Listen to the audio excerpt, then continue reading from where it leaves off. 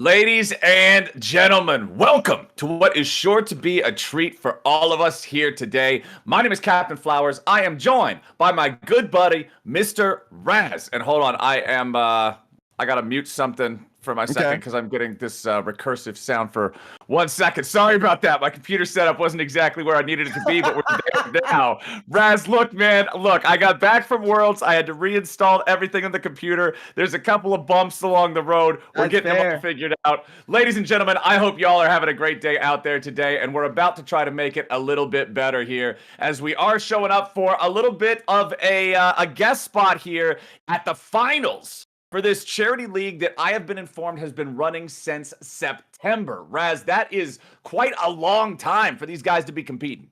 Yeah, and it's always fun to do like internal competitions because Riot has their own internal competitions called Rumble. I was helping out in a little bit of that. So like that little bit of competitive fervor comes out in people. And so to see these teams both go 8-1, seed 1 and seed 2, find themselves in the finals, there's got to be some nerves for both these guys. I'm excited for it. I think this is going to be a lot of fun. So we've kind of been catching up on the whole scene and everything throughout the morning here, doing our prep. Our producers for this event have been so very kind to supply us with prep docs, information on the players, the teams, things like that. Really good stuff in there. So let's go ahead and give you guys the rundown on kind of what to expect here today. So the charity thing that we are casting for, this is called CEA, the Corporate Esports Association. These are teams that are consisting of people that work for different like tech companies, like software companies, social media companies, things like that, and they compete in this ongoing like charity league, and then the winner at the end of this multiple months long competition ends up getting money to donate to the charity of their choice. So we are down to the finals here today. This is between Epic Victory Royale from Epic Software. This is not Epic Games. They're different companies. It was a little confusing, especially considering the team name. And then Mental Boom FF15 from Amazon Web Services. That is our top two teams. Raz, would you like to tell the lovely people at home which charities they're going to be competing for here today? Well, on the blue side, Mental Boom FF. I say blue side. I was thinking of boxing, but I'm already misinforming people because they think it's side selection. Look, on one side, it's Mental Boom FF from Amazon Web Services. They're going to be representing the charity of Friends of Animals. And on the other side, it's going to be Epic Victory Royale. That's going to be representing Doctors Without Borders. I know Doctors Without Borders quite well. So, like, I think both of these charities are both incredible. So whoever wins this one is going to be sending how much money is it going to be, Captain Flowers? Well, what I am looking at right here is first place is going to take home $1,500 for their charity of choice, while second place will get $500. So either way, you're not walking away with nothing, but we know both squads would rather have that 3 times the prize first place. This is a best of 5. I believe that most other games in the competition throughout the few months that these guys have been competing have not been that full length. I think most of it has been either best of 3s, best of 1s, something along those lines. So I'm excited to see how these guys kind of match up, especially because you never know, Raz, exactly what you're going to get in a charity competition, in a league that's consisting of players who aren't exactly in something for League of Legends. They're just working their day jobs, playing League in a rec league, right? But we've got some pretty high ranks among these guys, man. That shocked me. I'm not going to lie. When I heard this was coming out and there was going to be a finals between two corporate teams in a way, I expected maybe, Emerald, Plat. Vast majority is Diamond Plus. Vast majority is Diamond Plus, and in fact, one of the teams is full of GMs and Masters. So it's like the moment you see that, you're like, okay, that's crazy. I mean, I'm pretty sure most of the players in the game. I think we have one Emerald player. Yes. What was it? 3 or 4 Diamond players? And Yes. then the other half are Masters or GM. And one of the producers told me that one of the GM players actually ticked over to Challenger and is currently sitting in Challenger for the competition here. So that just means I'm expected to see some big plays, man. I never know coming into these. I'm like, okay, maybe everybody's just going to be silver on average. We're going to get a little bit of a fiesta. No, sir. I want to see some actual coordination. It's time for Worlds Part 2. Yeah, and the thing is, whenever you play competitions like these, the vast majority of these players are like, or just in general, like have never been in a competitive environment when it comes to League, right? So then you're suddenly like getting ready to scrim, like you're having really serious competitions of what your roles are. So even in that one player that is Emerald, like we'll talk about him, Carrie from Mental Boom FF. He understands his role. He's been successful at his role. He is utility, topside, tank, Ornn. He does not get moved a lot of the times. When I hear these things, I'm like, okay, perfect. He recognizes his role. He's playing incredibly well. And usually when you're in environments like they learn very quickly. So I am excited to see where these teams are at. And if Mental Boom FF at 15 has a chance, because that's the team that I right now, if I'm hitching my, what is it, hook on a wagon? What's the terminology, Flowers? I have no idea what I'm saying. If I'm hitching my hook on a wagon, it's going to be on Epic Victory Royale's wagon. When you're hitching your hook on a wagon. Hitching my hook on a wagon. Okay. Where are you hitching your hook on? Which wagon are you hitching your hook into?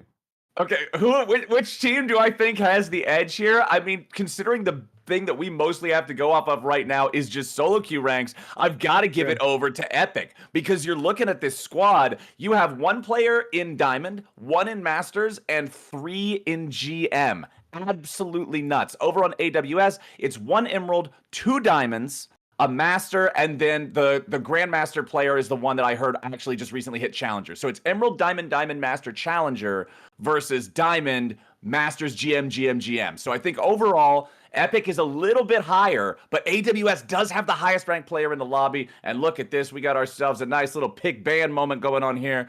We don't have any pick and ban music. Let's see what we get anyway here, as it looks like. Okay, we're getting rid of Zach. We're getting rid of Pike. Was that a no ban? Is that a punishment ban for being late? I'm not sure. They're still going through it at the moment. We'll figure it out once we get through. But the one thing we got to point out is that Amazon Web Services, the AWS guys, they're the ones with the hook players. So their support is named No I Hook You, and their top 3 champions is Blitzcrank, Nautilus, and Pike. So it's like, so the Pike ban coming through is actually a shocker for me, because I'm thinking that AWS is the team that wants to pick the hook. So I'm just throwing that out there. Okay. So I have been informed that the first ban is actually Viego, and they were just it's like something happened with the client or whatever that made it so they weren't able to input it in time. So just understand, blue rectangle equals Viego. That's kind of where we're at with the current state of the ban. Skarner, remaining ban. Anybody that watched Worlds this past year, that one was an absolute menace. Just saying, I called this back in January of this year, almost 12 months ago, when I got to see the rework for this champion early. I said, this is going to be pick ban in competitive play. It's not going to be close. And I called my shot. I'm still proud of that, Raz. I'm going to hold on to that forever. It's actually hilarious how many nerfs this champion has been hit with, and it still does not matter. It's still the best champion in the game at the moment.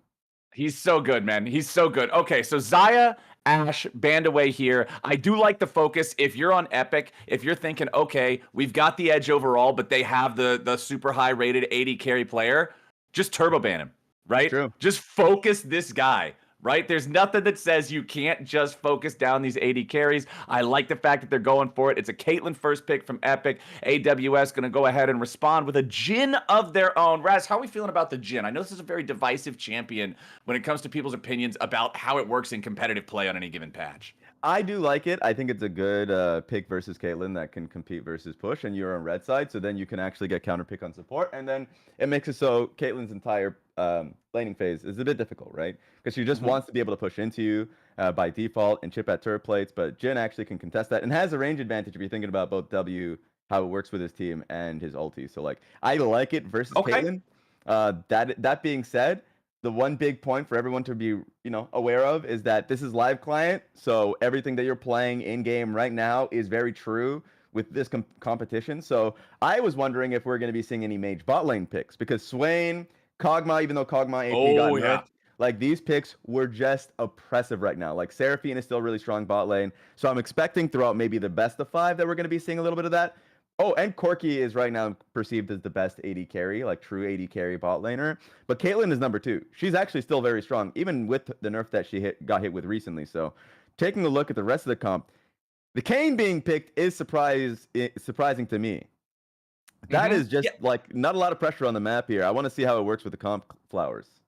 So in our prep doc that we got, this is one of the main champions for the jungler of this team for Epic, Kayn is one of those champs where I feel like it's so dependent on what you're up against because of the fact that you need to go with the right evolution. You need to make sure that you're ganking the right lane so that you can get the evolution quickly enough. The rule that I always heard in the past, and this might be dated now because this information, I learned this a couple of years ago, but I always heard all the high elo Kayn players say, you go red by default, and then you can switch over to blue if the enemy team has at least 3 viable targets for Blue Kayn to go after, because he needs those dive targets. He needs to be able to find those assassinations, those insta-kills. If I'm looking at AWS's squad, I see an Azir and I see a Jhin that could be good Blue Kayn targets. Lee Sin, not so much. I would rather have Red Kayn against him. So I'm curious how these last couple of picks are going to go and if that's going to affect the way they want to play this Kayn.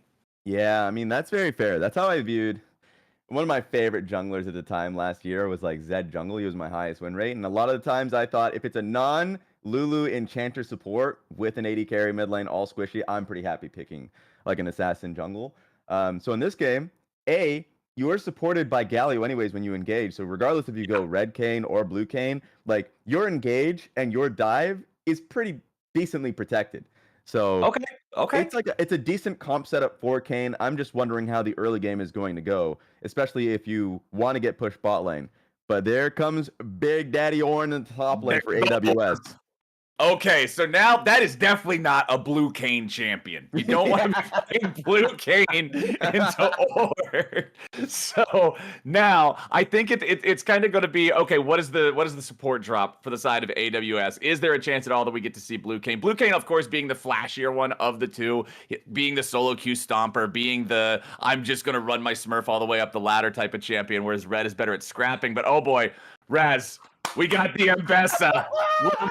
All right, I am right now. LOL, Wiki, Ambessa. Time to learn Ambessa's ability names. I have no idea what these are called.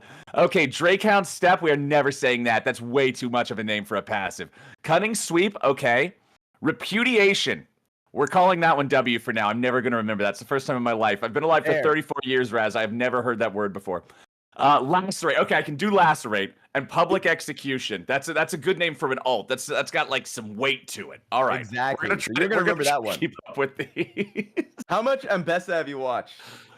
So I've actually specifically been making sure that I'm looking for games. Like when I look at my friends list and I go through pro players that are in games right now, I try to see if I can find one that has Ambessa in it. So I have watched a good amount of it. I'm at least familiar with what's going on. Yeah, I played her a decent amount. ARAMs in game or just like anything just to see, but I hate top lane, so like if I'm playing top lane I'd rather not. Yeah, she's a little broken. I was watching a little bit of streams and just seeing how JoJo was playing her mid. A few people were playing her mid, just seeing if she worked in both solo lanes. She is really strong right now. She is very broken, but it is still comp dependent. And right now she gets like after 6 good pen top side, so I think it's going to be a great lane versus Ornn particularly. And then as the game goes on, there's not that much CC. Good knockback from Lee Sin, and maybe you can save your AD carry with Tom Kench. But for the most part, Ambessa is going to run pretty free in these fights. I've heard that her laning phase gets a lot more breathable at level 6 because that's when you unlock the natural sustain that's on the ulti. For those of you guys who do not know, Ambessa doesn't have her natural sustain as part of her passive. It is built into the passive of the ult. So levels 1 through 5, she doesn't have that constant, okay, the damage I'm dealing with my abilities is vamping back to me. But at level 6, I think that's when you're going to see it get a little bit more difficult for Ornn to be able to put the pressure on. And worth pointing out, again, despite the fact that both teams are around the average level of Masters or so, it is the lowest rank on each team in top lane, right? For Epic, that is Diamond. For AWS, it is Emerald. So the top laners are going to be, at least in terms of rank, at least in terms of expected skill level, a perceivable point where you could attack for the other side, right? That may be potential weak spot on the boss. But again, Raz, you and I are kind of just jumping into this league for the first time now. We haven't seen a lot of the games that these guys have played before. It's not just about your individual skill. It's about how well you work with the team. Exactly. That's all that matters at the end of the day. And these comps, especially if they're showing these comps on finals day, these are the comps these teams are incredibly comfortable with. Doesn't matter if you pick out 1 or 2 champions, but like this, they understand their roles. in these champions. They understand what they're supposed to do. AWS is very much playing a front to back style. Ornn and Tom Kench be right in front of me. Like if Jin gets attacked at any point, can get kidnapped by Tom Kench. We need to help him. We need to help that brother. And AWS is like Azir will be the one that's obviously applying a lot of damage, but that's a very straightforward comp. That's very easy to understand. Whereas for Epics, also very similar. Like Braum puts passive on somebody, we're pumping damage into that particular person. And also if Mbessa or Kayn is diving, Galio is full sending it. I think it's very easy for these compositions to play out if they get their good, like if they're in a decent game state. So I think game one, this is what I like to see these teams on. Okay, so I'm really curious how well the Epic dive is going to work out, because I'm with you, man. This meatball line on AWS, just Tom and Ornn standing in front of Azir and Jin while Lee Sin looks for some kind of an angle. I feel like if you try to fight this front to back, you're just not going to have a good time, right? Over on Epic's side, I feel like so much of this is can Kayn and Mbessa be disruptive enough with that Galio coming over the top like you're talking about to really force Azir and Jin to kind of panic? Because if Azir and Jin aren't pressured, I just feel like the soldiers are going to create so much space. They're going to be such a nightmare to deal with. I feel like I got to give the comp edge over to AWS here. I like the comp better. I agree. Like, even if you're the Galio, is this not a very difficult Galio game versus both like Ornn, Tom Kench? So you can't really, combo on any particular person. I think Tom Kench is a really good pick here. But also, both Lee Sin and Azir will completely disengage you. Like, if you end up getting a deep engaged fight with Mbessa and Galio, they will be protected. So I'm a little worried, but it's Epic that is the first seed team. That is the higher ranked team. So it's mostly like Epic might be able to still outplay the comp because of expertise. So the other thing that I'm also looking at, man, if I am on Epic, Tom Kench is such a nightmare pick this game. Because if you go in, you full send with Kayn, you full send with Mbessa, you drop Galio over the top, and this hungry frog is just standing there next to Azir. Goodbye, engage. So not only do we have to find the angles onto the Emperor, but you've got to stagger them in a way that there's enough threat to force TK ulti out, and then you peel back and re-engage it again. I feel like this is going to reveal a lot to me about how well Epic works as a team. But also, we're kind of just talking about this as if we're always going to be meeting on even ground, if this is going to be played out, like a pro game would, where they take it slow. Yeah. But this is not guaranteed to be that, man. It's a charity league. Again, this is like a recreational league for employees of big, corporations in the tech industry and whatnot. Again, this is Epic Software versus AWS, the finals after this has been being played since September. So I don't know how fast and loose these guys like to play it. I don't know if we're going to get 8 kills at level 1. You never know on these types of things. I've got something to tell you, Flowers. What do you got? I recognize some of these names. You recognize some of these names. But it's from Mental Boom FF15, AWS, the team that I was like a little down on. Julius and Seiko Mode, I've seen both of these names before. I'm pretty sure Julius, I've seen him on Twitter. He was like a mid lane coach, and he was like a collegiate player or something. If I'm incorrect, you can let me know. But I'm aware of this player's name and Seiko Mode's as well. So like maybe I could be wrong. All right. I'm excited.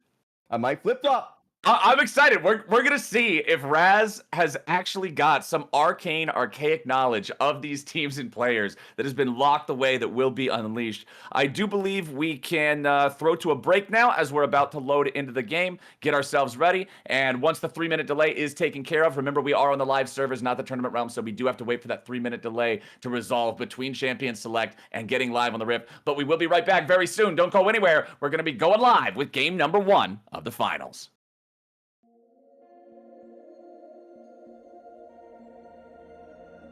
XP League is a youth esports organization that combines the thrill of competitive gaming with the values of teamwork, leadership, and personal growth. Designed for kids 7 to 17, XP League bridges the gap between gaming and life skills by offering a structured environment where players can develop their talents under the guidance of certified coaches. Our league focuses on popular games like Fortnite, Rocket League, Overwatch, Valorant, and Apex Legends, emphasizing strategy, communication, and sportsmanship. Beyond the games, XP League Franklin, primarily based in Tennessee, fosters a strong sense of community by involving families and creating opportunities for young gamers to connect, grow, and succeed both in and out of the digital arena. Our strong coaching staff has allowed us connections to colleges all across the U.S., where alumni of our program have gone on to compete on scholarships, and recently we became a partner to ExoClan, an EU-based professional esports organization, which is allowing us dedicated time with pro-level coaches, players, and managers. Whether your child is new to esports or looking to take their skills to the next level, XP League Franklin is the place to play, learn, and thrive.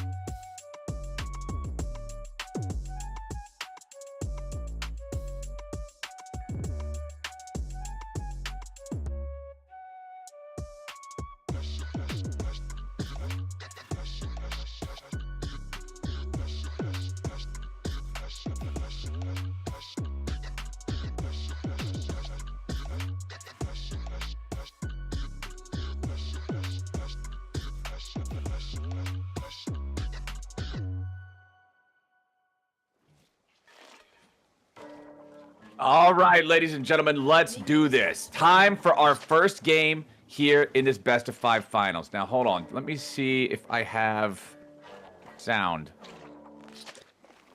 for the in-game sounds. I don't know if I have sound for in-game sounds. I don't have it yet, but you know, once we get it in, I'm sure it'll happen.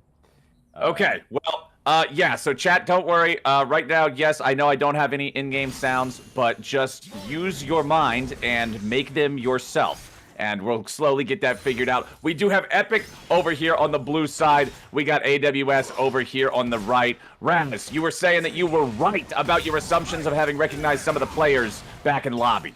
Yeah, specifically Julius, I literally follow on Twitter. The guy is like, was a collegiate coach / player. Like, he's played in the past. So like, yes, these guys are much better than I expected. Seiko mode, absolutely. So they already do play 2 mid and bot lane, so they might have a much better chance than I had anticipated. All right, I'm hungry to see what goes down in this bottom lane, especially. Like, this is, again, our highest ranked player in the game is the Jhin. Everybody down in this bottom lane, I believe, is like Masters or GM or Challenger in Sicko Mode's case. So I really want to see some 2v2 action down here in this lane, especially because it's Jhin versus Caitlyn, especially because both these champions are really, really scary in their own right when played aggressively, when played well in the bottom lane. All right, I'm starting to hear some game sounds. Can we hear some game sounds, boys? Let's go. Let's go. Hey, that's what we like to see. Okay, I'm hearing them too. Interesting thing from Cyber. Cyber ended up clearing his top side, got a longsword, is going to his bot side of the camp. So I'm sure after he's picked up his longsword, he's going to look to try and invade and be a bit of a problem for FFJA. But, I mean, FFJA got through his full clear, so he's going to be fine for the first little bit of the game. I'm just concerned for the Caitlyn Braum, because they're getting pushed in. That's what I expected with counter pick support plus a Jhin lane. So, like, that's going to be the first issue. And you have a much stronger jungle, at least in terms of pressure. So it's not going to be an easy thing for Hanson Blue Guy at all. Okay, let's see what we end up getting out of this Lee. Because Raz, I don't know if I've ever told you my rule about Lee. I feel like if you're gonna play a champion like Lee or Nidalee or any of these like early game powerful picks, if I see you hit level 7 and your score is still 0, 0, and 0, if you got to the point where you got your ulti and you had playmaking potential and you still got a whole nother level and you didn't get anything on the board, why did you pick that champion? That's my take. That's my take. So I really want to see some early action here from Cyber, especially when the Kane's not evolved yet, and see if they can cash in on some of that early power. Hey, that's fair. I think a lot will come through once you hit 6 because you're going to be looking at the Azir lane. Azir's going to find a solid Azir sec play with Lee Sin. That should amount to like a kill, at least a burnt flash. That's what I'm expecting a play to be coming out of this. But top lane should be a pretty easy pickup too on Mbessa. So he has 2 options. Once you hit 6, sure, go mid lane. Early on, you have at least some level of CC locked down for Jade in the top side of the map. So I think Cyber has like 2 options, but for the most part, it's just going to be matching farm. All right, let's see. Let's see how that plays out. This top lane is playing out kind of how you would expect it. Mbessa is just putting a whooping on Ornn here. This is the early lane domination from Mbessa. Raz, you know one thing that I am convinced about now that I've seen Mbessa's release? Tell me. Whenever they do, because everybody's been talking about how, you know, for a couple of years now, the community's been wanting the Shyvana, like, visual and gameplay update, and everybody's assuming, like, that's coming at some point, right? And whatever. Whenever it happens, there's no way she's keeping the same running animation, because I swear, Mbessa has the exact same running animation as Shyvana. This is, like, the same character silhouette, man. They run the exact same way. Unironically, if they just added like flames running around her while she's using the same animation, people would just not see the difference at all in 2 champions. And then she has, yeah, and then it's Renekton weapons with Shyvana running animation, so she's like this hybrid of the 2, but then she has the kit of like Riven. So it's like Renekton, Riven, Shyvana all got together and had a top lane meta baby. And now he's level 6. So now the lane. That visual image in my mind, brother. Why do you gotta do that? what was that all about? I'm sorry. I'm just saying this character is incredibly powerful, incredibly potent in the lane, and is now level 6. So the sustain is just never ending. Carry's job just went from bad to worse. Yeah, it has. But he's holding the door, all right? He's holding the door as long as he doesn't die. It doesn't matter if he's down 10, 20, 30. That's bot lane getting Dragon, already having a little bit of like pressure there too. The only thing I'm concerned about is FFJA is licking his lips. He's looking top side. Sure, he's getting rubbed now. But if Carry is at that HP margin with no mana, okay, he's based. Okay, I was wondering because if he stayed a little bit longer, that guy's getting doped. He has got to go back. He has got to go back. Again, Carry, Diamond player up here in the top lane. Jade, Diamond player up here in the top lane. Oh, so we actually got the updated ranks. There's nobody in Emerald anymore. Everybody's minimum Diamond. It's 2 Diamonds, 3 Grandmasters on Epic, 3 Diamonds, a Master, and a Challenger on AWS. So honestly, some pretty even outcomes here with multiple Diamonds on both teams, multiple Masters and above on both teams. Top side, Jade going in here. Carry in a world of hurt as FFJA makes his way up to continue helping out his top laner a little bit further. Blade's reach slows him down. FFJA surely going to look for the ulti here to avoid the knockup back underneath the turret. Beautifully done from Carry, though, to make it a 1-for-1 and a 2v1. There we go, and here comes some help.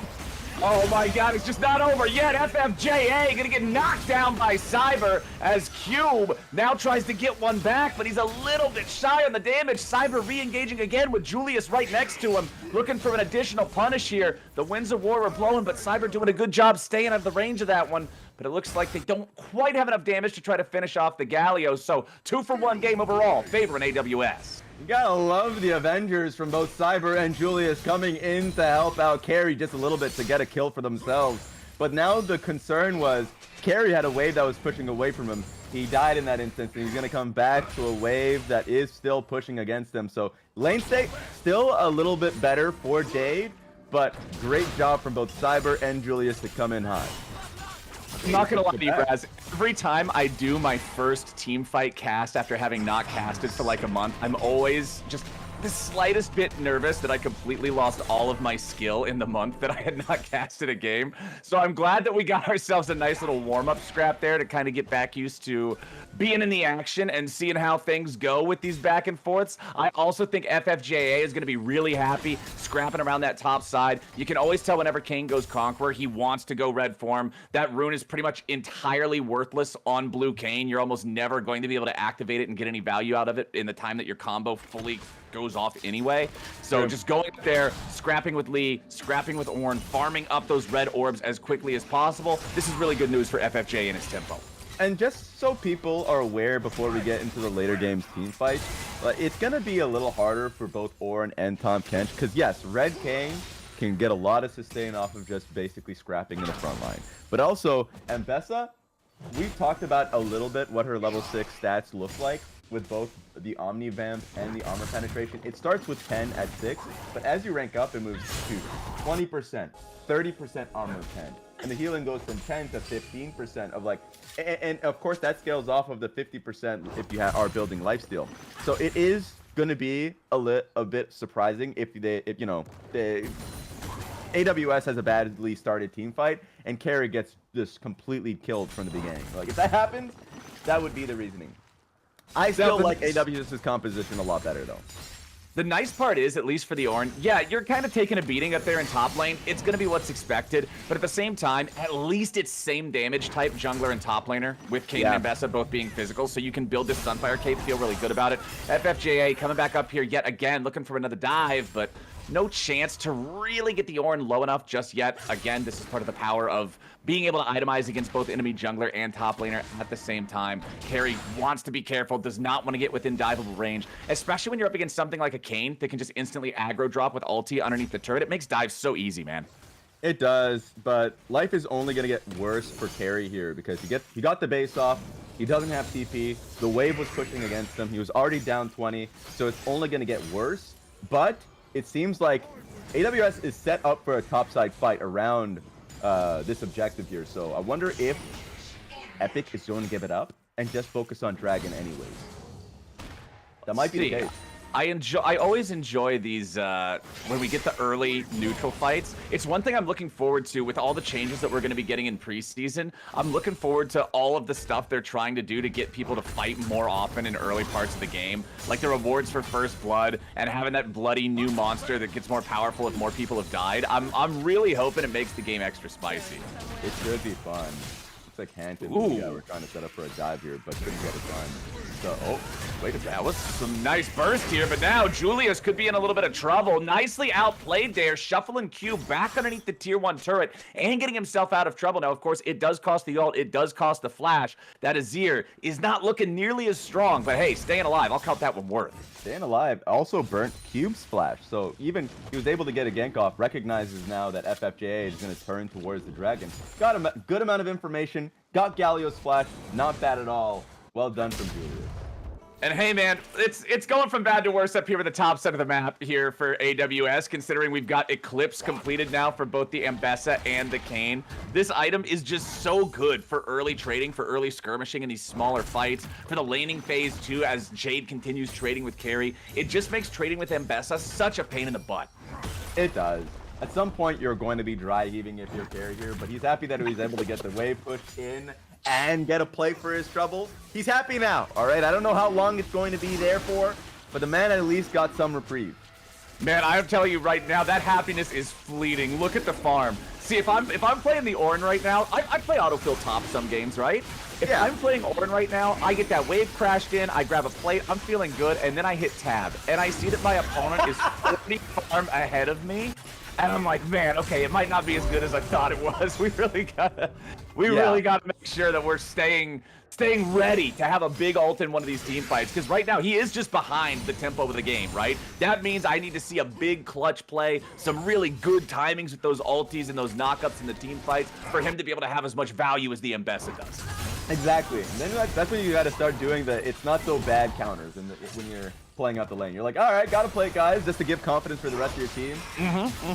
And you're praying that no one is trying to help you cope on your team. If they're saying, oh, it's all good, brother, it's all good. It's like, why are you worried about me, huh? I'm doing okay. Don't worry about it. I just got played. Stop saying it's okay. I know it's okay. Come on, man. We're all fine here. Everybody's cool. Exactly. Just let the lane play out. Let it go. It's fine. Don't worry about it. FFJA, though, invading yet again, stealing away the enemy red this time. Cyber looking at the potential of a dive down here bottom, but he has been spotted by a ward.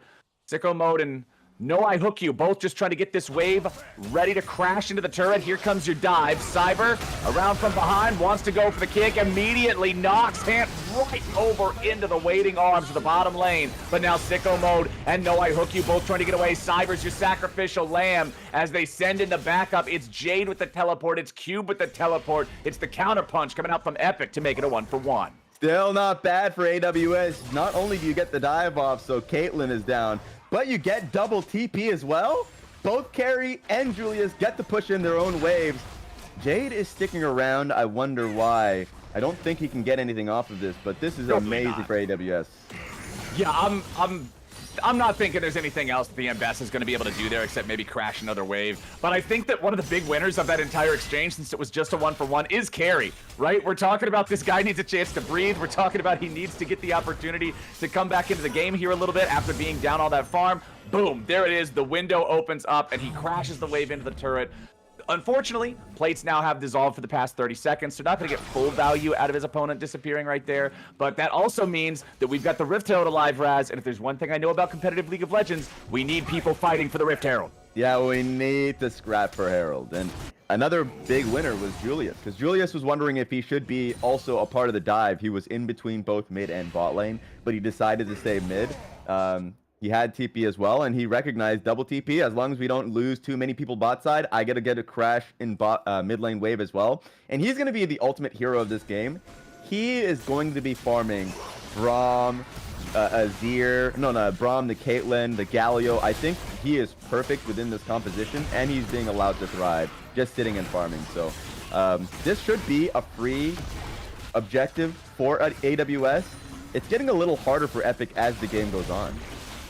Yeah, Epic, they're down. They're down a kill, but they are up a little bit in gold. Problem is, being up a little bit in gold is okay, but never mind. We got a bit of a fight about to break out. Cyber steps forward to grab the eye, but he will pay for it with his life. They couldn't have stopped the Herald take itself, but they show up in time to get the punish kill. Now nearly 1,000 gold lead for Epic, but Grubs are even 3-3, and it's Herald in the pocket. Oh, wait. Did he not? He didn't pick it up. No, he couldn't do it. Wow. I thought for sure he made it on top of it, but Cyber actually got stunned up, locked down, beat to death before we could even pick up the eyeball. That is actually a huge deny from Epic. Preventing the Herald from being useful. Okay, now I'm a little bit more willing to accept the current state of the game for Epic because of the fact that they've almost got the 1,000 gold lead compared to just the 2 Drakes. The Herald value itself, if you crash that into a turret, get turret money, you're making up practically the entirety of the gold difference. But it's gone. It's gone on that one, and they're looking to do something here. I don't think it's going to turn into anything, really. Tom Kench is going to be able to keep this stun. FFJA, though, ready to join up with him here. The thick skin trying to protect him, but No I Hook You just drops dead. FFJA now has to flash away to escape with his own life as Cube shows up to continue the assault. Sicko Mode getting himself back there with a flash, now opens up Curtain Call. Lots of low health targets, but Cube's going to try to block for everybody else. Cyber wanted to go back in, but Cyber overplays his hand. He got too greedy seeing the low health bars, knowing that Jin was providing covering fire, and instead it's Cyber eating his third death. Yeah, that one was rough. I didn't think it would amount to a kill, but they ended up getting Tahm Kench, and you're right. They overplayed their hand there. Julius was just coming back from base, and there was no TP there for the Ornn that was sitting in bot side of the map right now. So that was a tough one. More gold goes into Epic's pockets. Man, Epic is starting to pull away with it with a gold lead here. 1,500 now. However, pretty big impasse in the game right now, I think, Mr. Raz, because we have our third Drake of the game live. It is a 2-0 lead for AWS. If they can secure the third one and get Soul Point for themselves, I think it could be pretty huge.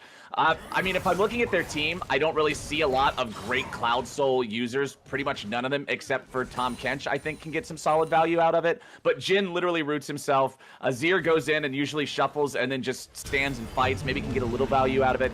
Lee and Ornn, again, not the highest. But now Cube just backing up. FFJA hanging out nearby. Carries so low on mana and doesn't have his TP, so that's going to be not a super useful Ornn.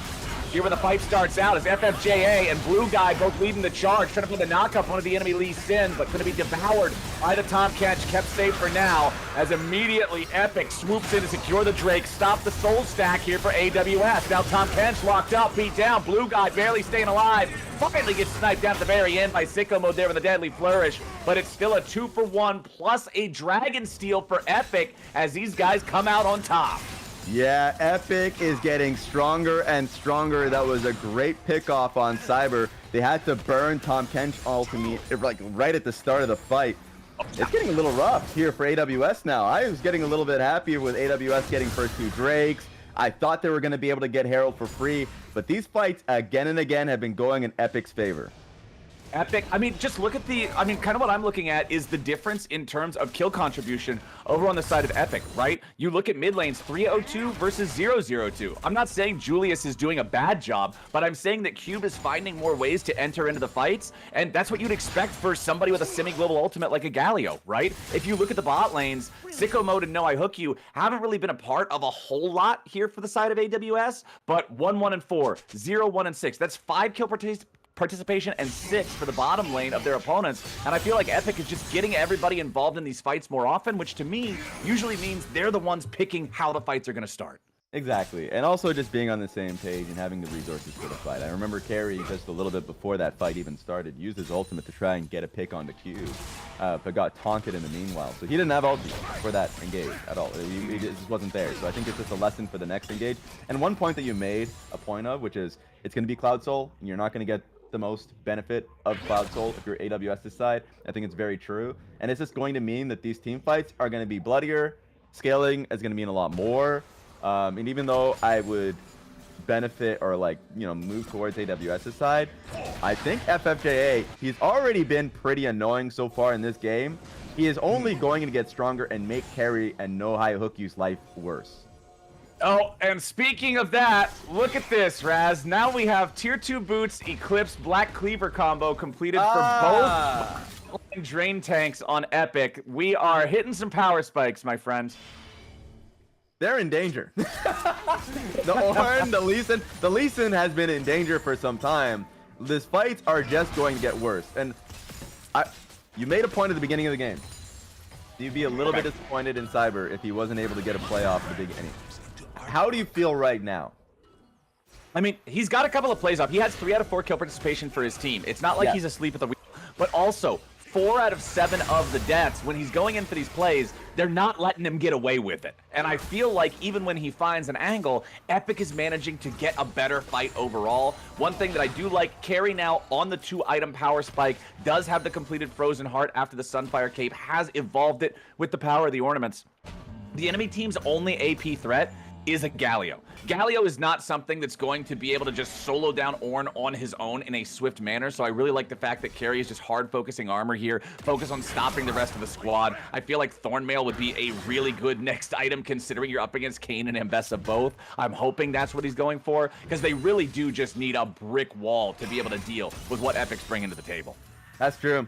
And I will say, just right from the get-go, Cyber's life and trying to find a play throughout the game is only going to get harder. Because if a Braum ulti comes down on you, or if Kayn is able to get a W on you, like any point of engage, and I haven't even mentioned the Galio taunt, your engage is dead. So, You're a little done. worried. Yeah, exactly. There's not a lot there.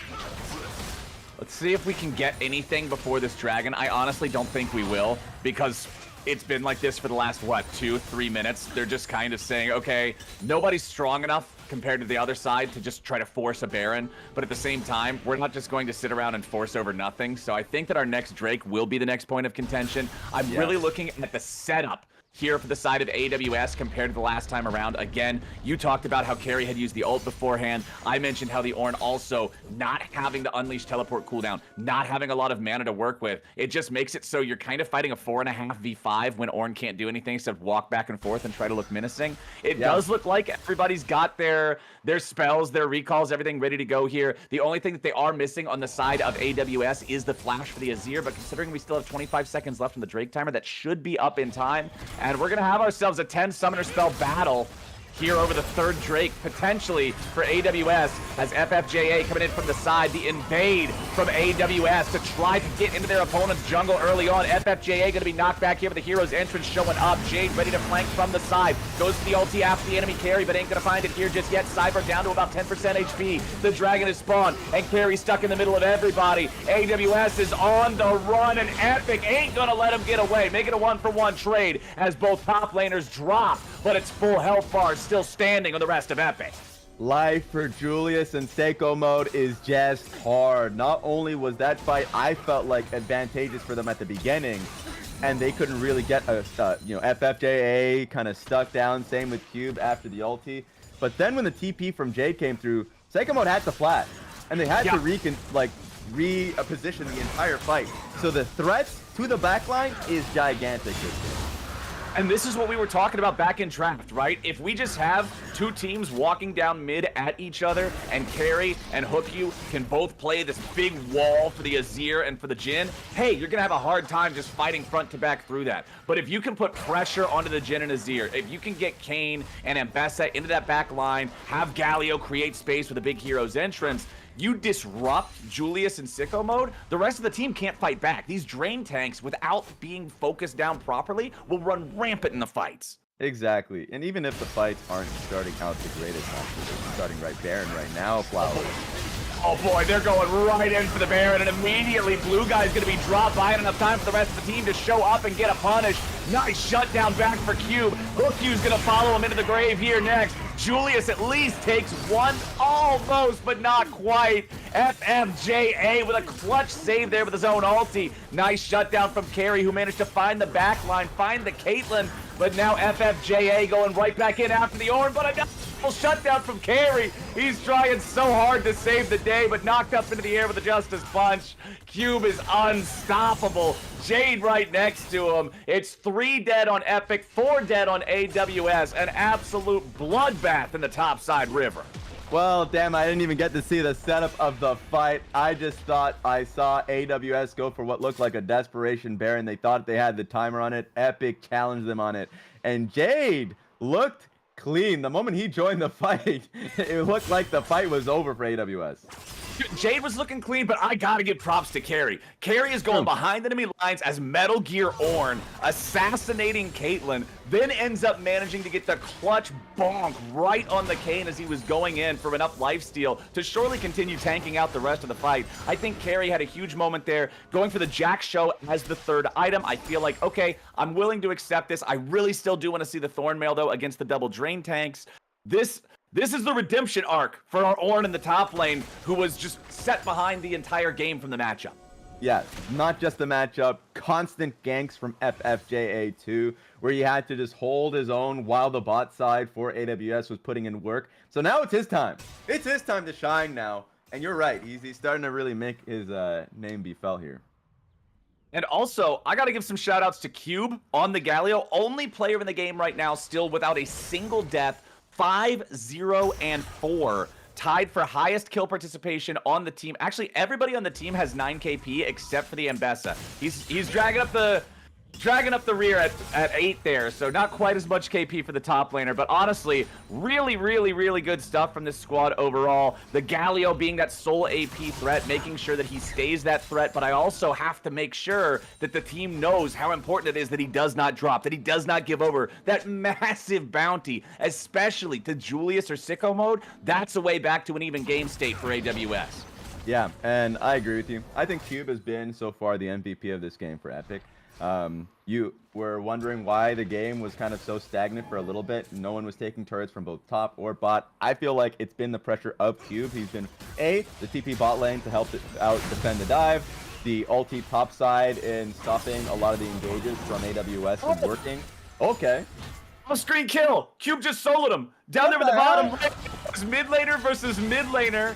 Azir's doing what Azir is known to be able to do, trying to split push, grab a little bit of turret damage in the downtime. Cube just showed up with 3 fully completed items. He's had his Hollowed Radiance for a long time, Riftmaker for a long time, just got Leandry's done, and he knocked Azir in the next Tuesday. Cube is the GOAT. That's it. He literally off-screen Julius, as you mentioned. that was crazy, man. Okay, now the rest of the enemy squad is trying to stop him, but Epic is not going to allow it to happen. Cube's in the back line, immediate pressure on the sicko mode. Cyber knocked up into the air, and there is no way for the AWS boys to try and survive. Sicko mode ain't getting out of this one. Ace in the hole brings it down, and Jade collects the bounty. Everybody drops except for Carrie. Carrie's just like, I don't want nothing to do with this. Backing away from that. Julius is back alive, but I don't think it's gonna do a damn thing, Raz. Epic is living up to their names, and they are going after the Baron. Hell yeah, what an epic setup. They get the kill on Julius bot side. They set up around Baron. They take the fight immediately afterwards. Multi-man taunt from Cube, so FFJA can go wild, and now they get a Baron to their name. What an insane sequence from Epic. And look at the timers, man. It's so perfect. They grab the Baron. They all use Empowered Recall. They get a chance to shop. They are back out on the map at the exact same speed as their opponents, with the next dragon also spawning. But now Jade might be in a little bit of a spot here. Julius, never mind. The one in trouble. Jade knocking him down. Completely unafraid of this. But now let's see how well the Mbessa can do in the 1v2. Drain tanking is very strong against these opponents that don't really have any way to stop it. Tries to go right back in. Looks to assassinate the Tom Kengs. Jade gets another 42. Might just look to grab a third. Does get dropped by sicko mode there for the last second. That was Mbessa Gaming. Mbessa Gaming, and Jade is really feeling himself right now. Gets 2 kills and provides a lot of pressure while the rest of his team is now pounding down bot lane. Jade was just playing Dark Souls up there in top lane while the rest of the team is grabbing the third Drake, taking the tier 2 turret in bottom, just making the enemy team completely forget there's a game of League of Legends being played as they all try to finally bring down the Mbessa. Yeah, they get it done, but at what cost, man? And now you got to start thinking about next game. What do you ban if you're AWS? Because Mbessa, you have to think, is the top of that list, but Cube's Galio has been reigning terror. They just had a really good scale and composition, and they really made it work. I mean, I'm going back again to what we were talking about in Champ Select. We said they needed to be disruptive. They couldn't play just front-to-back 5v5, and they did a great job with it. They got Mbessa and Kane ahead early by playing around the top lane that they were already winning. This also meant they were guaranteed to get a ton of red orbs for the Kane from double melee matchup up there in that top side. The Azir never really got to get involved with a whole lot in mid. Meanwhile, Galio was jumping all over the map with his ultis. Now, they're trying to set a trap here. See how well it actually works. Blue guy throws up the shield the wrong direction, so not ideal on that one. Might just drop here, but the hero's entrance wants to save him. Not going to land in time, but a TP ready to go. They are engaging 4v5 on this one for the side of Epic. Carries into the back. We're going to put the pressure onto Hamp, but ain't going to find it here just yet. Julius with a shuffle backwards, trying to keep himself alive. The killing spree on the Kane before he's even able to ult. Jade's going to drop down next. They overplayed their hand. AWS fighting a massive moment off of the greed of their opponents. Epic, they are dropping. The Cube still stands tall. There we go. AWS is feeling it. The next wave is coming through. Maybe they can take the mid lane turret, but it started off of the kill on Blue Guy. Epic still felt confident enough to take that fight, and AWS really let them know that this game is still in contention. Dude, that was okay. So Blue Guy We're all gonna have our quick little laugh. Yes, the shield went up the wrong direction. That's a goof. We all have them sometimes in League of Legends. And the shield not being up in the right direction, though, does allow AWS to have just enough damage to hit that final Jhin shot, kill the Braum, even as Galio shows up to try to protect him. And then even Kane, FFJA in the middle of the fight, you want to try to play around dropping as low as you can before you use the ulti, really making your opponents waste as much damage into you as possible. But he ends up getting CC'd when he would have needed to try to use the ulti. He ends up dying without using it. So you get a Braum kill for free, you get a Kane kill halfway for free because he doesn't get to buy time with his ulti. That could not have gone better for AWS, and that kind of needs to happen 2 or 3 more times for them to get back in this game. Yeah, and I wanted to put a little bit of focus on Carey's performance in that fight too, because he was able to put a decent amount of pressure on the hand, push him back in that fight, and then just as he was getting low, he flashed back, and he basically used every bit of his HP properly, and letting Epic, or at least specifically Hand, not deal as much damage as he had wanted to. So Epic tried to defend the TP from Jade. Jade felt like he could play out the fight in a 4v5 with his team. They were just wrong. Best case scenario for them, I will say there was no objective up at the time, and top and mid lane outer turret is still up. So AWS just got the gold from the fight, and that's what they left with. Okay, AWS trying to claw their way back up, 6,000 gold behind, and Raz, I am looking at a couple of timers that are going to lead to a very interesting game state. We got 1 minute and 20 seconds until what'll be Soul, not for AWS, but for Epic, as they've got the last 3 in a row, and then just 15 seconds after that, Baron is going to spawn. These situations where the enemy team is playing for Soul and you're not, and Baron's live on the map at the same time, are so tough to play for AWS's spot. Cube here on the front line, very low value curtain call, and now the hero's entrance towards the back. Jade again finding the angles into the carries. Julius, Sicko, and Hook are all already dead. Jade's still getting away. It ain't gonna matter. Cube goes legendary. It's a 5-0 ace. We don't gotta worry about those objectives. The game just ended. Just like that, as the setup was happening around mid lane, the push was starting to get through from AWS. Guess who comes in? Jade, right towards Seiko mode, gets the assassination, and the rest of Epic follows up. Great game from Epic. Epic making this one look clean and easy. A perfect deathless game for Cube. 20 out of 25 kill participation. 700 gold bounty all the way to the end with those 0 deaths. 321 farms, second highest in the game. It was actually Sicko mode at 324 on the Jhin, but just no chance ever for these carries on AWS to breathe, as the pressure into the back line from the Ambessa and Galio combo was just knocking them over. It was way too good, and Cube specifically had an astounding game, as you mentioned. That off-screen kill on Azir and bot lane that led into a Baron play, that won them the game, by the way. That him getting that kill and the setup around Baron from that won them the game. And then multiple fights, one red side jungle, that last fight that you had just seen, where he was able to get a multi-man taunt. I felt like he had a beautiful performance. Awesome stuff coming out from Epic. They are now ahead 1-0 in this best of 5 here in our finals. Remember, this has been going on for a while now. This has been happening since September. These are the 2 best teams in this Corporate Esports Association Rec League. These are guys playing that work at some big companies, right? We're talking about like Amazon. We're talking about Epic Software. It's Epic Software, not Epic Games. I got bamboozled by this earlier. Different Epics, even though they're called Victory Royale is their team name. Yeah, they're messing with us. Especially, even if they are messing with us, they are not messing around here on the Rift. These guys are going to take game number 1 here with the best of 5. We're going to be back very shortly with more action. Do not go anywhere. We got at least 2 more games to play.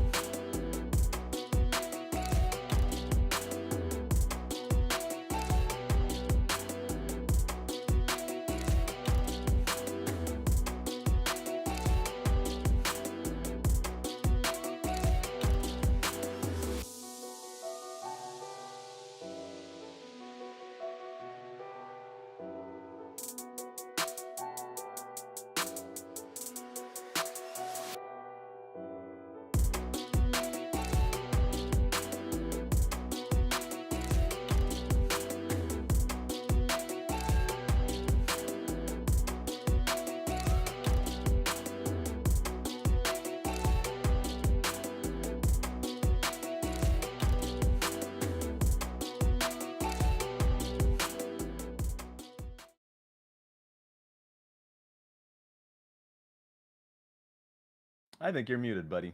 I was muted. Professional commentator, by the way. Been doing this for 8 years now. Still don't notice when that little light is blinking instead of a solid red.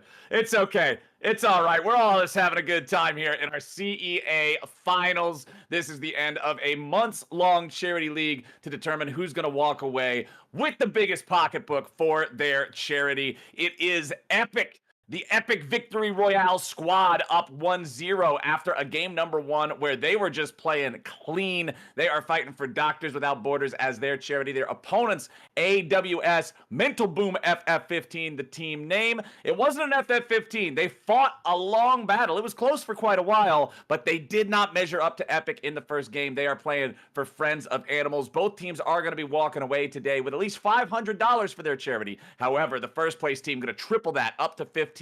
So you know, Raz, AWS is looking to come back and even this series up here. Yes, they will. And I think some of the changes they would probably want to make, God, maybe the Galio ban, because they were trying. They were trying to make a lot of picks towards both top and bot lane. In fact, the bot lane dive on Hant was great for them. They didn't lose too much off of that, but it was actually the Galio ultis that went towards top side, even the overextension from Cyber in particular that made it so Galio got an extra kill. Like, these things hurt. And theoretically, Azir versus this comp, great. But it just felt like a lot of the fights they were going poorly, and the Galio was getting a lot of gold. And as I said this, there it is. Galio ban. There it is. They are banning that Galio, but I do want to point out that, remember, this is the same first ban from Epic as last time, the Viego. This was just a colored blue box last time, so it was kind of like bugging out or whatever, but it was Viego. But that's just telling me they are putting so much respect on Cyber's Viego on AWS. They do not want to play against this. They do not want to deal with this at all. Okay, so AWS, we are running some solo queue bans here, Raz. This is the solo. You know what this is. This is the I just lost to this. Riot, what are you doing? Balance this, champ. I am not playing against this another time tonight. It's Galio and Ambessa, 2 out of 5 of the champions their opponents played in the last game. Both solo laners gone. You get those games too, where you're like, you know what? I'm going to let Ambessa through. I haven't really lost against it in a while, or haven't played against it in a while. I forget, right? Then you let it open, you lose to it in an emphatic way where it just 1v4s you topside, and you're like, it's getting a ban again. So it's back to the ban list. Ashe has been left open, actually, and is now first pickable. Another champion that is left open, Flowers. Okay. Skarner. So I'm just saying, maybe... you are right. Maybe we get some Skarner gameplay again. So it's possible. We might see it. We might see it. So let's see. For AWS, let me pull up my cheat sheet here of picks. So for AWS, Sicko Mode's #1 champion is the Caitlyn, right? And what we saw last game when Epic was on blue side, they ended up denying the Caitlyn by picking it themselves, made it so Sicko Mode had to go on the Jhin. This time around, it's the Caitlyn banned away by Epic to keep that one away. They don't want to allow the Caitlyn to go over first pick on blue side. Instead, the Ashe locked in. Sivir the answer. Sivir Melio. This can be a real pain in the butt to deal with, but it looks like I got baited by the hover instead. I was kind of hoping for Melio. I haven't seen him forever, but instead we are going to get the Maokai. Well, Melio was in their pick ban. So in the semifinals, this is once again much respect and love to the prep doc you guys and the production has given us. It's been incredible. Oh, hell yes. The bot lane from Hant and Blue Guy was literally Sivir Melio. So this is a callback to their semifinals game, and it might get picked up later on. The Maokai is a great flex. We'll have to see how that goes. And Melio gets stolen away from them. Just kidding. Yep.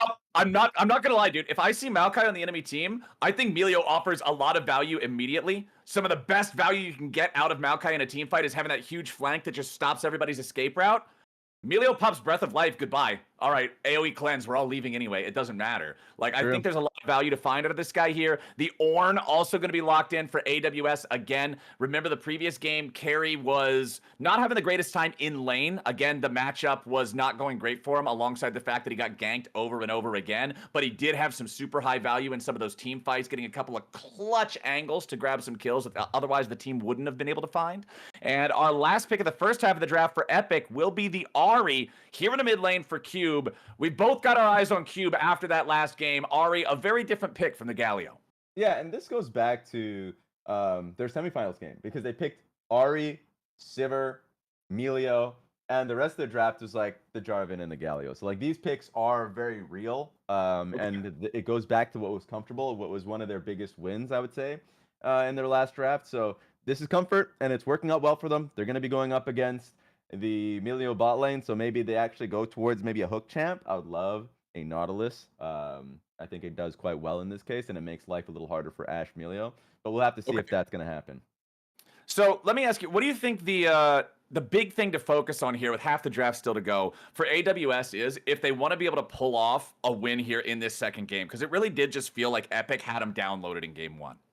Yeah, I think they're going to be coming at it from the perspective of we had first grubs, we had the Herald before, of course, the incident happened. We had two dragons. The incident. The incident. We had two dragons. Like the objectives were in there was on their side. They were the ones that made the bot lane play. They were the ones that were doing quite well early on, even though they were a tiny bit down in gold because of what was happening with Mbessa topside. They took down the Mbessa, so it's not going to be that bad. The Galio is not there, so a lot of their plays are going to be even more successful. I think they're going to be a little bit more confident, AWS. Okay. But we'll have to see if that's the case because it's a very similar composition or identity that they had in the last game with the Ornn topside. Okay, we've got Sivir and Lulu now. This is some straight up potential. Silas. It's a hover. Okay, dude. Still a hover. Oh, okay. You're right. I'm not used. I'm not used to the UI. I'm not used to the UI. I always love seeing Silas locked in though. I love seeing Silas locked in. Okay, never mind. We're not gonna get the Silas. We are gonna get the Kha'Zix. Okay, all right, we're good. We're good. So for AWS, remember I mentioned how both games so far, Epic has first banned Viego. They have wanted to keep that one away from Cyber. However, this time around, he is going to get to play as Kha'Zix. This is, according to our lovely prep doc, again, shout out to producers, this is another one of his main champions. This is something that can completely snowball the game out of control. I'm very curious to see how he's going to pilot it in this game because you are up against a Lulu. Playing Assassins into a Lulu is such a pain in the butt, man. If you don't just get the drop on the Lulu, immediately pop her, it's so easy through Wild Growth and Polymorph to make Kha'Zix's life super difficult. And we're getting the Kayn run back. They say, all right, it worked in game number one. It felt great. It looked great. FFJA, run it back. True. So that's going to be a Maokai top lane. So the front line is there. Once again, it's going to help them out in setting up for Kayn. And he gets the Lulu ultis, as you mentioned. The reason why I love Silas here is because not only do you have the engage from Ornn, but you now have the Silas being able to steal Maokai ulti, which is usually, if you see the Maokai on the enemy team, you're already thinking about Silas if you're a Silas player. So I love the setup from AWS. It's just about the follow-up damage that now I care about the most. Because if the engage is there, you mentioned the Kha'Zix. The Kha'Zix needs to be freed up to be able to enter the fight. But I think that's going to be difficult. So we'll see how the fights actually play out.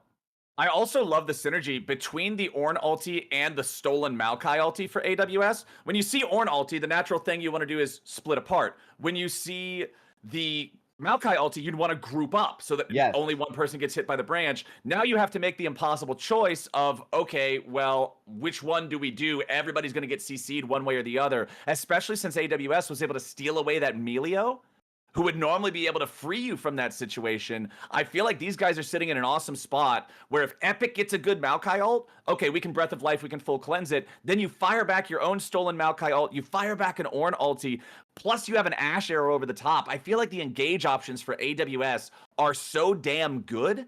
Whereas for Epic, Sivir and Lulu run at you fast. Okay, cool.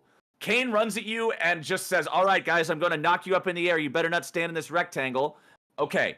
Ahri can charm one dude, and Maokai needs to catch you by surprise. The engage options over here, they're limited. I see what you got on that notepad right there. Throw them notes away. You don't need it for this test. Better engage goes over to AWS. I'm telling you that right now.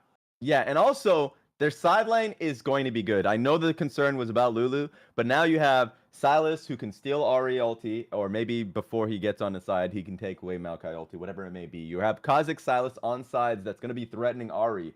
And maybe perchance a global Ashe ulti, if in an ideal world. So I think Ahri's life is going to be a little bit harsh on sides. I don't think her and Kayn are a good combo, but it really just depends on who gets to jump on who. So we'll see how it goes. You know what I'm curious about this game, Raz? Tell me. I think this is a really good blue Kayn game.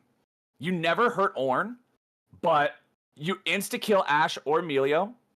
You can insta-kill Kha'Zix if you get ahead of him.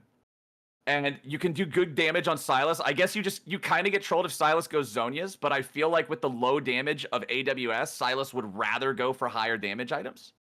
True. I think if this was solo queue, there's definitely a playable blue Kayn angle here. Yeah. I'm not up to date with current Kayn philosophy, so I'm not sure if it's blue Kaynable in this game. It might be blue Kaynable in solo queue.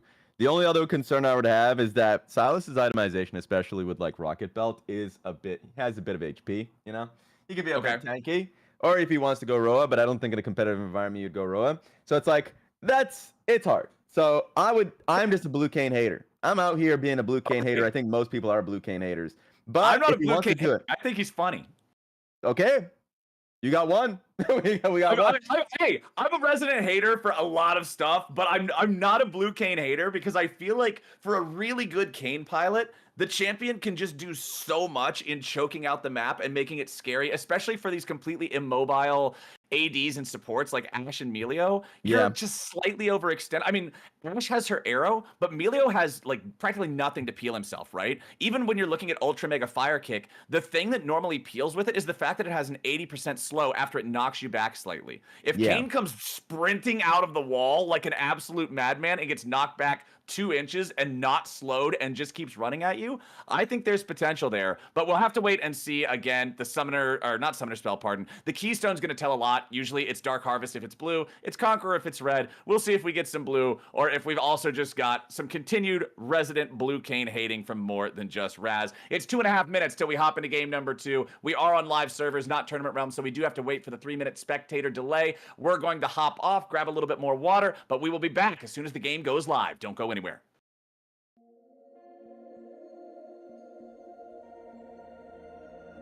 XP League is a youth esports organization that combines the thrill of competitive gaming with the values of teamwork, leadership, and personal growth. Designed for kids 7 to 17, XP League bridges the gap between gaming and life skills by offering a structured environment where players can develop their talents under the guidance of certified coaches. Our league focuses on popular games like Fortnite, Rocket League, Overwatch, Valorant, and Apex Legends, emphasizing strategy, communication, and sportsmanship. Beyond the games, XP League Franklin, primarily based in Tennessee, fosters a strong sense of community by involving families and creating opportunities for young gamers to connect, grow, and succeed both in and out of the digital arena.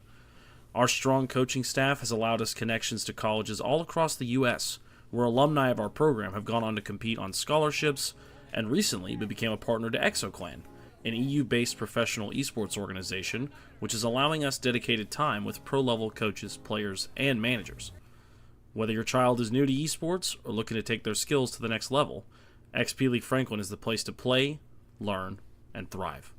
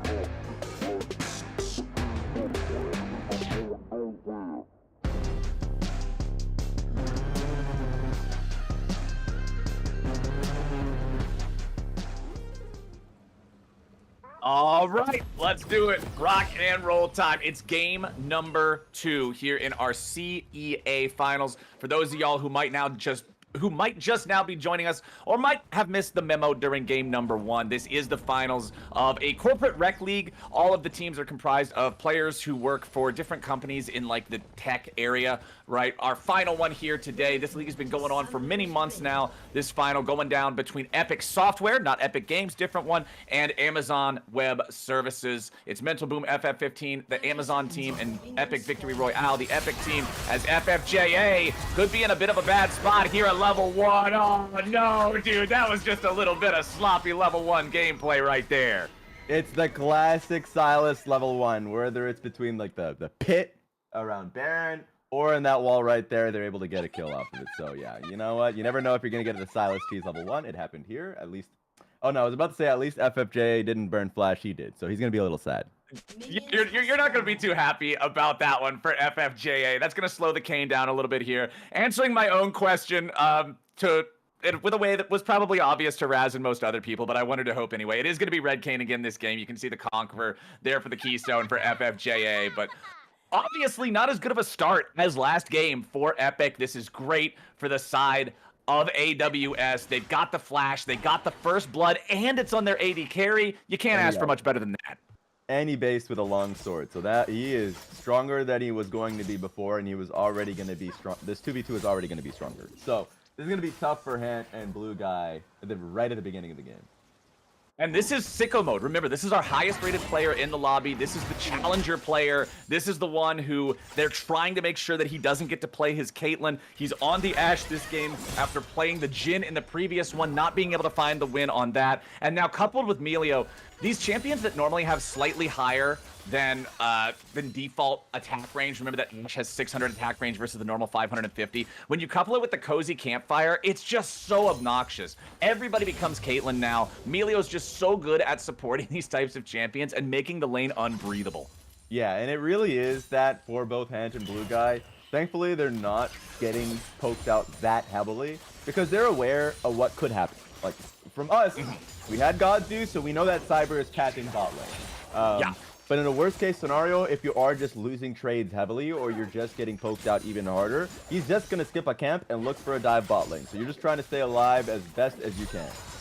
Also, Cyber running the Dark Harvest here on the Kha'Zix. I know that this is the rune of choice for Kha'Zix players who have a lot of confidence in their own ability to really get things moving from the early stages of the game, maximize the value you get out of that rune that does need those extra stacks. Down in bottom, it looks like we might have a fight over the Gromp here as FFJA brings his bottom lane duo over to help him protect this camp, does not want to allow all his resources to be stolen away. But the problem is their opponents did have control over the lane. HookU coming up here into the jungle trying to back up Cyber.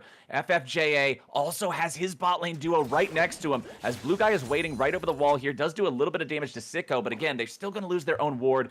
And it looks like the continued aggro from AWS is not going to be answered good enough. FFJA, no flash. Remember, this guy already lost his life once. Now it's a second time. It's a second kill of it, a Sicko mode. Yeah, if you're FFJA, you know they want to double down on blue buff. Otherwise, it's awful for Cyber. He's the one that gave up both his own red and Krugs. He took Raptors and wanted to invade. So yes, fine. You know, FFJA was able to take Gromp. They are going to double down on the buff. He gets caught. You already mentioned no flash, and he's dead. So this is a really good early game here from FF15. And that's a double kill now for Seiko. He has 2 kills in his pockets. He is strong this game. Early 100 gold bounty on the Ashe. AWS. They've got this early strategy figured out. I feel like level 1s can warp so much in a game of League of Legends, Raz. Just losing that flash level 1 and dying for FFJA seemed bad, but it also made the second kill happen. If that level 1 wasn't there, it would be a 2-kill difference in the game. It's crazy. Yeah, absolutely. And it probably emboldened Cyber to look for the invade even more because they already knew they had bot push, but now with the extra longsword, they're like, we just for sure win any fight. So this is going to only get harder and harder for this bot lane. Look at them now. They're going to have to base after this wave, and they're probably going to have the fear that Cyber is going to look for a dive because they're stacking. So even though he's basing, they don't know that. They don't know Kha'Zix is back in base. So Blue Guy and Hant right now are screaming, guys, help! They need some help. They are drowning down here. 31-16 in farm. Of course, there is a lot more to catch up for the Sivir, but really, that wave having already been most of the way cleared out, it's a 2-wave lead for sicko mode because of this early dominance. Immediately going back, full purchase of the Berserker's Greaves. This is going to be really important, I think, in a lane that he's already got such an advantage in terms of spacing because of the natural range and slows, plus the cozy campfire. Cube, though, bringing FFJA over into mid lane to help him out here as they want to crash this wave in. Also, first recalls, when we're looking at the junglers, Cyber got the full serrated Dirk. Kane still only having a couple of long swords. Feels way better for Cyber, man. Ooh, here comes the engage from the squad, though.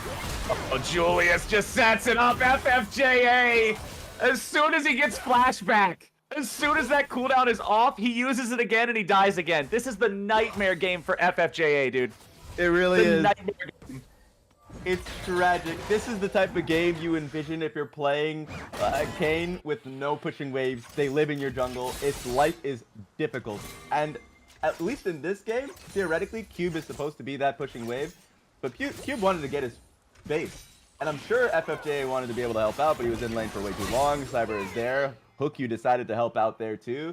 No flash for FFJA at that time, and as it came up, it's gone. Sadness. Actual depression.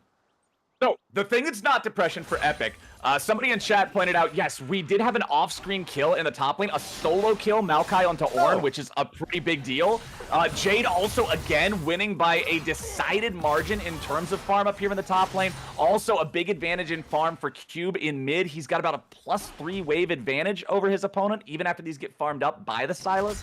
So, pretty big farm leads in both of the solo lanes. Jade and Cube were both massive winners in game number 1 over their opponents, and it looks like they're kind of setting that pace here again. But the big thing for Epic is they are severely behind in terms of the jungle and bot lane pacing. That's where they need to catch up a little bit, and those solo laners are going to be the ones that have to get them there. That's a great call. Yeah, missed that top lane kill. So it's great to see that Jade is having another great game. Not really much you can do off of it on the Maokai. Perhaps that means he can get a push or he can help the team out if he wants to help out with the bot lane fight. Oh, nice charm from Cube, and it connects as Cyber tries to use the first cast of the ulti. FFJA now has to make sure that he doesn't get caught out by Julius using the Stolen Kane ultimate here. Second return of the Spirit Orb. Not quite going to do what it needs. Cyber gets hit with a charm, but again, it's FFJA, the one who falls. They tried to win out in the 2v2, but the farm advantage of Cube didn't translate into enough bonus stats. Look at the inventories. It's Doran's Ring and then Hextech Alternator versus Blasting Wand and Dark Seal. It's not like that farm has given the Ahri a measurable lead in power over the Sylas, and considering the Kha'Zix has extra power in himself versus what Kane's bringing, you've got the serrated Dirk, you've got the ulti to dodge, duck, dip, dive, and dodge around these fights. Cyber's just going to be able to contribute a lot more. Honestly, well played from AWS. They'll earn themselves their 4th kill of the game on the enemy jungler. They'll earn themselves the first Drake of the game alongside those first 3 Grobs. Now, if you're in the comms for Epic, you got to be counting the all good timers. Everyone's going to be saying it's all good. Don't worry. It's all good for FFJ. Okay. It's all good. It's all good. Keep the mental alive. You're looking at a team that's named Mental Boom. Do not mental boom. You're 4 deaths in. That's the only thing you should be worrying about. So at this point in time, you can still team fight later on in the game. Your comp is still decent. You're gonna get there. All right. You're gonna get there. That being said, though, that ulti that he had on Julius, the Kane ulti on Julius, as he flashed closer to his turret, had his second abscond and had his duck, and he was ready to take that back. Really well done from Julius. This is a much better game this time around than the last.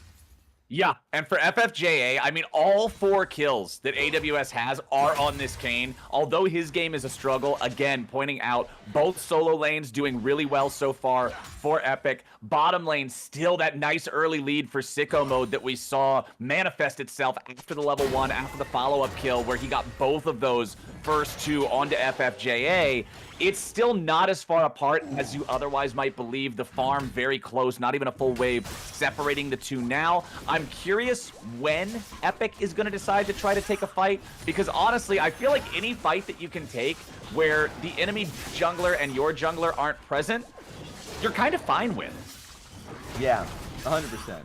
And so they just need to be a little bit more, thoughtful about the fights that they should take, as you mentioned. Like, for instance, for example, there's a Drake fight. That's a Drake fight, maybe potentially that can come in 3 minutes. I would still say give up Drake and look to trade. And at this point, having a tankier Maokai, or maybe just sending your bot lane topside when Drake is coming up, so then you're putting more resources into the Sivir, I think these are all great decisions. So hopefully, as the next Drake comes up, they decide to give it up. Sure, it's 3 minutes away from now, but most people on your team are not strong enough to take that fight. Okay, Hook you going back down into the bottom lane. Gonna just keep helping Sicko Mode get these things pushed up down here. In terms of first item completions, we still aren't seeing any of them on the board just yet, but a lot of champions getting very close. You can see the Kazakhs getting close to that first item of his. Down here in the bottom lane, Sicko Mode also on the Ashe, getting to the point where I feel like next recall should be first big item completion. There we go. Proto Belt done for Silas in mid lane. Julius grabbing that. Generally, anytime I see somebody complete an item with an active as their first item, it's always going to be a huge power spike. Cyber doing a good job there, finding a quick snap of damage onto Cube. Now trying to get back away as Jade wants to rescue his mid laner. Cube jumps right back in, but Carry doing a great job. The first kill onto Cube as Julius gets a kill on FFJA. In the meantime, it's already 2 dead on Epic, and AWS are just smashing them. Well done from Cyber. He's lying in wait, hunting for Cube. Ends up putting him down to what looked like 1 HP. And Carry plays a game of bowling. Just knocks him down with the Yorn ulti. And the rest of Cyber in the squad, this rest of the team is ready to take that fight. So well done for them. They are snowballing this game. I feel like if you are Epic, you have got to be so much more careful at level 1 in the next game. Because the whole early game of this second round in the best of 5 has just been about that level 1. FFJA never recovered, and Cyber never really stopped. He's 2-0-4 on Kazakhs versus 0-5-0 on Kayn. The whole difference in the game right now is a tale of 2 junglers, and that Kazakhs now has Ghost Blade completed. He will be everywhere on the map. Yeah, it's always surprising to see a team link one positive play into another. I think right now AWS is having an incredible game. And I think it's just been solely, as you mentioned, around the Kazakhs. Cyber had a really tough last game, and I think a lot of that had to do with just his pick in the composition. It was tough for him to do a lot versus Galio. They took that away. They took a lot of tools that Epic was successful with, and then I feel like he's having an incredible game off of that. So far so good. Let's see if they can keep the snowball going. I mean, man, they've got all 6 grubs. They've got the first Drake. Second one's going to spawn here in about 45 seconds. They're up over 1,000 gold. Everything that could possibly be going their way in the early game is going their way. They've got to be happy about this game state right now. Yes, the pressure is still on Cyber to make sure he's using this early lead, getting around the map, setting up these plays, but he's been doing a good job so far, so I got the faith that they're going to keep that up. Again, they target this guy. They ban his Viego in draft. He gets the Kazakhs, another one of the mains. Now back here in the mid lane, it's another play, but nicely done. Finally, FFJA on the board, but Cyber flashing over the wall for the 2v1 at the end of the fight. Double kill for Cyber, 4-0-4 here in the Kazakhs. Yeah, I guess FFJA was trying to look for a play alongside Cube. Cyber was just there, though. So as all of that's being done, Dragon came up. So now that should be Dragon. Potentially could be a bot lane dive. I don't think it will be, but there's a scrap happening here. Yeah, they're trying to scrap, but Sicko is just so strong. Hand steps up to try to trade with him, but Cozy Campfire for the extra range plus the healing over time just emboldens Sicko to stand and fight these guys, just bullet for bullet, pound for pound. And now Cyber is back down here in the bottom side river to pick up that Drake you were talking about. Total objective domination from AWS in game number 2. They have not missed anything. It is nothing but a box of damn donuts on the scoreboard up there for Epic. 0 turrets, 0 grubs, 0 dragons, 0 chance contesting anything with the current state of the game with this Kazakhs. Yeah, if you're Epic, you have to be asking yourself, how do we get ourselves out of this hole? Now, they're trying to force a skirmish, a fight, anything to get it done. So FFJA was looking mid with Q because, you know, Ari, like a lot of playmaking potential. And hopefully Cyber is going to be late to the play if he does join at all. I think usually in a larger competitive environment, you just want to be able to get Hand and Blue Guy out of this lane so they can play in the lane swap. Or just do anything that you can so you can get gold on towards Sivir while she's getting pushed in. It's right now, they're not giving themselves that opportunity. So it blows, but at least they're trying, and it's FF at 15 that is ready, that is there to challenge them. They are not sleeping. All right, carry up here on the Ornn has the Hallowed Radiance fully completed against Jade, who went for the first item, Spirit Visage. I think Spirit Visage is very powerful on Maokai with all the natural healing on the champion in the first place. Also, notice the tier, 243 stacks out of those 360 needed to evolve a fully completed item. You have to think Jade is going to go for the Fimbulwinter. Maokai with Spirit Visage and Fimbulwinter is so tanky, gets so much healing and shielding in the middle of the fights, could be a big space creator to find that angle back into the game like we're talking about for Epic to see how they could potentially win a fight. Exactly, and it's going to be a lot of pressure on a Hook Q, the Melio, to be able to be ready there with the ulti. Because you don't have a lot of cleanse. You don't have cleanse on Seiko mode, so that's just going to be rough for him if there were to be a Maokai ulti that gets thrown at you. So you just have to either body block or just be ready with the ultimate to allow him to kite back. Yeah, we have no cleanse on either one of the AD carries. Sicko Mode, of course, relying on the Breath of Life like you're talking about, going with the barrier himself. But over on the other side, Hant is going for the teleport. It's going to be extra macro capability later on in the game for this squad. We know how good of a split pusher Sivir can be. If nobody's there to answer her, she can just take everything. If they can drop her in a side lane after a team fight, if she's the sole survivor or something. So I'm curious how much value they're going to get for this as the game goes on. Teleport normally becoming a more and more powerful spell as the clock ticks forward. But it's still an advantage down here in the bottom lane for the side of AWS. They've got the Kraken Slayer completed on the Ashe. They've got the Moonstone Renower completed on the Melio. Yes, on the other side, Hant has his Essence Reaver done, but you're still looking to get that first item completed for Blue Guy. Carry getting away from FFJA. Yeah, they fire off the Maokai ulti, it hits, but that's Ornn, man. He's underneath this turret. He's fine. Yeah, Bellow Breath the W, or like from FFJA, so there is no threat there. And last game, at least you could cope. You're like, okay, it's Cloud Soul. Like, you know, there's a chance for us to be able to scale, even though we're a little bit behind. This game, Infernal Soul, you're 2 Drakes down. Like, you need to find a fight, and 3rd Drake is usually where you need to pressure that. So this is going to be really hard for Epic because naturally you want to be able to, you want to trade sides, but like, you have to fight it. Otherwise, that's going to be them on Soul Point. They will be able to threaten Baron alongside that. They're finding something on the Cube now, though.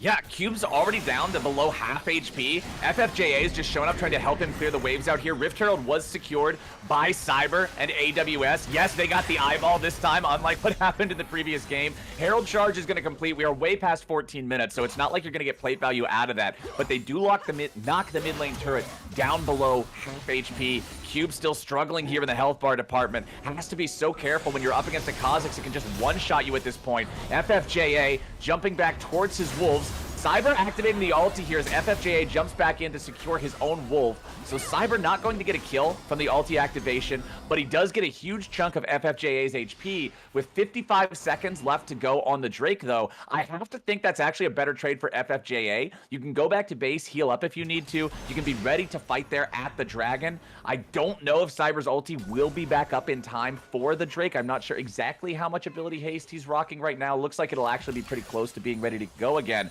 But Hookyu and Cyber might stack up with Sicko here to go for a dive, but it's Hant, man. He's on the Sivir. It's just so easy to clear the waves. Yeah, Sicko shoots the arrow out at FFJA to stop the recall, make it harder for him to try to go back and heal, be ready to go for the Drake, but that's Ashe Arrow down for the upcoming fight.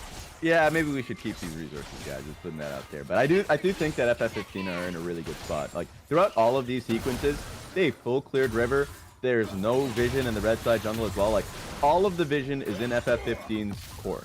So if you're Epic, you do not want to contest for this at all. Otherwise, you're going to be maybe walking into Asher Silas. So here we go.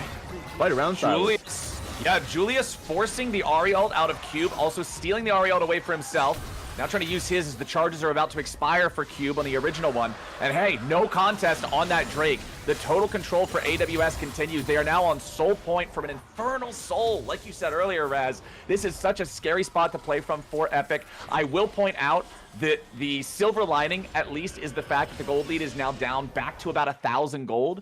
But for Epic, the clock is now striking, 11:55, right? You're at the point where you're going to have to fight for these Infernal Souls.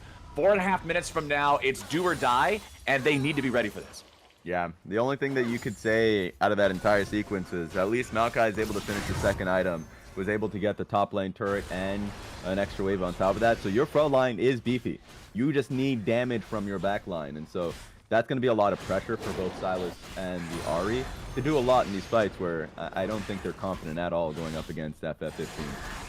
And I really like, if you look at Sicko Mode's inventory, he completed his crack and he completed his PD, immediately going for Executioner's Calling now. Massive item against Red Kayn naturally, but especially Maokai. I already talked a little bit earlier about the Spirit Visage multiplying the natural healing. Now also with Unending Despair being his armor item, that's going to be even more healing for this guy. The Maokai is going to spam so much heals that I think Executioner's Calling will just give a ton of value for Sicko Mode. Also, with that tier fully stacked up to 360, you know the next item is going to be the Fimbulwinter for extra shielding as well. Jade will be very, very difficult to kill in these team fights, but they need to make sure that everybody else has enough power to get value out of the space being created by the Maokai, because Cube is not having the game that he had in game number 1. He ended game number 1, what, like 7-0-10 or something? Now he's 0-2-1.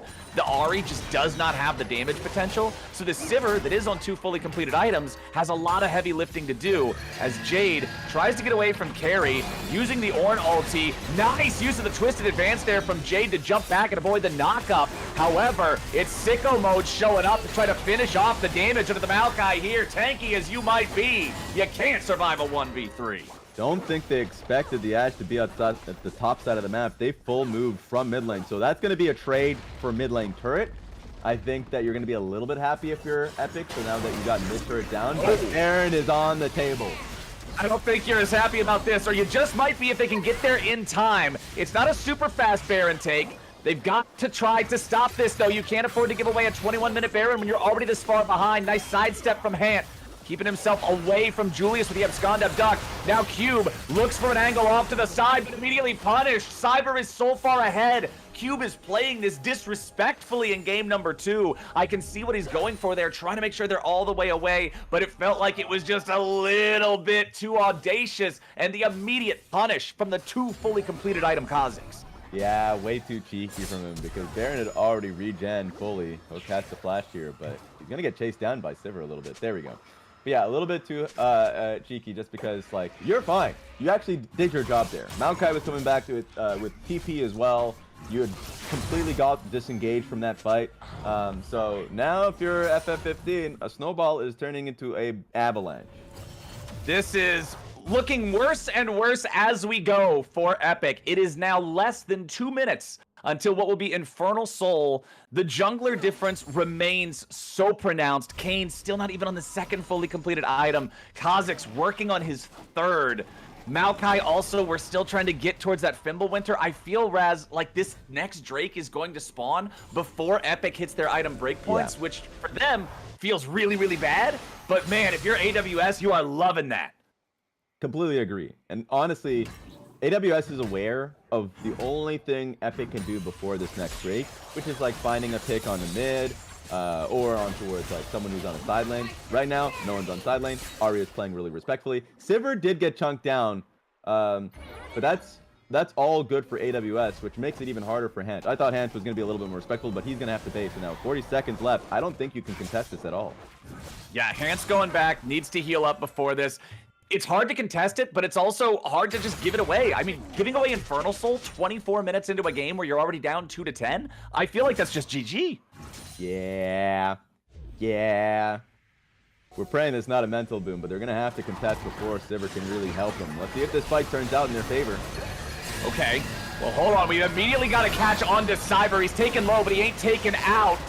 Carry creating a little bit of space here afterwards as the Maokai ulti flies forward. Julius wanting to disrupt Hands here on the back as Jay jumps right back in. The Wild Growth buys an extra moment, but it won't do enough. Sicko Mode goes on a killing spree, and now they scatter to the winds. Epic has no chance. They're just too far ahead for AWS. Yeah, Epic was trying their hardest to approach the fight slowly. Hell, Sivir was actually taking a different angle for a second there, but Julius pushed him on out, and that was just Jade sitting there getting pumped full of damage from AWS with no help, no reprieve, and that's now Soul for FFF15. Man, it's Infernal Soul 24.5 minutes into the game. Oh! This is not Cube. No, he's down, man. All right, I think we're all right, but pull out the phone, man. We're calling this one in. It's It's over for Epic. This is just absolute domination for AWS in game number 2. SOS! Someone save them! I don't think anybody's coming, man. I don't think anybody is going to save them from this one. It is just complete and clear ownage of the entire rift right now for AWS. They're starting up the Baron. FFJA is not even allowed into his own jungle. He's not allowed near the red buff. Baron be damned. Julius just going to go on a one-man interruption mission. He knows he's got his Ornn coming up next to him here with Carry, as Carry takes out that tier 1 turret up there in the top lane. Yes, there's been 2 turrets taken by Epic. That's it for the whole game. Everything else, now Baron included, belonging to AWS. This entire game is a masterclass from AWS. The level 1 into what was the invade, into the mid fight that happened where FFJA just had to die and flash again. At any point, Epic was trying to find an angle, a desperate angle, to get back in, to find a kill. And AWS was aware of it and stopped it immediately. Just full Matumbo, finger wag. Just completely shutting it down. Okay, so I guess, is it just the part of the game where you start thinking about next for Epic? Thinking about what went wrong between game number 1 and now? It's a little bit of that. I will say, if you think in solo queue, there's going to be half your team that's going to be spamming FF votes, and the other half that's thinking back on the 20 games that they've had in their lifetime that was like, they somehow managed to just scrape a win because the enemy team was trolling. This is trollable. This is trollable. This is trollable. Okay. All right. We've got a trollable game state, but at the same time, I feel like in most situations, they should be able to clutch this one out. Jade kind of just being obnoxious, trying to just waste as much of their time as possible, but it's really hard to stall when they're this far ahead, when they do this much damage. Kha'Zix is just a menace. Now with the Edge of Night completed too, it's hard to even find any sort of a pick on him, and I feel like we're starting to see a lot of the problems with just how little Engage was drafted on the side of Epic. They needed to be ahead early and just Sivir Deathball run at you, but as soon as they fell behind, as soon as it was an early Edge for sicko mode and the Kayn being set behind, it just became impossible to play, and now we're at this game state where, yeah, Jade can try to jump in and do something, but as soon as he does, Julius and Cyber are ready to respond. Okay, maybe this is the trollable moment. Let's see if it works out. No, man. I don't know. Julius with a nice use of the stasis. Breath of life from an extra bit of healing. FFJA ain't gonna find anything in sicko mode. Backline as the AD carry, just taking him down. But it's not gonna matter enough just yet. Jade is still alive. The power of the Maokai. Is this the trollable moment? Is this the nearly complete A? Sicko mode almost kites him out, but close doesn't count. Beautifully done there for 4 kills. Back over to Epic's side. Every game is trollable, Flowers. Never FF, never think about the next game. The enemy team might be doing the same. So that is a team wipe there. Epic has a chance. That was, okay, that was a lot. That was, I thought for sure they were just biting off more than they could chew again. And yeah, they might have lost Cube, but you know what? You'll take it. You're just trying to get to the point where you can make sure you're on even items with these guys. It's hard to do from this level of a gold deficit, but objective bounty being claimed off the back of it. We're down to a 5K difference from what was like an 8 or almost 9K difference. Yes, you lost your top lane inhibitor turret, but luckily the inhibitor still stands. And we've got Elder Dragon spawning in under 2 minutes. Raz, this is the great equalizer. If they can manage to find a fight like that, but add an Elder and get the Elder from it, they can legitimately come back into the game. But the problem is, Carry wasn't there in the last fight. It was a 5v4, and that's how they won it. Can they work the same magic in a 5v5? True. In chapter 2 of a trollable moment, I think we've all had memories of losing one Elder fight. Oh, wait a minute. Gets jumped on, but Cyber is saved by the breath of life. And now Julius into the back line looking to keep the scrap going, jumping on the cube, keeping hand zoned as Jade can't stay alive against all 5. It's 2 dead, 3 dead on the side of Epic.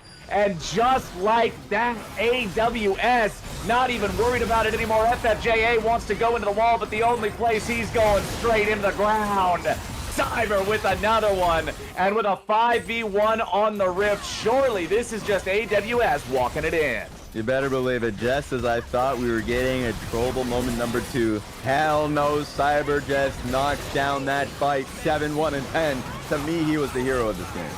All right, Cyber, absolute pop-off in this one, taking that early lead from level 1 and just running with it without ever stopping. 21-6 in a faster time than game number 1. AWS evens up the series in game 2. We're getting a back and forth game. This kind of reminds me of World Finals. Game 1 felt like a stomp. Game 2, another stomp. It feels like the early levels in this game, these games, I suppose, in the series, is deciding it. Really well done to be able to capitalize off that level 1. That felt like that was just Cyber recognizing after that point of the game. He's like, I got this. Oh yeah! All right, we're LARPing World Finals here at the CEA Charity Finals on this one. We'll see if it goes the distance, just like that one did. Stay right where you are. We got a break coming up now, but we will be back. We are guaranteed at least 2 more games with our series all tied up. Don't go anywhere. We'll see you real soon.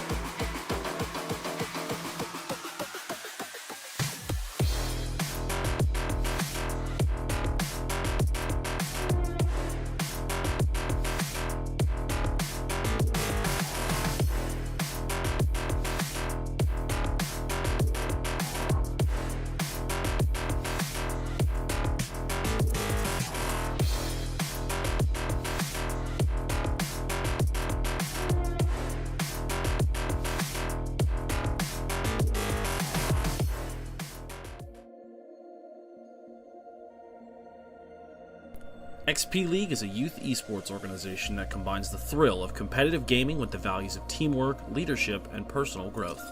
Designed for kids 7 to 17, XP League bridges the gap between gaming and life skills by offering a structured environment where players can develop their talents under the guidance of certified coaches. Our league focuses on popular games like Fortnite, Rocket League, Overwatch, Valorant, and Apex Legends, emphasizing strategy, communication, and sportsmanship. Beyond the games, XP League Franklin, primarily based in Tennessee, fosters a strong sense of community by involving families and creating opportunities for young gamers to connect, grow, and succeed both in and out of the digital arena.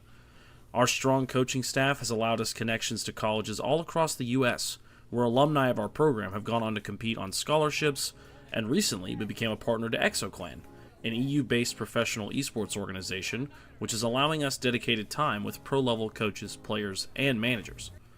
Whether your child is new to esports or looking to take their skills to the next level, XP League Franklin is the place to play, learn, and thrive.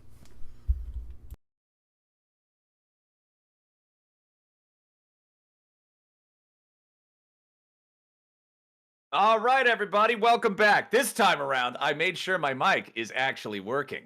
So Nice. this time I'm not muted and just looking like I'm pantomiming stuff. Welcome back to our CEA finals. It's the conclusion of a months-long league with teams playing to donate to their charities of choice if they walk away as the winners of this best of 5. Our final 2 teams competing here today are representatives of AWS, Amazon Web Services, and Epic Software. Not Epic Games, Epic Software. It's a different one. They're both called Epic. They're different Epics. But it's Epic Software here today. They won the first game, but AWS bounced back in game number 2. Both games, Raz, have been pretty one-sided, but just in opposite directions. Yeah, I mean, game 1, it was Epic Victory Royale that had like an incredible lead through FFJA and Cube. Cube's Galio was crazy. And you know what AWS said, Mental Boom FF? They were like, you know what? We're banning Mbessa and we're banning Galio. And the level 1 was great from that team, from Julius, his Silas, to be able to get that pick on towards FFJA. And then he could not breathe from that point on. So I hope the mental is good, because if it's not, then I feel like Mental Boom FF15 have done their jobs. Literally, they came in, they called their shot, and if they've succeeded, then it would be a really sad series. For me, I feel like if you're Epic, that's an easy game to not tilt from, just because you can trace kind of everything that went wrong back to the level 1. Yeah. Just be like, okay, guys, no alt tabbing, no doing whatever during level 1. Everybody, like, take your positions, pay attention, and nobody get caught. Because, again, we talked about it a little bit in game number 2. If Kane doesn't blow his flash and still die at level 1, Kane still has a flash to get away from the Gromp invade at level 3. Yeah. And now, instead of 2 deaths, both of which, by the way, go to the enemy AD carry, you've got just a 0-0 game. So that level 1 just felt like it was pulling the brick away from the bottom of the Jenga tower. And so there was nothing it could do but fall over for the rest of the game. That's why I kind of feel like one adaptation in the draft that will be made is, I don't think we'll see a Maokai pick, because it made the Silas a lot easier to pick within this composition. And it also, that level 1, that's a pretty repeatable Silas level 1 on a fan. Because if you like, no matter where you have, like if you have your top laner up in the Tribush top side, or if you have your jungler that's sitting at Raptors, like those are pretty standard places to be able to sit just in case of an invade happens. But then what are you going to do? Maybe stack? Maybe stacking is the option. But I think Maokai, as great as he was playing, he is one of the strongest members. I think he's a real difference maker. 2 games in a row, Jade is actually doing really well in these lanes. So probably take him off of the tank and try and put him on a Starker carry. And it might even make it so you're dissuading the Silas pick. So, again, Epic is going to choose to be back on blue side after losing. Also worth noting that blue side has won both of our games so far. So we'll see how that continues to affect things. It will be the Xayah and the Ashe banned out alongside that Viego for Epic. This is very similar to game number 1. They remember that they picked Caitlyn first in that first game. It looks like they're going to do the same thing again. Again, their priority has been keeping the Caitlyn away from sicko mode. They do it by banning the Caitlyn when they're on red side. They do it by first picking it when they're on blue side. Also, though, the Mbessa and the Galio remaining banned by AWS. So it feels like, going into game number 2, we said, oh, okay, this is the solo queue response of I just lost to this. I don't want to play versus it again. It feels like this is more than just the solo queue response. This is saying, okay, they kind of fell apart without these picks. Maybe it was the level 1, maybe it wasn't, but we're going to stick with it. And then now Ezreal Karma drafted as the bottom lane. This is a notorious, well-known poke duo. True, and especially if you know you're going up against Caitlyn, it's probably best to be able to just pick not only just good poke, but also push. And they have push. I wonder what the pick is going to be from Epic support, trying to work with Caitlyn. Maybe it's going to be a Lux, so then you can look for maybe a kill lane a little bit there. But you will get pushed by Karma Ezreal. The other thing that's great with Karma is that she's a flex pick. So maybe you want to stick her mid lane, and it allows for your support to go for another counter pick. So I'm wondering where it's going to go. I think it's going to be a Karma support, but it has flexibility. Okay, so we got the Melio next to the Caitlyn. So again, we're going to have some of that long-range firepower, some of that siege potential. And Raz, it looks like we're just going to get the salty runback of top laners here in game number 3. Maokai versus Ornn. Big old meatballs yet again. Last time around, remember, we did have an off-screen solo kill from Maokai on Ornn back around like level 4, 5, 6, something like that. So clearly, the edge is going over to the Maokai's way, but this is not that big carry type of performance like you're talking about. This isn't something like an Ambessa. It is going to be more of a supportive role, but the Kha'Zix that was such a carry for AWS in the previous game is going to be the first ban of the second half here for Epic. Meanwhile, Shyvana and the Kayn that has been the pick both times so far for Epic banned out by AWS themselves. So both junglers going to have to show us something new. Yeah, really interested in what FFJ is going to show because those are two Kayn games, like right out the gate in this series. If I remember correctly, within the prep docs that we got, we did see a Jarvan, so that might be a possibility, especially if you have a support that is an enchanter like Karma. It might work out, but I'm seeing the hover, and I also like that, especially if you want to be able to dive into the back line. If that Vi gets locked in, I'll take anything. I'll take any kind of dive. Well, Jarvan is right there next to Zac in FFJA's top played champions. The Zac, of course, has been banned so far this series. They're really respecting the Zac the same way their opponents are really respecting the Viego. AWS might just be going for, okay, yeah, they're going to run back the Lee Sin that they ran in game number 1. This is another one of the main champions for Cyber. We saw it in game number 1. It didn't have a ton of effect. He found a few plays early. He wasn't running away with the game, but every time he managed to go for something, it was Epic who responded better. So I'm curious if he can be a little more heads up here in game number 3 and catch him off guards a little bit more. Yeah, and it's going to be a little bit of a different composition because it was so hard to find a kick in the first game. This time around, it's going to be a significantly easier, but you're still facing a Maokai. And if the Maokai is going to be in like the clump in which you're trying to find a kick, you're just going to get rooted. So the Vi's pick is going to come through from FFJA. I'm going to be interested in what the rest of what the team fights will look like. But so far, it's going to be bot lane trying to get push. Whoa, wait. Okay, that's a hover. I almost got killed by that. It's not locked in yet. It's not locked in yet. But yeah, we've got the Vi Ahri combo. That's this staple of pro play for the mid lane. This is the everybody just go after the mid laner and kill him. It's so easy to kill the enemy mid laner with this combination. But okay, it gets a little bit harder when the enemy mid laner is back. Swain is strong right now. He is obnoxious. He's been mostly strong as a bot lane alternative. We've been seeing him like picked alongside mostly like melee supports, but this is going to be a mid Swain, and mid Swain is also incredibly strong. They just buffed him quite a bit, and he's usually good versus like mid-range comps of like melees, and in this case, it's going to be hard to be Vi. If you're Vi and Maokai, the Swain drain tank is especially working on you. So I'm also a little bit concerned again. Is there enough damage on Epic's side here with Caitlyn and Ahri to be able to burst through this Ornn, this drain tanking Swain, Karma casting these mantra shields on everybody? That's kind of the big question that I'm asking. I feel like, again, similar to last game, Epic needs to be playing from a spot where they're at least even, because once they fall behind, I just don't see how you ever hit through all of this tankiness. I agree. I think the emphasis is going to be on their mid game, and it's going to be through Ahri and Vi. If they can find a pick on side on either Sylas, or if they can find a good pick on towards Ezreal or something, then that's great. Otherwise, these team fights are going to just be hard. That happens if you prioritize Caitlyn, by the way, and the enemy team's like, well, we already have an Ornn top laner, and the rest of our comp is just going to be beefy. As great as she is right now, this is just how life is going to work out with you, especially if you're doubling down with Vi and Ahri. So I'm having some faith. We saw what game 1 looked like for Epic. I think they'll recalibrate. It's Okay. just not going to be as easy without the Galio, and I think that's going to be the real test here. Yeah, the Ari game, not nearly as impressive from Cube in game number 2 as the Galio from game number 1. But again, I feel like if you're Epic, you can chalk most of what went wrong up in that second game to the level 1, to getting caught, to jungler losing flash and still dying, and never really being able to find your footing again after that. So if I'm watching these guys, if I'm saying what's going to be different this time, it's got to be the level 1. If your level 1 is not safe, you could end up falling behind early. Now you're suffering this double poke lane. Now you don't have anybody for Ari and Vi to target because Swain doesn't feel like a great target to go for if he's got his ulti up, right? Or never feels like a great target to go for. Ezreal and Karma, yeah, those are great targets, but again, they can be very slippery if everybody's not moving at the same time. Yeah, and also just when we get into the game, we can talk about it a little bit more extensively. But with Swain, he's had a different amount of builds. When he's bot lane, most of the time it's Malignance.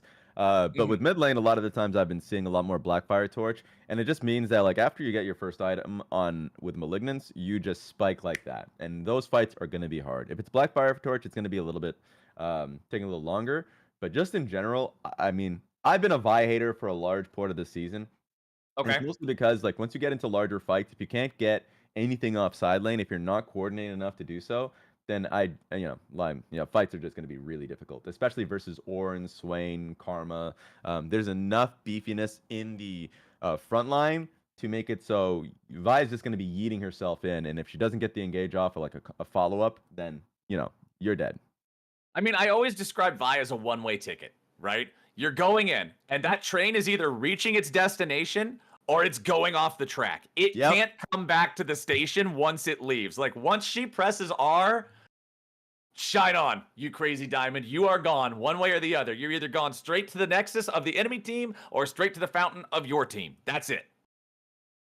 And so, I mean, that's the question. We'll have to see if that works out. The Melio, I'm still excited for to see if, if the range from there is going to get as large of an advantage as they did with like Ashe, Melio. It seems like it's a contested pick between both of these teams. So, hey, just throwing it up there. If the range advantage from Kaelin and Melio in this game works out well for them, and then they can actually get some like solid trades versus sicko mode and no I hook you, then that's a +1. You get bot lane push. Maybe you can look for a dive. These are all questions I'm throwing up into the ether. If that does not work out well, then life is horrible. Well, I feel like our bottom lanes have been pretty closely matched so far. I do believe that the bottom lanes have the highest overall elo in this head-to-head matchup. Remember that our sole challenger player in this 5v5 is sicko mode. So I think that bottom lanes have been going pretty even. Solo lanes so far in both games early on before the kills really start going, and even if you just look at the farm, it has been favoring Epic. Cube and Jade have been doing a good job just building themselves passive economic leads through their farm advantages. I'm curious if that'll continue here in game number 3. Don't y'all go anywhere. You can see that timer in the middle of your screen. We are on live servers, not Tournament Realm. That means there is that included 3-minute delay for the spectator. We're going to take a quick break, but we will be right back here in just over 2.5 minutes for game number 3 in our best of 5 final. Don't go anywhere.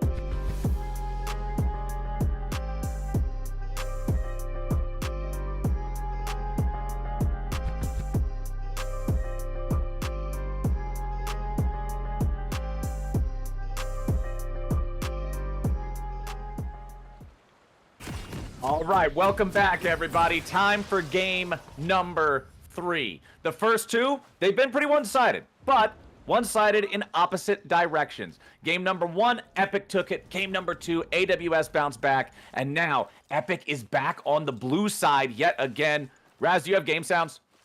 Not yet. Okay, I just wanted to make sure. I just wanted to make sure that it was the feed and there wasn't something breaking on my computer again. Okay, I am relieved. I am happy. And it looks like AWS is going for another level 1 invade. Okay, I hear a little bit of that. Yeah, game sense coming in right now. Okay. I will make a request to the observers to move around some of the champion portraits on the FF15 side.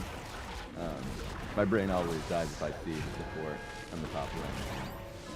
You know, in the orange it's the worst. It's the worst. My brain. Also, observers. Okay, never mind. Observers are changing it around now. I was gonna say if we could get the scoreboard on the side flipped around. AWS has some wacky champion positions right now. I don't think these are actually the lane assignments. It should be everything pretty normal. And okay, so no level 1. This is obviously great for Epic. They're happy to start off a standard game of League of Legends without the shenanigans that happened in game number 2. Hell yeah. There we go. Everything is sorted now. You're right. The level 1s are not crazy. So already they're happy about that. And we're off to the races. Okay, let's do it. Raz, I'm going to put you on the spot right now. Give me a bet. Where's First Blood going down this game? Ooh, I'm going to say First Blood's going to go on towards Carry, and somehow Jade and FFJ is going to find a way to make it happen. Okay, you think Carry's going to die first, and it's a gank up top? Yep. Well, I feel like that's honestly a pretty solid bet, even though normally you would think, okay, probably not in a tank versus tank matchup. Since Jade got a solo kill in this matchup in game 2, and in game number 1, FFJ's whole game plan was just spank on top lane. Like, that's what they've managed to have happen in 2 games so far. So I'm actually down with your bet. Sometimes I ask people these bet questions and I just get kind of a troll answer. I think that one's a pretty informed answer. Yeah, thank you. Thank you. That's kind of like... That's kind of what I've been seeing. Jade has been, throughout the entire series, the most consistent player from Epic, so I wanted to give him some love on that one. That being said, if it's like normal, if it's a normal game, then Cubim FFJA should be able to find a pick on towards Julius, or at least get a flash off of it. This is what their entire comp is kind of based around, so I'm just throwing that out there. We'll see if it happens. So now I've hedged my bet properly. Yeah, for those of you guys who are not normal pro play watchers in League of Legends, Vi Ahri is one of those combinations that pro play drafts will often center around. Opponents will try to disrupt it if they think it might possibly be a combination. These two together is just so deadly because Vi makes it so easy for Ahri to hit her entire combo. The two together have such powerful single target lockdown that if they're played together and if they're ahead, it's pretty much a guaranteed kill to start off any fight. Exactly, and so... yeah, that's the fear there, and I think Julius recognized that, and he's just going to be able to hold on. He's got his wave tracked in, he's doing a decent job, and he's going to get a ward down. So, like, all of these things, thumbs up. You know, Swain is going to be just fine, at least this early on in the game. And you said you're expecting the Blackfire Torch build, right? That's what I'm expecting. It's either that or a Malignance. Those are the, like, 2 frequent builds that I've seen. Do you usually go the other one second, or do you pivot to something different based on first item? Now this is where it gets kind of crazy because you can either go the movement speed item second build, or you can Cosmic go into, you can go Cosmic, you can go Leandri's. Everything is pretty wide open. So that Swain has been the most confusing champion I've seen when it comes to item builds because he's gone in multiple different directions. Well, we do have FFJA up here on the top side, kind of close to what you were predicting, but the problem is Jade doesn't have a lot of HP. The wave is in a spot where it's close to carry. I think my feed just froze. This might be the spectator. For what it's worth, I'm saying this to producers as much as I'm saying it to stream. This is a known spectator bug where sometimes the game will freeze like mid-action and it won't know what to do. If it stays like this for longer than 30 seconds, the way that you fix it is you just exit out and reconnect back to the spectator. I know that that's kind of a jank fix, but it's the only one that I've found that works. Yeah. I am the #1 bug catcher in spectator mode. I'm pretty sure I use this stupid thing more than anyone else who just plays on normal servers in North America. I have an extensive collection of all the things that break with it. Let me tell you guys the experience of having Flowers in your friends list. He will watch your games. He will commentate on your games. He will literally just like you either have to tune in to see if he's commentating directly on your games on stream, or if he's just bored randomly and he's just like eating something and he's just like talking about like rooting you on. So like he is always I do spectating both. games. I do both. Okay. Raz Television is some of my favorite games to spectate. Raz, your games are always wild. You're either 10-0 or you're 0-10, and usually your team is the opposite. So it's always an adventure watching Raz solo queue. But it does seem like we have a bit of an issue. I'm pretty sure it's the thing that I thought it was, where the client just randomly stopped. Sometimes I don't know what it is, because for those of you guys who don't know, the way that the spectator client works is it replays what's already happened. That's why it has to have a delay on live servers, because it's not actually watching what's happening. It's replaying something that it already knows. It's why the directed camera can follow kills. It's because it already knows who's going to die. It's why if you try to use the directed camera on the tournament realm where there's live spectate, it's kind of drunk. It doesn't work. It just hops all over the map and it doesn't know what it's doing because there's not enough information for it to read. So I'm guessing the game just made a mistake somewhere, like it's trying to read a book and it accidentally flipped to the wrong page and then it froze. That's my entirely uneducated guess. So we're trying to get the spectator thing back to where it actually works. I mean, that sounds like a pretty educated, uneducated guess. So I will say I am hooked on your wagon. I'm hooked I am hooked on your caboose, one would say. My goodness. Yeah, like the client is a beautiful thing, I gotta tell you. Like, I love the client. Anyone that follows me on Twitter or has talked to me about the client knows my love and admiration for the League of Legends client. I'm sure. Yep, exactly. I've definitely never like crashed out.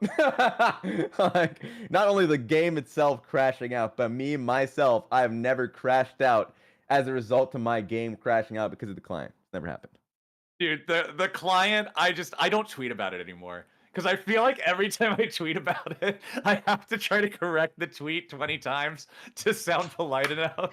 And I'm like, no, I just can't talk about the client. I'd have to cross my fingers and hope that they're working on fixing it. Because, oh my God, there's so many different fires. Raz, yes, you have a stronger client mental than I do. You have a much stronger constitution for these things. I was definitely sarcastic, but also fair enough.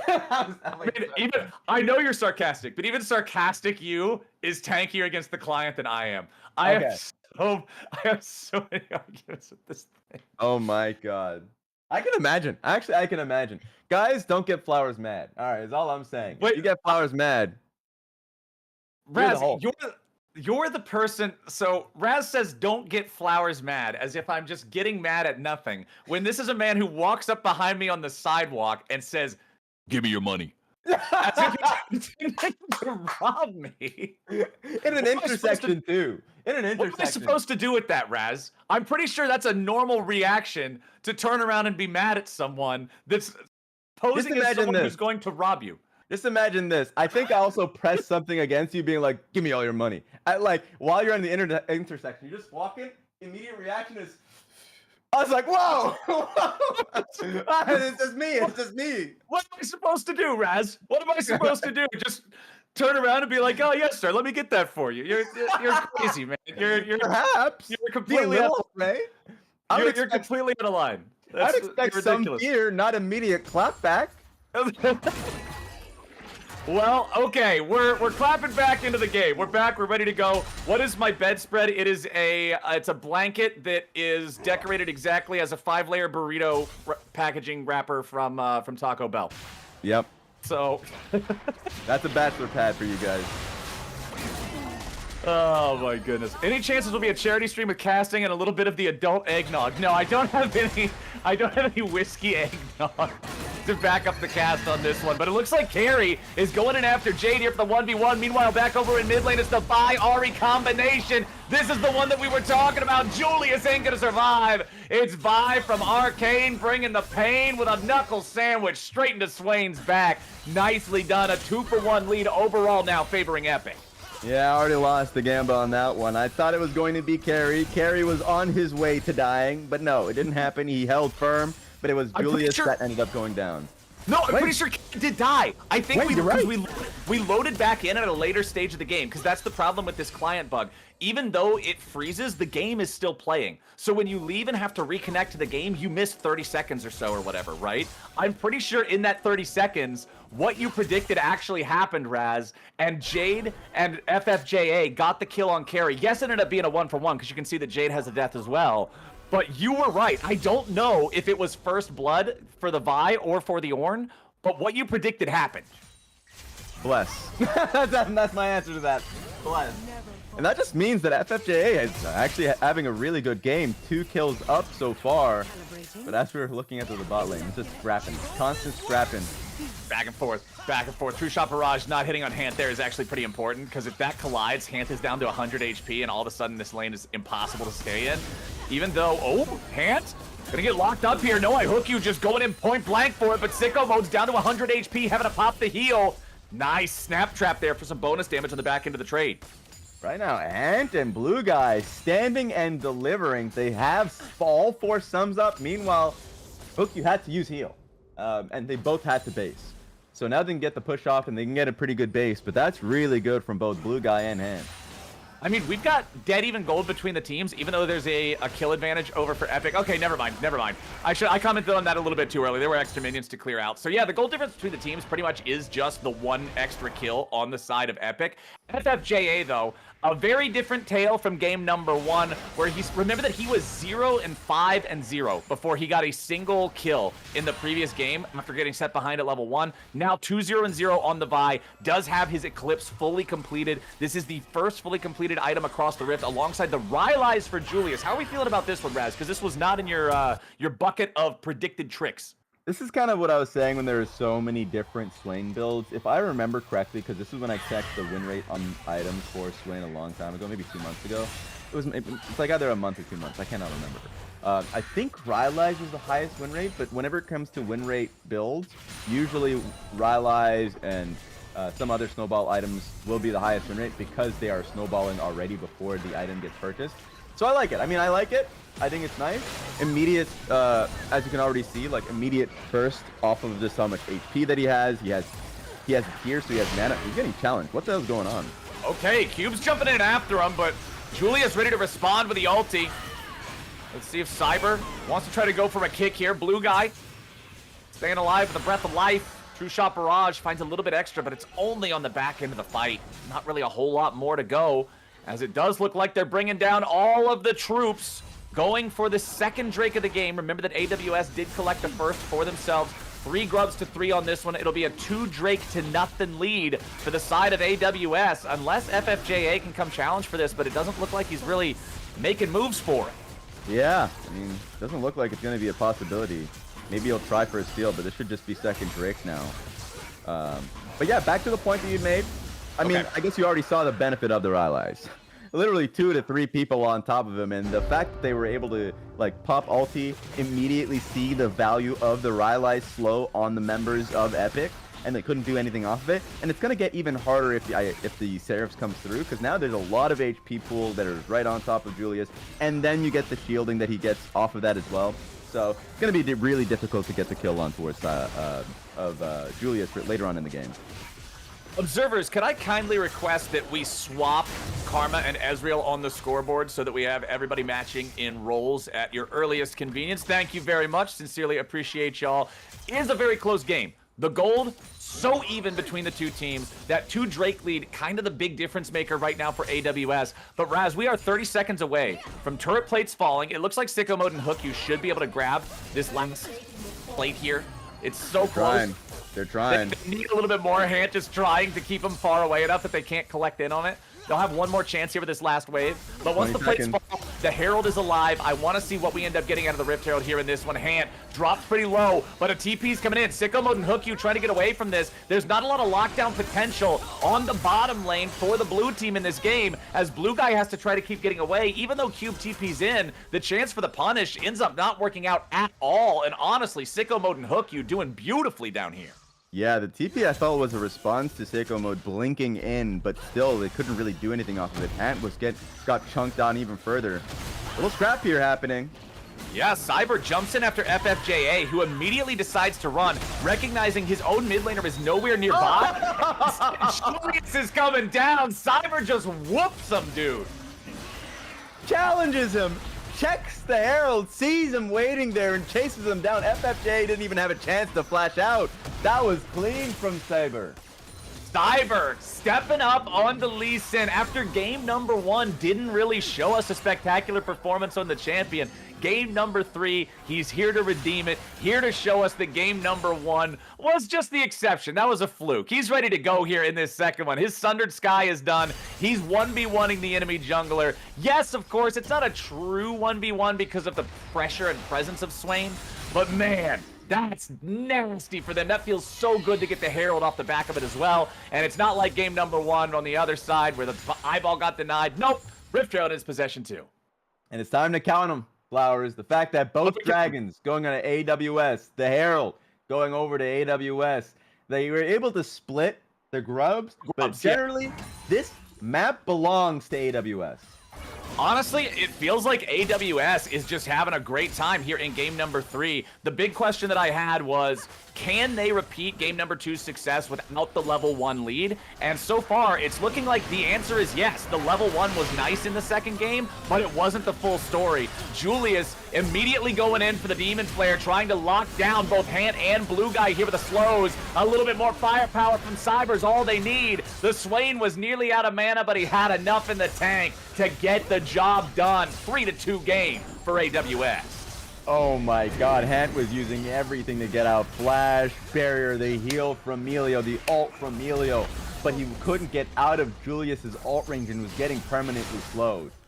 Dude, to lose your AD carry there is one thing. To lose your AD carry through 3 summoner spells is just a nightmare, because now Hant, man, how are you even going to play the upcoming scraps? How are you going to play any fight that happens here in the next couple of minutes? Jade at least trying to get 1 turret back. The extra power from those 3 grubs they secured will do enough to finally bring that one down, bring the gold lead back under 1,000. But Julius on the Swain, he's stacking towards that Fimbulwinter now as his second fully completed item. He's just going to be massive frontline. And again, I feel like this pick is just so good. They see the Vi Ahri. They see the fact that this is the F your mid laner. We are going to kill you on ulti cooldown. And he just says no. He locks the pick that this Vi Ahri strategy just feels completely paralyzed and neutralized by. And this Swain is absolutely running with it, man. Yeah, he is a raid boss of all raid bosses. Julius is king so far. And I've loved their comps for all 3 games. Even in their loss, I actually really did genuinely like their comp. So it feels like they've had a pretty solid idea of how they want to be able to play it out. And it has just been working. And they're now pushing themselves, even though it's just 1k gold lead. So I don't want to speak too far into the future. They're the one that's trying to surmount pressure on towards Epic and put themselves on the match point. Look at Julius. Julius is here on the flank in the bottom side of the river. As Epic tries to step up into their opponent's jungle, Julius is here. Oh, they're looking for him. He might get caught. Nice. Sidesteps away from the charm. Gonna keep himself in range of multiple targets. Dropping the first Demon Flare there. Remember, the second one's gonna be coming up here in a few seconds. Cyber jumps back over the wall, goes after Cube. Needs a little bit more lockdown, but he will not find it. Ornhorn summoned up, flies over the wall, goes after Hant. Julius already on the Blue Guy. Julius keeping it going. A beautiful never move, grabs 2. Jade trying to frontline for the rest of the team's escape, as Swain will not get a kill there with the Eye of Sauron, but at least it connects. Jade will be the second sacrifice. The team fighting is just too damn powerful for the side of AWS. There is no answer on Epic to this Swain. He creates so much space, and he must be respected. He was alone in River. It was Epic that decided to collapse on him, both Cube and FFJA. The rest of them, it was essentially a 4v1, but they recognized very quickly the moment Julius popped ulti, they needed a scatter. They tried, they lost. The flash follow-up from Julius too. The confidence is through the charts. Julius on the Swain, Cyber on the Lee Sin, 2-0-1 on that one as well, ready to follow this guy up. Dude, this is, I'm struggling to see where Epic can manage to find wins in these fights. I think the only shining spot for me in that last engagement was just how long Jade survived soaking damage 1v5. But the issue is, man, it's not like the enemy team needs to target Jade. It's not like Jade can create enough space to get rid of Swain and Lee from just taking out Caitlyn, from taking out this Ahri and Vi as they dive in. I mean, really, when you're sitting on the Swain, all you do is say, okay, Ahri, Vi, if you guys want to jump in, you want to go after Ezreal, cool. Swain sits on top of him. Fimbulwinter, Rylai's, you're not going anywhere. Exactly, and the fact that he built Fimbulwinter, I forget. A lot of mages are doing that. Veigar's doing it. Swain's able to do it. The HP pool and the CDR is very valuable. And so we already saw how much Julius is packing there. That guy right now cannot die, but they're trying. Okay, they go after him again, but again, it's Cube missing charms. This is not acceptable at this point in the game, man. They've got to be hitting these for Cube. Never move, ain't gonna hit the target. FFJA looking to flash away, but it ain't gonna matter. They take him anyway, as Jade in the front line yet again is not creating enough space. Julius still drain tanking. Finally might get brought down. The Fimbulwinter heals him up, but he lands with the Orbital Snap Trap. And Jade, the massive tank in the front line, trying to be that critical difference maker here for his team. Down to 200 HP. Resonating Strike ain't gonna find the mark. Just yet another shutdown going back up the hand.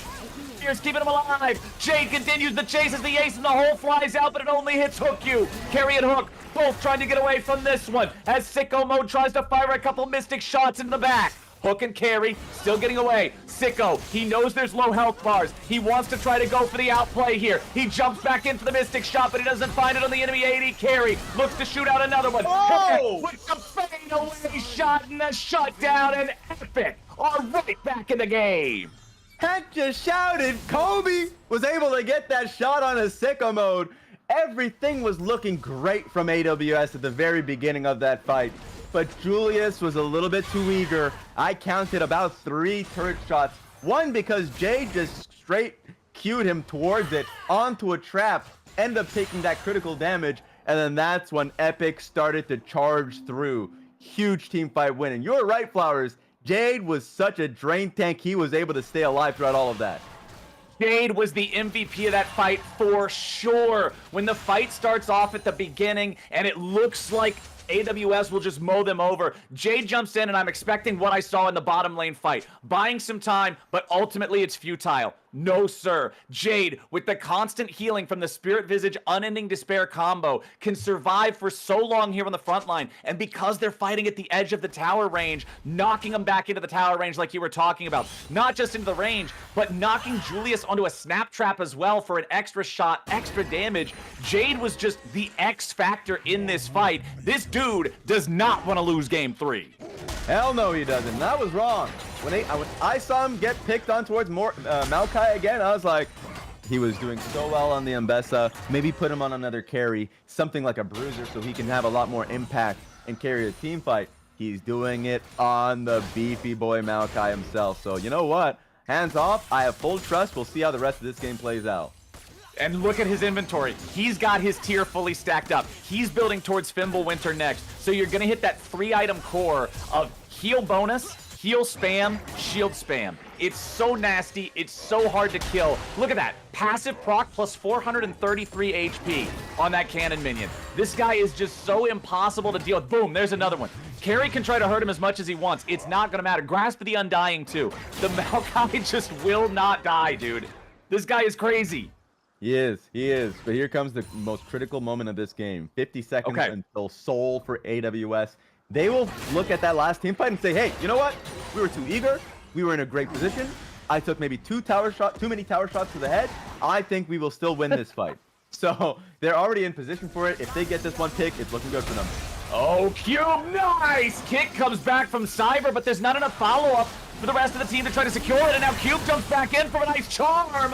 FFA to finish off the play. Cube, he looks like he's in trouble at first. He manages to reposition off of the opponent's dysfunction without having the burst lined up for the CC, and then lands the charm after. I've been critical of Cube this game for missing some charms that I thought would otherwise have been able to set up plays. That time he hits it. That time he sets it straight. This time, that might be the difference between them getting the Ocean Soul or not, as Carry flashes back over the wall, and Jade says, all right, let's do it. Maokai can swim underneath these turret shots like he's going to Disneyland, man. Hit hit the water park. No worries about it, as now the tier 1 turret falls. Julius going into the back after Hand. Hand's trying to kite it out, grabs a double kill before he falls. And now Cube swoops in yet again. They're going to grab another kill. This time it's sicko mode with nowhere to run. Julius is a raid boss. 1v5. Swain's still alive. Jade tries to get away, and Julius won't let him. He's still got his ult. He's still got half of a mana bar, and he's still got a long, long way to go before he's anywhere. And Julius is 1v3, and he's winning. Cyber shows up to help him. Julius grabs a shutdown, make it another. Yes, this is absolute insanity for Julius. We were praising the raid boss Maokai. Well, the next raid is ready, and the boss of this one's even nastier. It's Julius on the Swain. Wings spread wide. Epic all died. 1v5 for the vast majority of that fight. Lee Sin comes a little later after he respawns, but Julius just flings it out and says, I can take this fight. I can take some bullets. I can take you all. And you could tell them, the vast majority of those members outside of Jade were like, can we take them? And they just couldn't. Can we do this? Dude, it's like one of those scenes in a kung fu movie where some of the random grunts go up against the hero and they're like, there's 4 of us and 1 of him. We should win this, right? And then they just get Jackie Chan. That's what happened. Julius just Jackie Chan'd everybody on Epic. Just made him look absolutely foolish, man. 4, 2, and 6. 10 out of 11 kill participation. This dude is absolutely running the rift. Oh, God. You can tell how reluctant Cube was by the back half of that fight. After Hand and Blue Guy went down, he's like, I don't think we can take this fight, but we're going to have to do something about it. Oh, man. Dude, this guy, and look, he's just stacking more dots. We've got Malignance, right? We've got Faded Ashes looking for the next dot. This guy is just going to shred you if you're anywhere in range of him. Just passively existing while his R is active is enough. And now it looks like AWS is making the call to go after the Baron. Big Donger Julius just saved them this game. That is a soul that they were able to get. Ocean Soul with a Swain, by the way, as if it wasn't already hard to kill him. Oh yeah. That's Now, criminal, man. It really is. What can they do? What can they do? Ocean Soul for a Swain and an Ornn, both of which have Ornn items upgraded. Hallowed Radiance plus Fimbulwinter getting upgraded. Lee Sin also with Sundered Sky and 5 kills. Cyber has the most kills on AWS. He's got a Bruiser Lee build, and he has Ocean Soul too. And there's Karma on this team. Like, dude, how do you kill these guys? I don't think you can kill them. It looked pretty good earlier on. It looked pretty good. The dopamine was there. They're going to find a pick on towards Ezreal. Oh boy, FFJA jumps in and they've got the damage. That's the Bayari combo. Even without the charm connecting, the follow-up damage is enough. Vault Breaker to try to escape the root from Hook You. Doesn't land in time. Cube follow up and try to protect his buddies, but Julius has already arrived. Carries off to the side here, backing him up as well for some additional lockdown. Call of the Forge God can't do it. Carry still leading forward, goes for the headbang. Does not find a target. Only 500 gold separating the teams as sicko mode is picked, and there's no real counterattack from AWS, but they're so strong.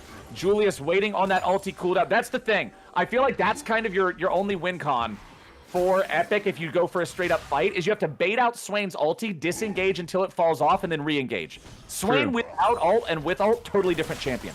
Yeah, and the timer in which his ult actually expires is very short. That's why he had to flash into range in the last dragon fight, just so he can keep it up, because it really is quick. That being said, the amount they had to expend to get that kill and get out, like multiple flashes, flash off FFJA, Q, Blue Guy, they all needed to get out of there.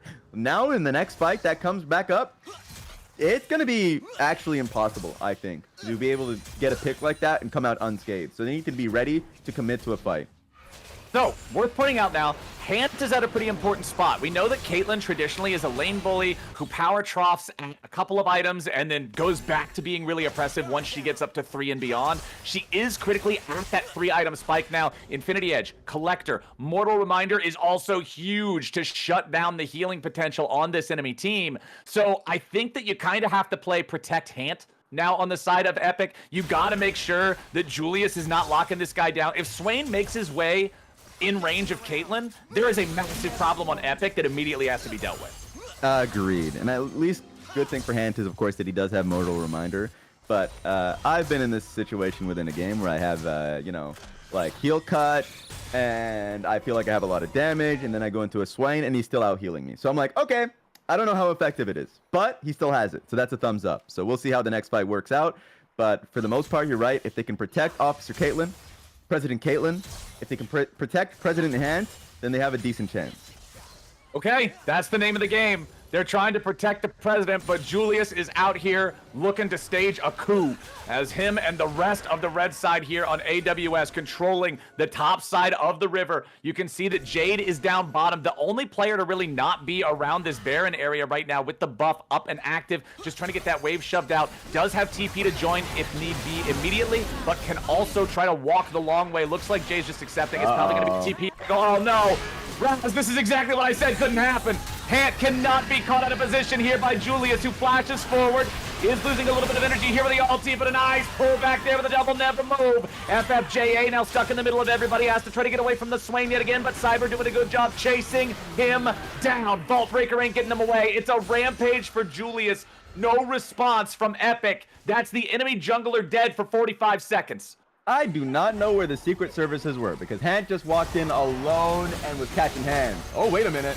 Oh, Jade. Oh, there's no way you're tanky enough to survive this one. You can see that health bar keep jumping back up with the Unending Despair procs, with the passive procs. It's still not going to be enough. With the enemy front line completely eviscerated, jungler still dead for the next 20 seconds. That is Baron secured for AWS. And Raz, this timer is vicious. Look at this. It's still going to be 30 seconds after this before the end. They'll have time to recall. They'll have time to reset with their Baron. Get back out onto the map. Everything just went from okay to real bad for Epic. You can track all of this down back to the kill on Ezreal, actually. When they killed Ezreal, it's like, okay. But now you have 3 members with no flash. So they were willing to pull the trigger on that Baron and have Swain just sit in Banana Bush, and they knew they could take a fight, and there was no way for Epic to escape. Now with Elder coming back up, Hant doesn't have flash. Thankfully, FFJA is able to pick one up, but of course Jay doesn't from the last fight. So this is now a really bad situation for Epic. Let's see if they can at least try and scramble and take something out of this. I don't think they can. All right, Epic, let's see what you guys can try to do here. You cannot afford to give away the Elder Dragon, but Julius is ready to block entry into this river. The Swain steps forward and immediately pops the ulti. Ornhorn flies over the top to buy a little bit of extra space as Carry steps forward, but they're tanking a lot of damage from the other side. Jade continuing to be that frontline drain tank here with the Maokai. Unending Despair gonna need another proc here, but it isn't in time. Cyber goes on a killing spree. Another one's about to pour through. They get the next kill into Hant. They land the eye there on the blue guy as he has to run away now too. Nobody dead on AWS. 2 down on the side of Epic. Surely this is just the Elder Drake claim for the side of AWS. Unless FFJA just pulls off some kind of a miracle. Julius wants to keep him out of the pit. FFJA just had to try to make a blind jump in there to see if he had the timing right. Unfortunately for Epic, he does not. Another kill goes to the AWS boys. The Elder Drake goes their way. Now they got to be careful because if Cube gets tagged by anything, he's just going to die. True Shot Barrage. They just kill blue guy. The Elder execute. He's burning, but he just barely stays out of the threshold.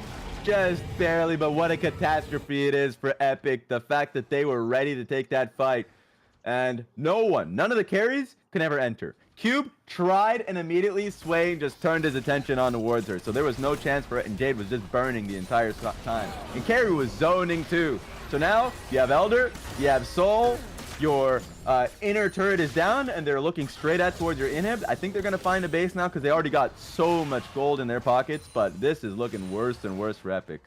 I mean, on one hand, you could say, okay, I expect to see him go for a base, but on the other hand, you know, you've got about 75 seconds left of your Elder. You really want to use that Elder, I feel like, and it looks like that's the name of the play. It's about to get bursted down. A little bit more damage is needed here for the execution.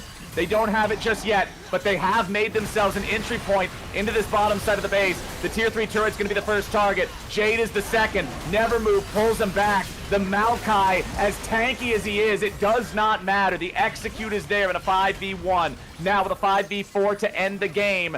This is what AWS is looking for. That mid lane inhibitor, an easy free target for Sicko Mode to take out as the minions collide into the 2 Nexus turrets. The remaining 4 players on Epic scrambling to try to defend. The Caitlyn trap line trying to keep the backliners, the carries from AWS away, but the damage onto the tier 3 turrets, the tier 4 turrets, excuse me, is already too much. The first Nexus turret is already down. The second barely hanging on. Cyber jumps forward, might be caught out here a little bit, is going to be shut down by Hant.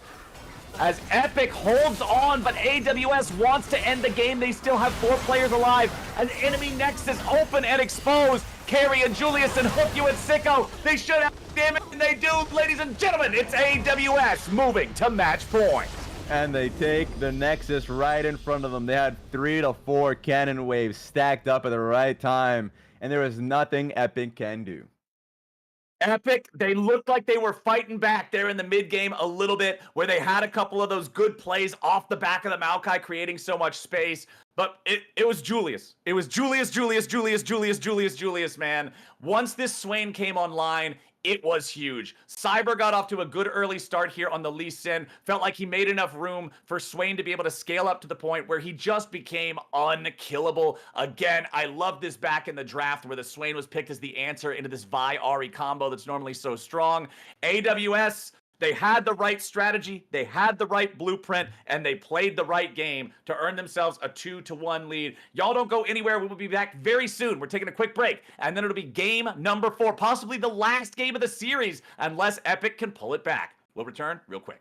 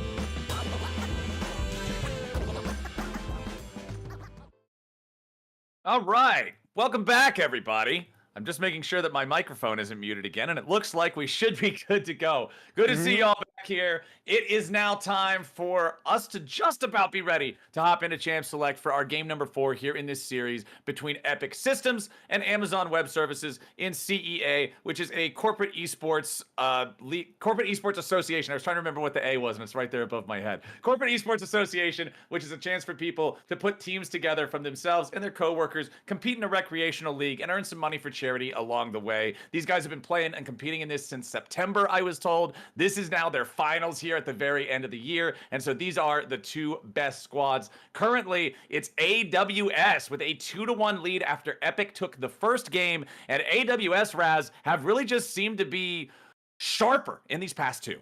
Yes, they have, and much like yourself, from muting yourself in game 1 to not, I feel like Mental Boom FF have done the exact same thing. They've adapted.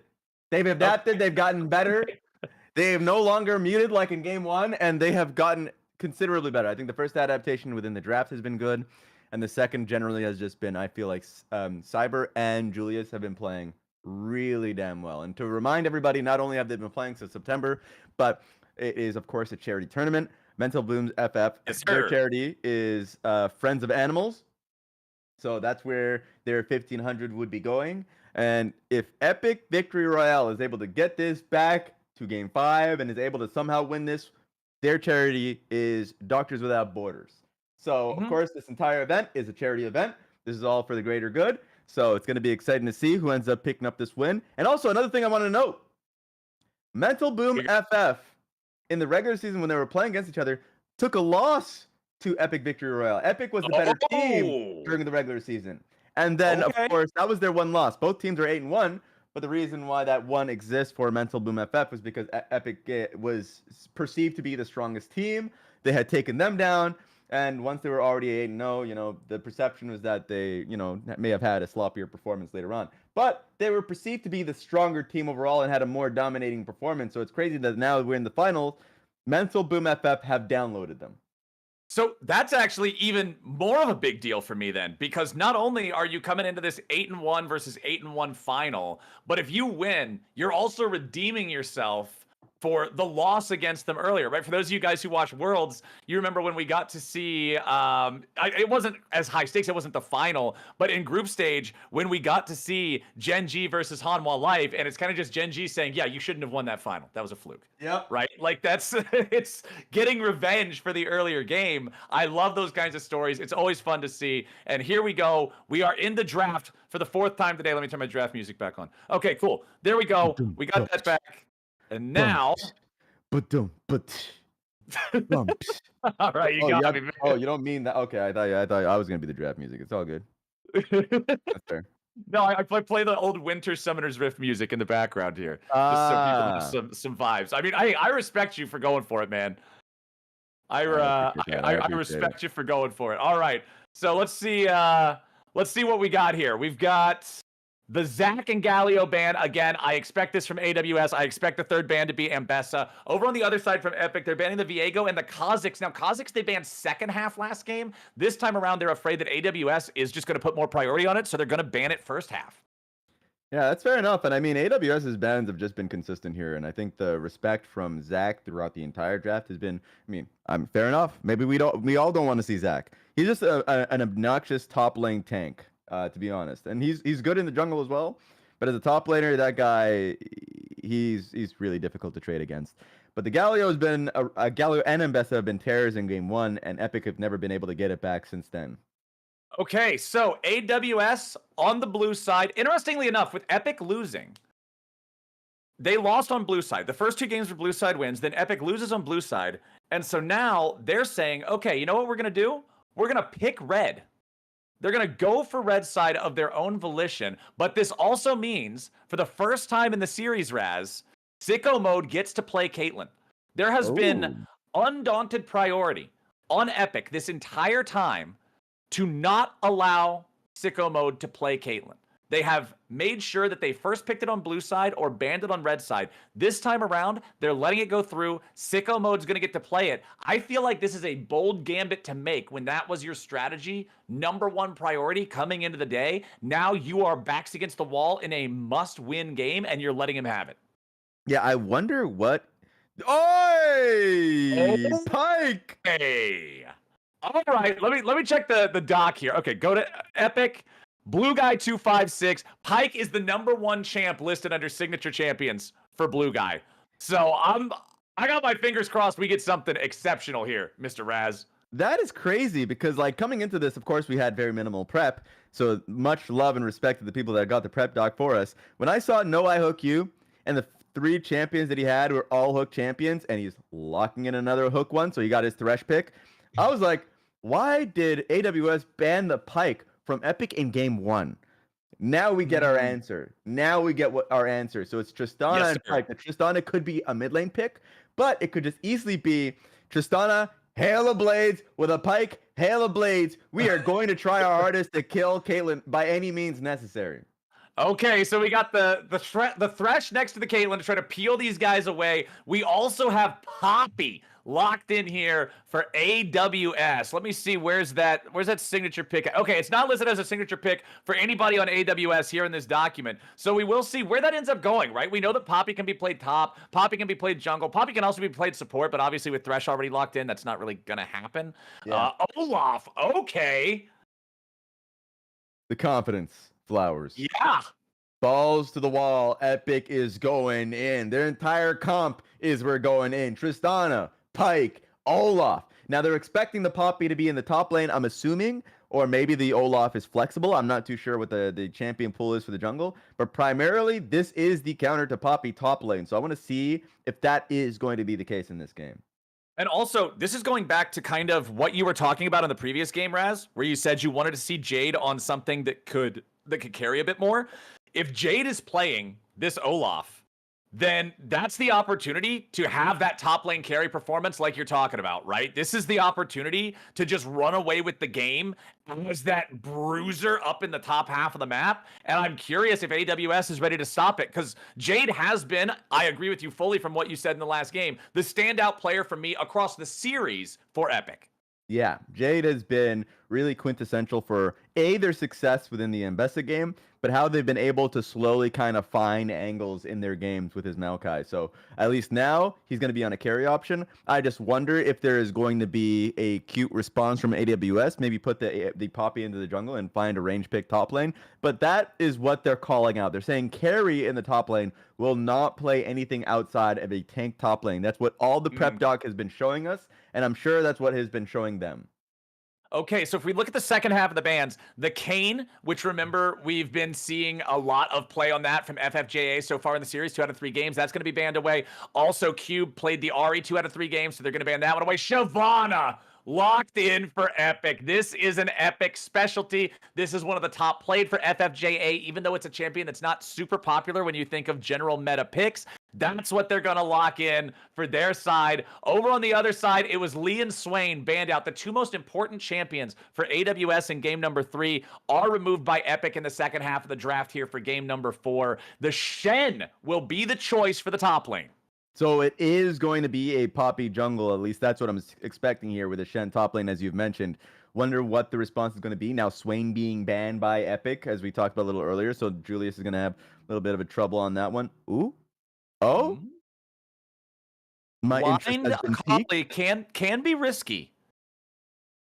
It's not bad for what Epic already has in their composition, and you have the protection of the Shen ultimate, so that's going to be the lock-in with an Akali mid with some level of protection there for not just the Thresh Lantern, but Shen ulti if they want to make the fight happen. So you can definitely cause some scary situations with this. If Akali jumps into your back line and then just drops some smoke, Shen jumping in on top with the shield, I can definitely see the power of this combo. What is the response here from Epic? Oh, it's just a hover. I always got to remind myself. You gotta wait. Yeah. Is this the play? Boom! Okay. It's Malzahar. So Raz, you know me, I am a lifelong, like, I'm the Skarner guy, right? Like I played Skarner for a decade. I only played Skarner. I have always referred to Malzahar as ranged Skarner because there's not any mechanically challenging things you have to do with him. You Yep. point and click R and suppress someone, and he's purple. So this champion True. has the opportunity to create a lot of space. And I know I use this terminology a lot, but it's because I like it a lot. Because what he does is he makes any enemy very afraid to step forward ahead of the rest of the team. You can lock somebody down so easily. You can catch somebody out so easily. And he puts attacks on you if he gets far ahead, feeling like you need to buy those QSSs, feeling like you need to be able to get somebody away from a flash Malzahar ulti engage can be so obnoxious when you're already not in a game state where you feel like you've got a lot of gold to toss around. Exactly. This Malzahar could do a lot of damage, especially versus usually like low damage compositions that hinge on one champion, like an assassin. And in this case, it's the Akali. So as long as he's not Kadril and gets an actual full ulti across, then I think this composition is going to be great for Epic. Yeah, if Akali jumps in there, your job on Malzahar is just press R on Akali. Because remember that although Akali can become very obnoxious by being invisible back and forth, she's not invincible. Even if she drops the smoke, if Malzahar gets the ult on her in time, she's going to get absolutely evaporated by the rest of the team. This Olaf as well, I'm very curious how top lane is going to look. Remember that Jade has been winning these matchups in lane so far the whole day long. Now up against the Shen. Shen can actually be a very formidable duelist in top lane, but going up against something like Olaf, something that's just known for terrorizing lane, I'm a little bit worried up here in the top side for carry. Same. And I wonder what kind of Pyke this is going to be. If the Pyke is going to be someone that's centered on laning and trying to find a pick on the Caitlyn, or if it's going to be a roaming Pyke that is looking top lane. Because I agree. Because if your focus is now on trying to prop up the Shen or maybe get a gank off top lane with Poppy and Shen on towards like Olaf before 6, it might work. Not unless if the Pyke is roaming. And I've seen some demonic roaming Pykes out there when I'm watching solo queue. So it's a thing that can happen, and all our eyes are going to be on Mr. Blue Guy here. Dude, I'm ready for this one. Also the Shyvana. I know that a lot of times these days you see the Shyvana builds going with Spear of Shojin, first item, for kind of like the general bruiser stat profile alongside the nice effect that you get out of reducing the basic ability cooldowns on auto attacks, and then transitioning into more of an AP build after that so that your first item allows you to scrap early when normally AP Shyvana would feel kind of not fully online yet, but then still going for those big fireballs with the AP build later on. I don't know if that's what we're going to get here today. I would be lying if I told you that I'm a Shyvana master. I feel like I see this champion once every 100 games. So really curious about how that's going to play out too. Yeah, the only times we really saw it, at least my side, was generally at Worlds with Gam, right? Because they had a comp dedicated to like keeping them in place so the Shyvana ulti would actually work out. They had both Shyvana and, if I remember, it was like Jhin and Aurora mid. And so it made sense. Aurora mid trapped people. They had to commit themselves into flashing out of the Aurora mid, the Aurora ulti before it was nerfed. Now it's kind of completely nerfed out of existence, to be honest. And then the Jhin would follow up with like bullets afterwards. So it's like it's really good just because it kept enemy champions locked down so Shyvana can get her damage across. This game, a little harder because outside of maybe Malzahar ulti or maybe a Pyke hook, I think it's going to be a little bit harder for Shyvana to get her damage across if she was to engage in a fight. So those are my concerns, but it's going to be up to Hampton Blue Guy. This is what they had in their back pocket for all these games. If they can make it work, it's a thumbs up. I mean, they have to now, right? This is match point for their opponents. AWS takes the win for the whole thing, for the whole competition over the past few months. If they can get the dub here, they have done their job banning the Galio and the Ambessa that overcame them in the first game, and now they are looking to finally put that last nail in the coffin. These guys have been having a pretty good comeback performance so far, but we really want to see if Epic can manage to slam the brakes on this one, go the full distance. You were comparing this to the World Finals tempo for a series after game number 2, the stomp one way, then the stomp the other way. We'll see if we get the full World Finals experience going all the way for 5 games, seeing if we get that full journey through this series. As you guys can see at the bottom of your screen right now, we do have a 3-minute spectator delay because of the fact that we're using live client and not the tournament realm. So we're going to take a quick break, but we will be back here just about 3 minutes from now for our 4th and possibly final game. Don't go anywhere.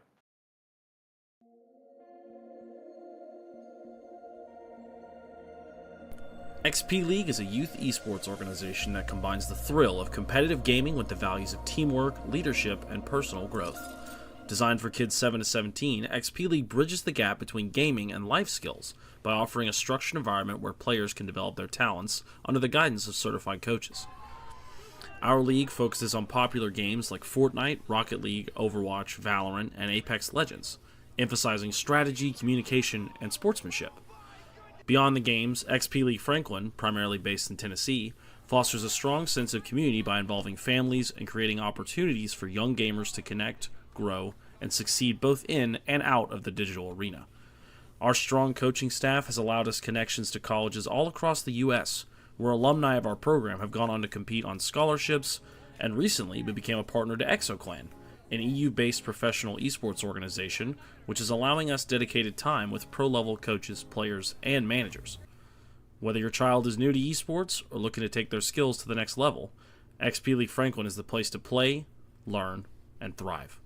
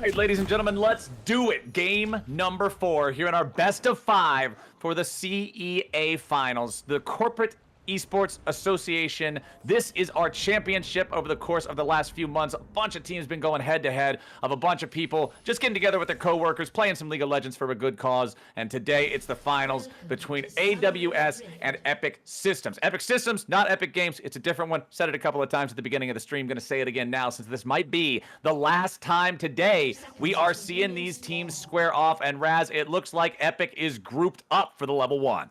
Yes, they are. Not only are you just vibing with coworkers to be able to get games like these across, but also you're doing it for charity. So it's all for a good cause here. They're all stacking here, expecting an invade to happen with the Thresh Hook. No invades coming through. I think they've been fanning for the most of the series, and they don't want to have anything happen. In fact, there was one game. I think it was game 2. Game 2 was the level 1 game. Yeah, that was... Game 2, they don't want another game 2.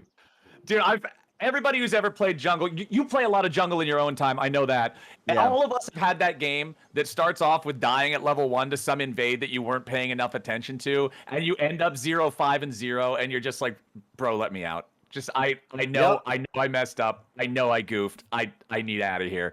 That was FFJA's game number 2. The other 2 games have gone all right for him, with game number 1 actually being a really good performance for him on the Kayn. We'll see how well he can do on the Shyvana here. Exactly. Once you have that one game where you lose because of the level 1, for the rest of them, you're never slouched in the level 1. You're never slouched. You're never not paying attention. You're just like, for the rest of today, I am always primed for a level 1 invade. Yes. Now let's keep an eye on top lane here too, with Carry versus Jade. Jade so far today, running the show in the solo lanes, always up to farm leads, always finding the edge in these heads-to-heads, has just played mostly Maokai so far. It's been 2 games of Maokai, 1 game of Ambessa in that very first game, but after that the Ambessa has been banned, and now Jade is doing exactly what you expect Olaf to do, Raz, and that's running at a dude and hitting Qs at level 1. In competitive metas, if this is a trade that happens, you're calling for a dive. But Shyvana has started topside, is going to probably pass towards her bot side camps. Doesn't want to make that happen, but you can already tell Carry is crying for help, just in case. But as you can see, a little bit of an invade coming in from Jade just to get some little information on where Poppy is passing. But this is looking great for Jade. I also feel like, as a jungler, you hate seeing Olaf as the enemy top laner because, number one, post 6, he's very hard to gank with the CC immunity. And even early, usually Olaf is going to control the lane, right? He's going to have the push, he's going to have the tempo, and it just means that your laner is going to be stuck under turret while this obnoxious Olaf always tries to invade you. 100%. And you know what's hilarious? Was that the Poppy was a flex, and did get flexed towards jungle. Oh, a little bit of trade. Ooh, that was a nice hook there from Blue Guy, dragging sicko mode into turret range to take that turret shot here early on, make the trades feel a little bit better because they were losing out pretty early here. Tristana versus Caitlyn, you would expect Kate to be able to bully early on in the lane. Again, need to go back and mention the draft priority. Number 1, the entire series so far in the first 3 games for Epic has been, do not let sicko mode play Caitlyn. They first picked it both games they were on blue, they banned it the game that they were on red. This time around in game number 4, they are letting sicko mode play that champion, which I can only assume is his go-to champ, his favorite champ. This is the one guy in the lobby that is challenger rated. This Caitlyn, I have such high expectations for. And already, first 4 minutes of the game, it's paying off. Going for turret plates a little bit here. Let's see if the hook turns into anything. Oh, no, I hooked you trying to buffer the death sentence there. Almost ended up landing that. The sentence, of course, comes out just a little bit early, hits a minion as Hant jumps in. If that would have been a slightly delayed death sentence, might have been something there, but Cyber flashes in for the wall slam on the Poppy. Hant is out of there. Cyber with the big Poppy flash to get the kill on Hant. And Hant is struggling now, losing this full, huge, not just plate. Oh, wait a minute. We actually get a kill on with Pike as well. They would have been able to play him into a Yordle snap trap. That would have been real scary. I still don't think it was a kill, but you might have been able to force the flash. To the people in chat who are asking what's Pike playing because the graphic was covering his keystone, it's Hail of Blades. Yeah. Hail of Blades Pike with lethal tempo Triss. So it's not the double Hail of Blades we were potentially theorizing about in the lobby, Raz, but it is still a lot of attack speed. Yeah, still quite a bit. But now, after that kill, you lose a cannon wave, you're 15 CS down, experience down, a level down, that is. Life is great for sicko mode, and now you're kind of understanding why he was just denied this champion the entire time. Man, oh man, this is tough. Also, I think we missed something important, Raz. Olaf died. Oh! Shen killed him. Carry... Yeah, Carry, I'm feeling like Jade probably tried to go for a dive, and Carry just managed to outplay it, probably with a Spirit's Refuge. Jade chasing after Carry here again, winning out on the trade. Carry with a flashback underneath the turret. Oh, takes them out. Jade's revenge up here in top lane. Raz, you want to talk about consequences? Let's talk about this wave that's about to crash into the turret now. There is no teleport for Carry, having already used that to get back into lane after that first kill. Carry's now going to lose potentially a lot to this wave crashing into the turret. It's 1 plate at least going Jade's way. Now going to take the opportunity, go back and reset as the wave just gets eaten up. Just as we were talking about the advantage that sicko mode's having bot lane, you can see Jade starting to rub it in top lane. He's rubbing it in, salt and balloons, whatever it may be, on towards Carry. Like, life is not good for the Shen. This Shen is 30 farm to 46, and Olaf has his Tiamat ready to go. We talked about Olaf controlling the lane and the push and always having you shoved up underneath your turret. It only gets worse once the Tiamat activates. Now FFJA's got to try to escape here on this Shyvana. Julius with the Akali, forcing him down to about 50 HP, but not close enough to claim the kill. Cube also having to flash away there as Cyber makes yet another entry into a fight, causing, again, all of this pressure, all of this annoying awareness of the space around you for an immobile target like Cube. Yeah, gonna be tough here. At some point in this game, they're gonna have to dig Shen out of that gutter in the top lane like I'm digging you out of the gutter. You know, the mine's kind of down there, all right? Like, let's calm down, let's calm down a little bit. Raz, the well-behaved one.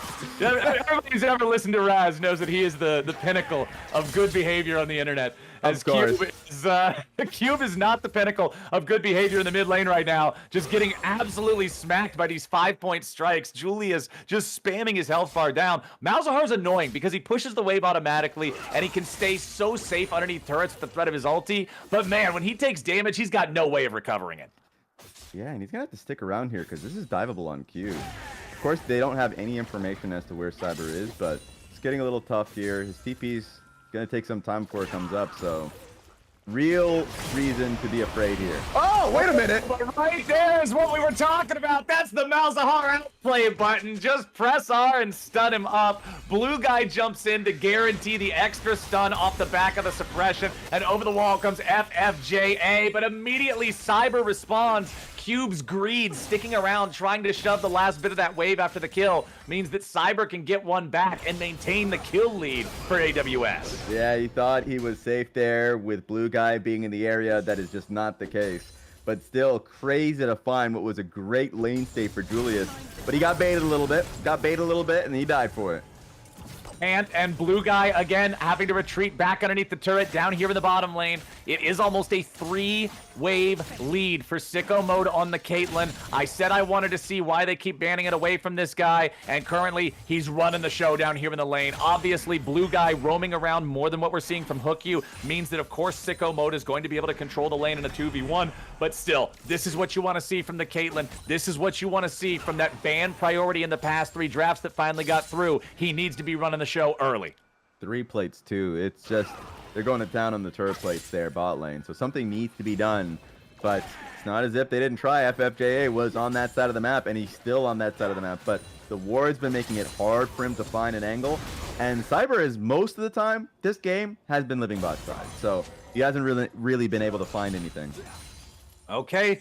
We'll see what else he might be able to get on there. You got Cyber with 2-0-0 on the Poppy, 1-0-0 here on the Shyvana. I do still think that I want to see more from the top side of the map here for the side of Epic. I think that Olaf needs to absolutely run the show as Julius tries to escape back in the mid lane, but the Sand United to back him up as he dives back in here with a Shuriken Flip. 2-man talk coming out from Carry. Blue Guy's the first to die. Julius jumping right back in, has to try to get away from the Shyvana fire now as No I Hook You throws out the lantern, just giving him the shield, making sure there ain't no turn, there ain't no burn. It's a 5-2 game now for AWS. They come out on top 2-0 in the mid lane. What a hero play from Carry. That man was able to just hop in. And I didn't think it would turn into too much, but Julius is also on board with it. They had 2 kills out of it. I thought, worst case scenario, they don't get a kill. Top lane is getting from bad to worse. It was already a 20 CS deficit. It's turning into something monstrous. But thankfully, they were able to get something out of it. They get 2 kills, and now they have a fighting chance here. Jade is going to be raid boss status, though. I'm saying it right now. I said I need to see a massive carry out of Jade before that fight. We got a huge play out of Carry, which was big. But now, Jade is so far ahead, like you're saying, plus 40 farm compared to his opponent. He's even got all these minions just coming up ready to keep getting farmed right now. Carry's about to lose the entirety of his turret. He's down to less than 1 plate with still more than 3 minutes to play until plates fall. This is kind of what Epic has to do now, is play around this Olaf. This is your point of power. This is your major gold lead. I feel like if a fight happens and Olaf's not involved, it's always going to favor AWS. But if Olaf is involved, there is huge turnaround potential here. Yeah, and one problem that I had with the draft is if you're going to try and flex the Poppy into the jungle and find it like a counter pick top lane, I was expecting it to actually be a counter pick. Now you have 2 tanks, so there's a real chance for a 1v2 that Jade's able to just tear through Poppy and Shen if they try and check him. So they will not. I promise you they will not, because the Olaf will come out on top, especially now that he has a completed item here. Yeah, with Ravenous Hydra fully done and Shen so far behind in the 1v1, I feel like the only way that Jade doesn't win the 1v2 against Shen and Poppy is if Shen pops Spirit Refuge and Jade just stands there auto-attacking into nothing for the full duration of the ability. That's the only way I can see it happening. It's not like there's an Ignite on the Shen either. There's no real way to reduce the Olaf's healing. I just feel like this is one where you're just telling Shen, hey, bud, I know it's rough. We'll see you at 20 minutes. Press R on us when one of us dies. Like, it's the game where Shen has to play weak side, and it's a very weak side. Yeah, very weak side. Right now, he's even getting dirty farmed by the Olaf in the top side of the map. So, and he's taking the Grump. He's taking everything top side. There's just no way out for the Shen. Carry's going to end up losing everything up here to this Olaf as the wave. The Shen's just trying to keep everything away. Does not want any waves showing up here. Poppy pressing the eject button there, as now FFJA is going to be your target. Carry jumps in here for the taunt, immediately hook you, following up with a death sentence as Julius dives underneath the tier 1 turret, and Hant is out of there. It's 2 kills again for nothing, but the Olaf still running wild up in the top lane. Malzahar enough wave clear to save the 4th plate down here in the bottom side, as Akali will now be the answer. Julius is going to be the one to try to deal with Jade's Olaf push. Meanwhile, Sicko, Hook, and Cyber trying to go after their second Drake of the game, but Sicko's down to 300 HP, makes this a little bit difficult. Blue guy's trying to escape. Ace in the hole brings him low. Poppy tackle, not close enough to the wall. An extra wall stun there. The extra damage you get by colliding with terrain, plus the one auto attack. Is here. The kill. But Olaf has made his way into the fight. Jade wants an entry point. Pops Ghost, steps on a cupcake, plays over. Okay. Talk about anticlimactic, man. Yeah, that was not exactly what they wanted, but I tell you what, they are going to be happy taking away that Drake, making sure there is not some sort of a soul stack to work towards. I feel like this is the first game in the series we've seen the first 2 Drakes go 1-1 instead of a 2-0 one way or the other. True, because this is a real struggle. Even if the score is telling you it's 7-2, gold-wise, just a 1k gold lead. But if I'm just talking about the comp, I think the comp is really hard to read right now, which one has the advantage. Because right now, Hans and Blue Guy, yes, they're the ones that are kind of struggling just a little bit. But Olaf can definitely tear through 4 of those champions. The only question for me is going to be the Akali, because once you're in Shroud, there's not much you can do as an Olaf. But outside of that, I think it's going to be really difficult just if Olaf decides to join the fight. But for the most part, Poppy is really far ahead. The Caitlyn and the Thresh are really far ahead. They're getting what they want. But Jade is just rich as hell. Oh my god, that was the first turret of the game too. Yeah, turrets have not been falling yet. Even though it's a 7-2 game, the gold lead favors the 2. And it's all because of Olaf, man. 63, 64, it just keeps going up in the farm advantage. This guy is so far ahead individually. But again, it comes down to how well that can translate into the fight. Because although he has been building these individual leads, Carry's been helping out the team with these stand uniteds. It's been what's giving them these kill advantages. But now Hant and Blue Guy are going after the tier 1 turret here in the bottom lane, trying to get even more gold for the team. Looks like that one's going to stop just short of the objective, but it's so close to being taken down. It does look like AWS is going to bring in a little bit more firepower here in the form of Cyber to force these guys all the way back. Yeah, they're hoping they can get something because they lost their entire top side here.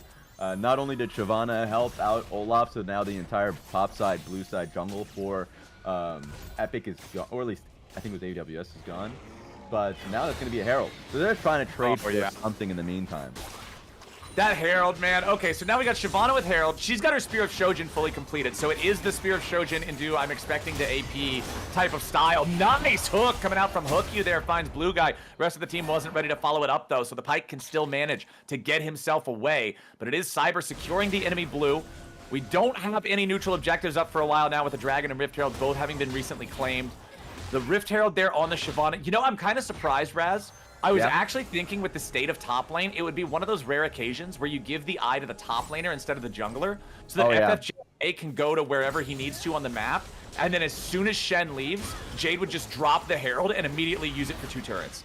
That's what I was kind of expecting, but it looks like, wow, Hant just gets completely caught out there through both summoner spells and the ulti drop. Julius, though, traded back in a 1-for-1, make it a 2-for-1 as the shutdown on the Poppy comes through for FFJA. Yeah, it was a nice pick initially for AWS, but the punish was even better for their opponents. FFJA still chasing after Sicko. Doesn't have any way to lock down this Caitlyn, though. The game is getting harder and harder now from AWS because what looked like it should have been a winning play. Yeah, you're right. They get 2 picks now from Julius and Cyber. That's a shutdown that they were able to get. all in the meantime, Jade is surmounting pressure. So Carry, even if he wanted to join the fight, of course he couldn't, but even if he wanted to, he's losing so much. So to your point, I actually agree. If he gets Herald, that man is going straight for your inhibitor.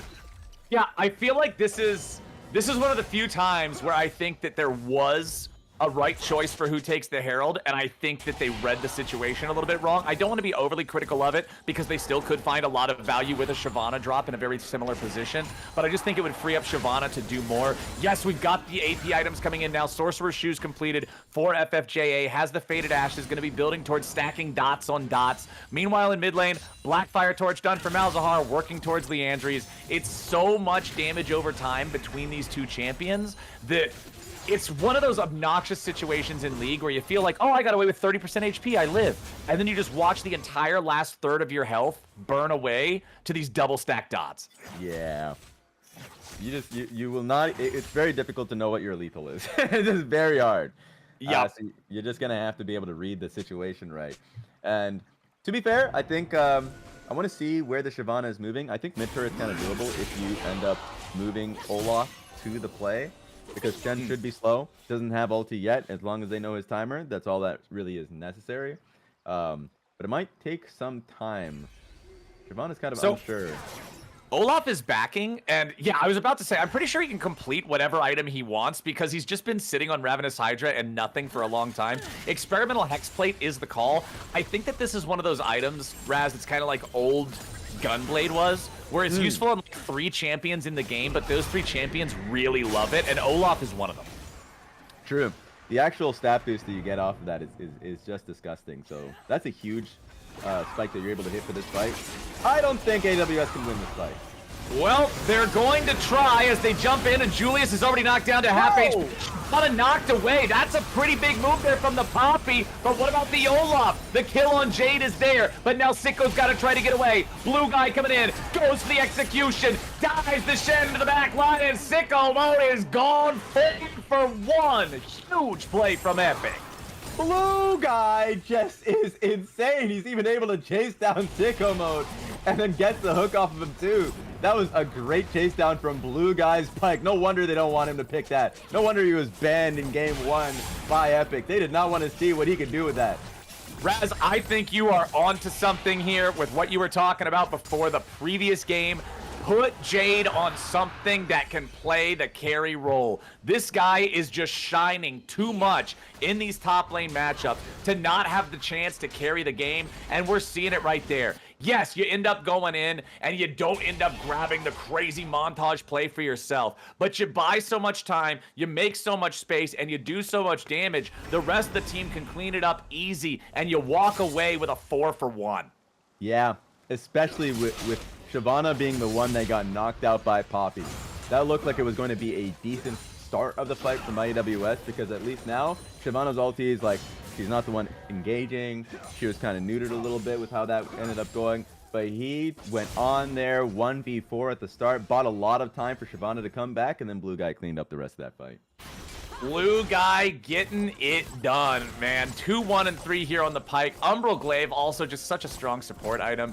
This is, I'm starting to see the curtains close on AWS here in this one, Raz. The Caitlyn still not even on 2 fully completed items. So this hopeful carry that we were looking for from Sicko mode just feels so far away, and staring down the barrel of a Shyvana about to complete her second full item. Malzahar with 2 fully completed items now, and there it is, the Shyvana also hitting the Leandries power spike. Tristana's on 2 fully completed items.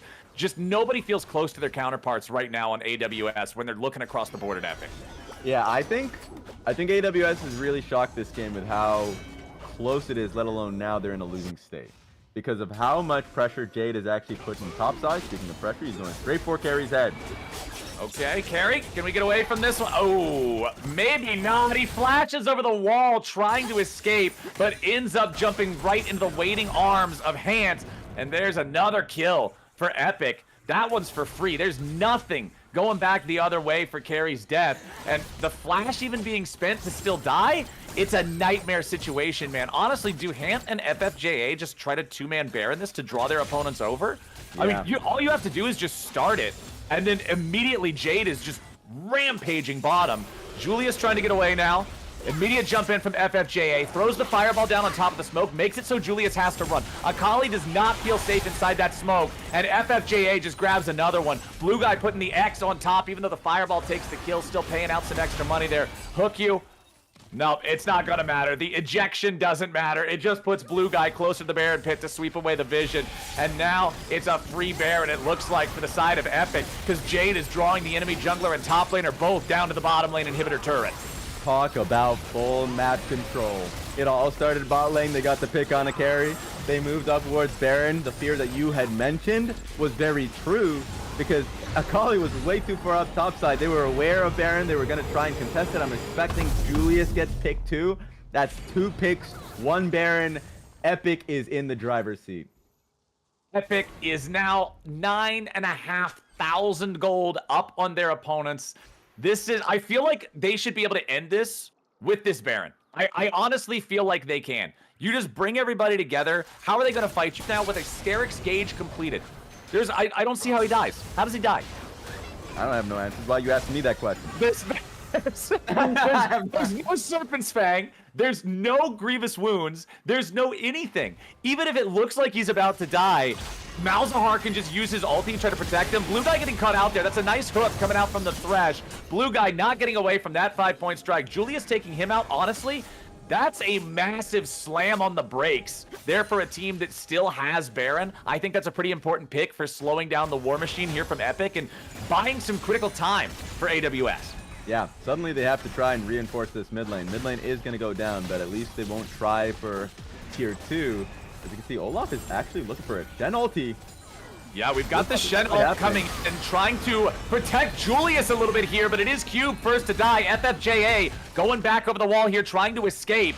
Julius ready to try to get the cutoff. That fireball not connecting. That's not what he needed. There you go. FFJA out of it. I think he might have flashed in place a little bit, but here it is. Olaf, 1v5. Jump. All right. Okay. It was a little bit audacious. Maybe that was a little bit audacious. It's a conga line from Epic as they all run into their opponents one after the other and get mowed down. And the play on Tristana mid-jump. You know what? I should have had an answer for you. My bad. All games are trollable, Flowers.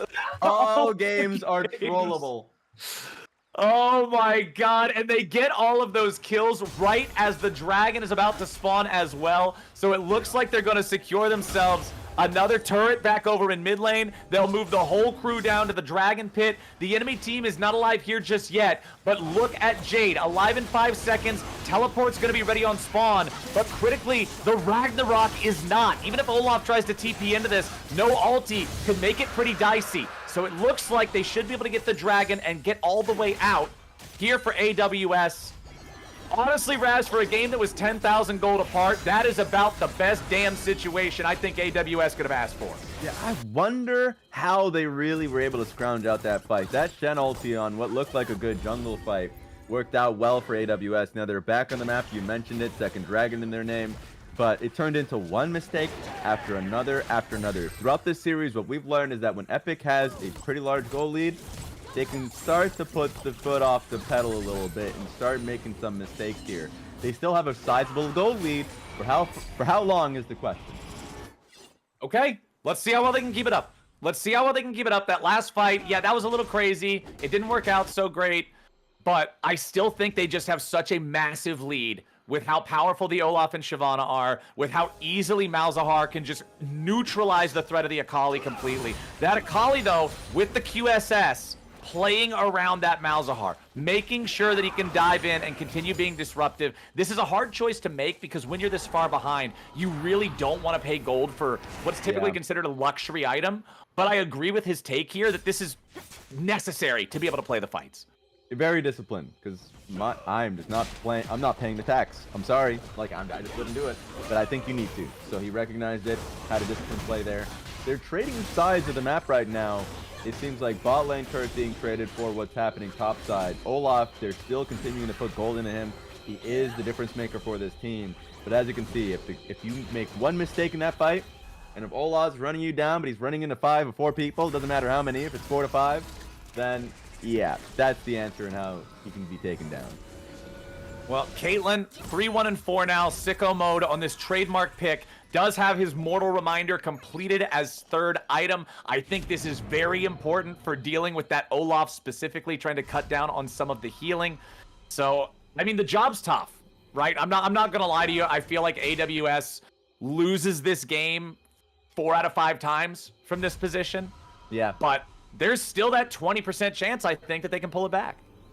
Absolutely. I mean, Shen for the majority of this game, well, I mean, before that last fight. Before that last fight, he was like 1.5 items to Jade's 3. But now he's able to claw a little bit. Sure, it's quite a late second item, but should be just fine. FFJ is getting opened up on. Gets hooked. Oh, nice use of the ulti there, and it drags Hookyu forward. Oh no, Hookyu thought he was gonna go in for the follow, but he follows straight to his own demise. He's gonna want that one back as Julius tries to recover it for the team, but now he's dead too. This might just be the end of the game. They tried to strike back from the enemy side, but Sicko mode's already down. Meanwhile, Carrie tries to defend against Olaf, but what are you gonna do? Jade has been absolutely running the show the whole time. He's already flame horizoned his opponent, man. I think we might have just saw the end of the game, Raz. I think that might be it. Respect to no IOQ. I'm taking that hook too, man. I'm following through on it. The dopamine of traveling that far, and he thought he had the follow-up. Oh, God. What a error.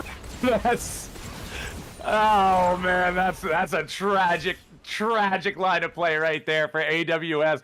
Raz, by the way, the gold lead is now as large as it has been for the entire game. AWS is still up in kills. It's 15-13 favoring AWS, and they're down 10,000 gold. The amount that Jade has harvested, not just in the jungle, but also just what seems like a sizable lead. He's about to flame her right in the chance, by the way. That's about to happen. It's been crazy. He has been the carry for this team all 3 games so far. Yeah, I feel like game number 5 feels almost inevitable at this point because of the gold lead, right? So I feel like if you're looking at game number 5 from Epic's side, you ask Jade, how are we playing this? And whatever he says, you follow, right? If this guy's like, I want to play the Olaf, put him on the Olaf. If this guy's like, we gotta, whatever he wants to prioritize playing, like this is the dude who is winning games and even just like keeping them in the losing games for this team.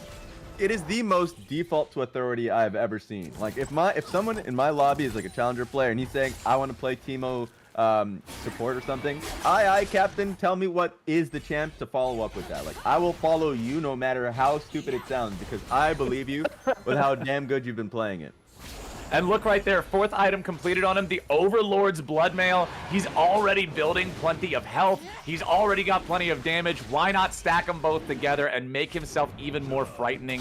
Again, anything other than a pure 1v5, this guy feels pretty confident about going in for the fight. A little bit of damage there from the Caitlyn, hits him with the big headshot for about 1,000, but I feel like if for his final item, you just go like a Death's Dance or maybe even just a full tank armor item to deal with pretty much all of the damage you'll be taking except for Akali. Akali's never going to try to assassinate Olaf. That's never going to happen, right? Yeah. So even just having some armor there, I feel like it's unplayable for enemy team. Julius jumps in here for the Stand United, but now into the back line. The Olaf wreaking some havoc. Does get picked off, though. Hant trying to get away now as Carrie creates space, but the health bars are so low on everybody not named Sicko mode. Julius eats another fireball there from FFJA. The shots keep flying from Sicko, though, trying so hard to keep this tier 3 turret defended, and honestly, doing a pretty good job of it. They still got super minions crashing into the base now from the other 2 lanes, though, and that's going to open up enough time for this bottom lane tier 3 inhibitor turret to also fall. Yeah, it's so disheartening when you see how quickly they were able to take down Jade. And even then, they don't feel confident because of the super minions coming down in both top lane and mid lane. Sicko mode really wanted to take that fight, but it didn't seem like it was plausible. So now that bot lane tier 3 turret down, inhib exposed. Soon the Nexus seems like it's going to be exposed at some point as well. Epic is crazy strong at the moment. So the nice part is, on the side of AWS, if we're looking for silver linings, they didn't lose the inhib, which is critical because it means that you don't have the double super minions in every single lane. Yeah. It's also nice for them that there's currently nothing they need to leave the base for. They can kind of just sit around and clear these 2 lanes of super minions because Baron's not up for 3 minutes. Dragon's not up for 3.5. Now, of course, as those timers get closer, your worries are going to start to manifest a lot more, right? Like, nobody wants to have to walk out into a super dark map and try to contest an objective that could very well end the game. Epic is on sole point. Baron is always Baron. So things are going to be real scary here in about 2 minutes. But at least for these next 2 minutes, Raz, they can close their eyes and pretend like everything's fine. Exactly. Let's just go. Just a little bit. For a little while longer. A little bit. Let's not Just a accept little the fact that FFJA just completed his death cap. So like that, let's just ignore that part. Right, yeah, Ignore the we'll LGR completion. Yeah, we'll ignore Malzahar's Void Staff and Rylai's. Yeah, we can ignore that. We can ignore all of these things. And then we maybe can the next fight works for Alpha. 5.5 items.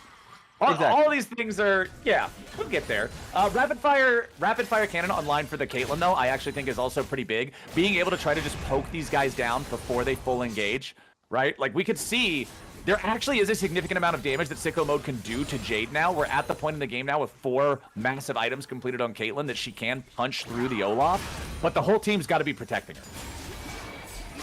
All right, they're defending it, but they got to defend it quickly because top lane inhibitor is down. Super minion wave is starting to move towards the Nexus turret right as we speak. Okay, the inhibitors are going to be respawning soon. As AWS scrambles to try to defend, Epic falling back here a little bit as Cyber jumps in. 2-man taunt coming out, but the problem is Olaf is into the back line. Nobody is protecting Sicko Mode. The team is disjointed. AWS scrambling to fight a 2-for-2 trade so far. Julius tries to go into the back line, but he doesn't have the damage to kill Cube. Sicko Mode needs to go in and find some more. He gets the kill on the Pike before the execution can claim his life, but the burn is enough to kill his last remaining teammate. With Cyber out of the picture from FFJA, Cube is now terrorizing the inhibitors as they've respawned. Sicko Mode trying to go back to base, heal up enough to close the distance, maybe snipe Cube down before we can get this 3rd inhib. The difference between 2 and 3 inhibs is absolutely massive, and Sicko Mode knows it. He doesn't want to let Cube get any closer. There is no ulti here on the Malzahar. The Nexus turrets, the first one's already down, the second is under siege. Sicko Mode pulled back and forth between 2 different spots. Caitlyn's wave clear is pretty ass. It's not that easy to clear these away. T4 turret just barely hangs on. Just by a hair, he had to concede the inhibitor topside just so that he could hold on to that one. That was so close. Sicko Mode played that fight well, by the way, really damn well. Flashes the Pike execution so he can be able to get that kill. And I feel like at any point, if there was a misplay, just one mistake, that would have been the end of the game. I also got to give credit to Carry. Carry Shen ulti, just in case Sicko Mode died to Jade's dive, that would have done it. But he was able to get a good ulti off of there at the right time, so Seiko could deal with him as well. I am impressed with how well AWS is fighting back, considering this is a 13,000 gold game. But if Julius dies here, that should just be GG. I don't see a world where you can win a team fight where Akali's just dead at the very start, and Hant guarantees that's the world that AWS now lives in. This should be Epic Systems pushing for the very end. The last remaining Nexus turret is just barely hanging on, right? Like, that thing is just about to crumble. The super minions doubled up in every single lane. A 5v4 favoring Epic Systems. Nexus turret number 2. How many hits is this sucker even going to live for? Should just be 1 or 2 here. Hookyu tanking up damage here in the front as Hant is knocked away by the Poppy. Hookyu goes for a death sentence. Ain't going to find it on much of anything at all. Dying to the damage over time for the Malzahar now as the Ragnarok and Olaf is not stopping anytime soon. Cyber forced back into the fountain platform. And there it is, ladies and gentlemen. Raz called it after the second game. We are going to Silver Scrapes. It's game 5 here in the finals. I don't know what it is about these tournaments later on in the season. The Final of the Worlds went to Game 5. A significantly lesser tournament in Riot Rumble. Honestly, in Riot Rumble, every game that I was watching went to the final game. Now, Riot Rumble, final game, goes to 3. But, like, Freak's Tier 1 game, by the way, Freak won his Riot Rumble, but it went to the final game comeback. Nice. The two games that I was watching in person went to the final game. This going to the final one. We get to see Epic bring the game back, bring that series back to a Game 5. All right, you heard it here, my friends. We are going the distance. Don't y'all go anywhere. We'll be back real shortly for our 5th and final game here at the CEA Championship. Be right back.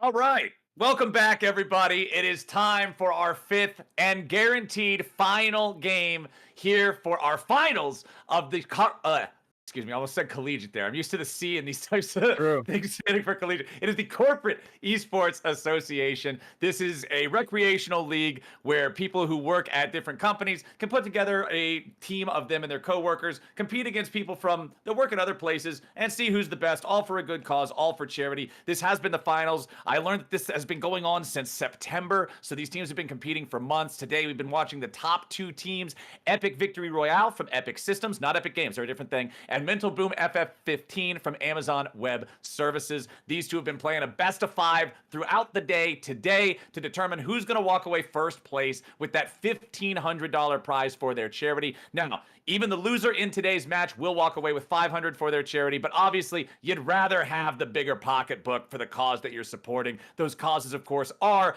Doctors Without Borders for Epic and Friends of Animals for AWS. Now, Raz, Epic won the first game. AWS won the next two, and then Epic just came back in game number 4 to bring us to Silver Scrapes, to bring us to this fifth and final game. How are we feeling about everything heading into the game 5? Are you a believer of momentum? I am, sir. Well, I'm not. But if you if you're a believer of adaptation, all right, Okay. adaptation, Okay. All right. like Epic have adapted. We've seen Jade now on a carry option, and in both those carry options, he has performed incredibly well. And I feel like if he didn't have the game that he had, they're not going to game 5. That was not a possibility.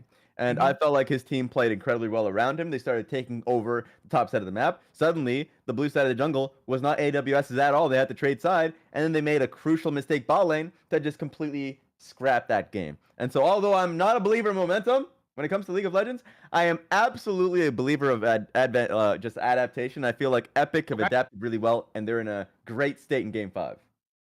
And at the same time, I feel like AWS adapted really well after the first game where they lost, right? They've True. been banning the Galio and the Mbessa ever since. It seemed like they just had the answers in those other games, particularly the game 3 with the Swain, where their opponents just literally couldn't beat him 3 versus 1. He just walks at them slowly and they die over time. Yeah. So considering both teams have done a good job kind of downloading the response of the other side, I think the draft is really going to have a huge role to play here in this final game. I want to see carry on something that helps the team, right? Because even though that last game, he kind of got his butt kicked individually, he had some great ults to help the team and set up those early kills that had them out to an early lead. But at the same time, Jade had an even greater impact once the dust had all finally settled with that performance on the Olaf, with that carry. So I want to see more team play from carry. I want to see more individual carry potential from Jade, specifically in the top lane. Where are you looking specifically in this last game, Raz? It has to be top lane for me. And in the draft, I wonder if they ban Olaf. Because remember in that draft, they didn't really have a good response when they ended up flexing Poppy jungle. Because when you flex Poppy jungle and put Shen top lane, you are double countering yourself. Because at the end of the day, if you end up having a Poppy gank topside, Olaf is going to run straight through you. If you look towards team fights, both Poppy and Shen, Olaf loves that situation. So if you as a team are saying, we are going to play top lane tanks no matter what, and if we're probably going to be trying to flex like a Poppy or something like that, then in general, I don't want to see an Olaf from the enemy team. Okay. But now you're in a position where you're banning both Mbessa and Olaf? I was gonna say Mbessa, Olaf, Galio. There's your first 3 bans. You get no other bans if that's the play. If Olaf's got to be banned out, because I feel like they're not letting the Mbessa or the Galio back through after what we saw both those champions do in game number 1. Or I don't know. So you asked me if I believe in momentum. Alongside momentum, I also believe in recency. It's the thing that most recently decided a game or impacted a series that sticks with you the strongest. And I feel like a lot of times we can see series that have something very decisive, have something very important in the first game or maybe even 2 games, kind of be let go if things change dramatically in the next couple. And then game 5, we see things return to more of that starter state. So the draft, I cannot wait. I cannot wait because I feel like it's just going to carry so much weight in this final one. Yeah. And usually, I love AWS's draft. Usually, I think Mental Boom FF throughout this series has had the stronger draft, even though some of those games they've lost in. The last one I just didn't like. So I wonder what the recalibration is going to be like. But to the point that you'd made, feel like every player in this game has had moments in which they've like had heroic, for instance, Julius Swain, crazy. Cyber was able to do that a little bit more consistently, both in the Kazakhs when he went up against FFJ's, what was it? It was the Kane. And then Yeah. some of those games were monstrous. I think every member so far in this game has had their moment, and all you need is just one to take the series. So that's what makes it so much more fun. That's who it's about. It's about who steps up, right? We've seen Swain performances. We've seen Galio performances. We've seen Olaf performances. We've seen Ornn performances. We've seen all of these different guys pop off at different times. And so now it's time to clutch up, right? This is the chance where you have the opportunity to make or break whether or not you win this series, whether or not you're walking away with $500 for your charity or $1,500 for your charity. I can't wait, man. I hope we're getting in there soon. We must have like a slight delay waiting on a player or something. I feel like whenever we're late to get into a champion select, there's always some guy stuck in the can longer than he expected to be. And it's usually a train of people being stuck in the can. After you wait like 2 or 3 minutes for one person that's going into the can, suddenly you realize, damn, we're in game 5. I need to go to the can myself. And you have staggering people going to the can at different times that's delaying the games. All right, well, AWS, they have decided to play off of red themselves. Remember that the first 2 games after game number 1, the losing team wanted to go play on the blue side. Now for game number 4, it was Epic, that wanted to play on red. Now AWS wants to play on red for the final game. So it's going to be Viego, Kha'Zix, and Ornn banned out by Epic. AWS, they'll keep the Mbessa and the Galio. They will also keep the Zac that they have banned out for the entirety of the series. So that means that the Olaf is still viable. Epic is going to go ahead and grab themselves the Shyvana again, just like they played in the previous game. This was a big pick for FFJA. I felt like he had a ton of damage contribution in the fight, so they're happy to lock that. We are going to see the Caitlyn picked up again, though, for the other side. We are going to see that locked in for sicko mode. This was the pick everybody was afraid of. Okay, Hecarim. Wow. There's no curiosity about where that one's going. That brother said, lock me in Hecarim, game 5, the ball in his hands. That's insane to see. And I'm wondering what the third pick is going to be for, because now Epic's, remember, Pyke was banned for the majority of this series. He might just go straight back to it. You're already seeing the hover on Tristana. They might run that back. They just might. There it is. Okay, so far for Epic, it is a 2 out of 2 run back from the previous draft. Not in the same order, but we are seeing the same champs. The Caitlyn for AWS, obviously going to be a run back, but at the same time, this Hecarim, we've not got to see this yet today from anybody. I'm really excited for this Hecarim versus Shyvana matchup. I feel like whichever one of these gets ahead can just absolutely run over the game. Okay, are we locking it? Are we going again with the Tristana Pyke bottom lane? Locking it in. We are locking it in. Do you think it's going to be Thresh again, or do you pick something else? I think it's going to be the Thresh again. You know what's funny is that the moment you said Hecarim, that's when I realized there was a Hecarim. I just didn't think Hecarim was ever going to be picked. So I thought it was just like a new Thresh skin or something that's being thrown out there. I was like, oh yeah, that kind of looks like Thresh in a different angle, you know? No. Well, you can tell, see behind his head how there's like that back part of his pole arm? Yeah. Yeah. It's context clues, bro. Thresh doesn't have anything like that. He just has a chain and a lamp. All right, fair enough. Ooh, the Nautilus. Was it last game you were talking about this? I know in one of the drafts you've talked about wanting to see the Nautilus more. Yeah, I wanted to see the Nautilus into the Melio pick. This one's going to be into Pyke, which is just as good. A lot of the times when you're seeing a champion that has wind up like Pyke, like Thresh, Nautilus is a very easy, straightforward champ that immediately responds and should be great lockdown on the Pyke or Tristana. 2 great options here. All right. Let's see what we got here. What are we going to get for our second half? Okay, now's where we start to see the vengeance bans from the previous games in the series. Swain will not be the pick for AWS this time. Just the same that Olaf will not be the pick for Epic. They're also going to remove that Ahri, which was one of the go-tos for Epic's mid laner. Remember, he did play that a couple of games, although I do believe it was both the games that they lost. However, AWS still paying respects over to the comfort there on the champion. We'll see what Epic wants to go for this last ban of theirs. What's it gonna be, guys? Do we want to focus down another thing that's been successful in previous games, or are we just gonna go with generalities? Okay, the Azir. This was game 1. that AWS played this, I believe. So that one's going to be taken off the table here too.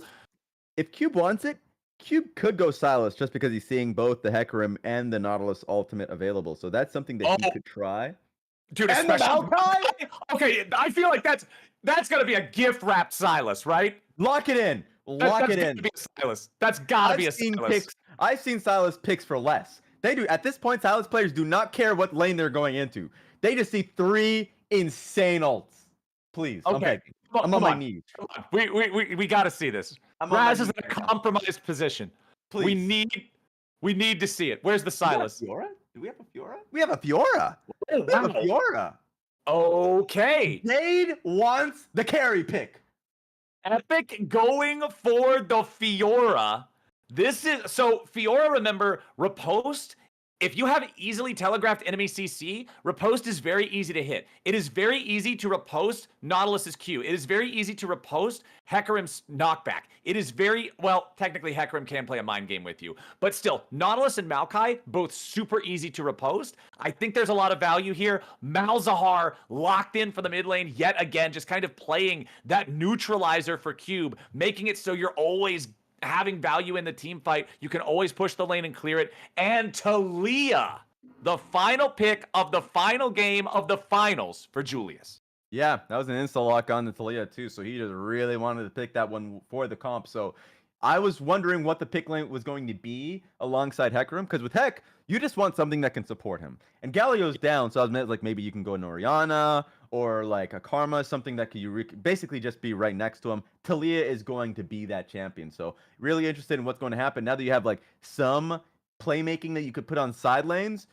Jade is going to be put under a microscope, because if he finds that one pick, as he has like a Talia and a Hecarim in his lane, he could go off. He could be a monster this one. All right, Raz. So tell me how far off base I am here, because I'm going to give my my cursory understanding of the way that this one's going to look.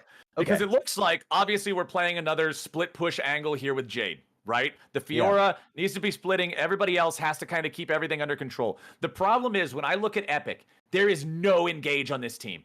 Yes, Shyvana can jump at you and spit a fireball. Nobody's actually locked down, right? Pyke can go fishing, but that's for picks. It's not really a hard engage. Same with Malzahar and his ulti, and for Malzahar to use it aggressively, he almost needs to flash. Meanwhile, on the other side, you've got Talia wall. You've got Heck ult, you've got Maokai ult, you've got Nautilus ult. So what I'm seeing this as is the battle of, can AWS find the big engage in a 5v4 or a 4v4 before the Fiora from Jade just runs rampant in the side lane?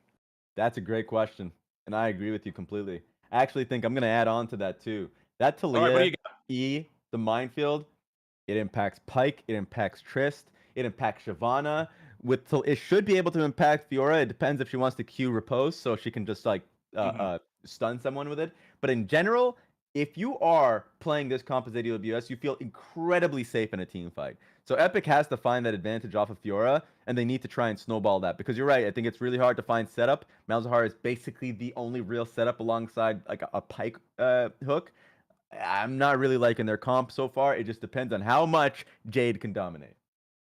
That being said, I feel like if they disjoint their engage, right? Hecarim flies in too early. Talia ends up hopping off the wall at a bad point. Nautilus does what you see Nautilus do every single game and goes for a happy hook, right? Like, any of these things happen, Epic has good counter engage. They have good counter punch, right? Trist is very good at peeling for herself and making distance from a non-coordinated attack. Pyke can manage to kite people backwards with his stun. Malzahar just presses R and the guy's locked up, right? So I think for AWS, coordination is key. If everybody's on the same page, you will run these guys over in that 4v4 or 4v5. But the clock will be ever ticking. Jade has come out on top 4 out of 4 times, I feel like, in these matchups so far today. Now he's on a Fiora versus Maokai head-to-head. That's guaranteed to be success. Yeah, and in your chat, Sil also mentioned a really good point, which is Pyke was really good that last game. Really good. So not only is Jade feeling it, really confident, but also, if Blue Guy has the same performance that he had that last game, that could be really, really tough for Mental Boom FF15. So, throwing that all out there. But we need to see how the game plays out. There's going to be nerves involved with the Game 5. There's going to be over-eagerness involved in a Game 5. And sometimes, it's going to make you mad. It could be It's inactivity for game 5 when no one does anything because they're afraid to lose. Or it could also be full insanity. You never know. Maybe never this know. is a full double level 1 send. I am not sure, but we're going to be getting in there very fast. For those of y'all who might just now be joining us, we are on the live servers. We are not on the tournament realm, which means we do have to accommodate for the spectator delay. The timer right now is the normal champ select timer, and the timer popping up right now is our 3-minute delay. So we are going to take a quick break. I'm going to fill up my water one last time, put some silver scrapes on for you guys, and then we will be back for our final game of this finals. Don't go anywhere.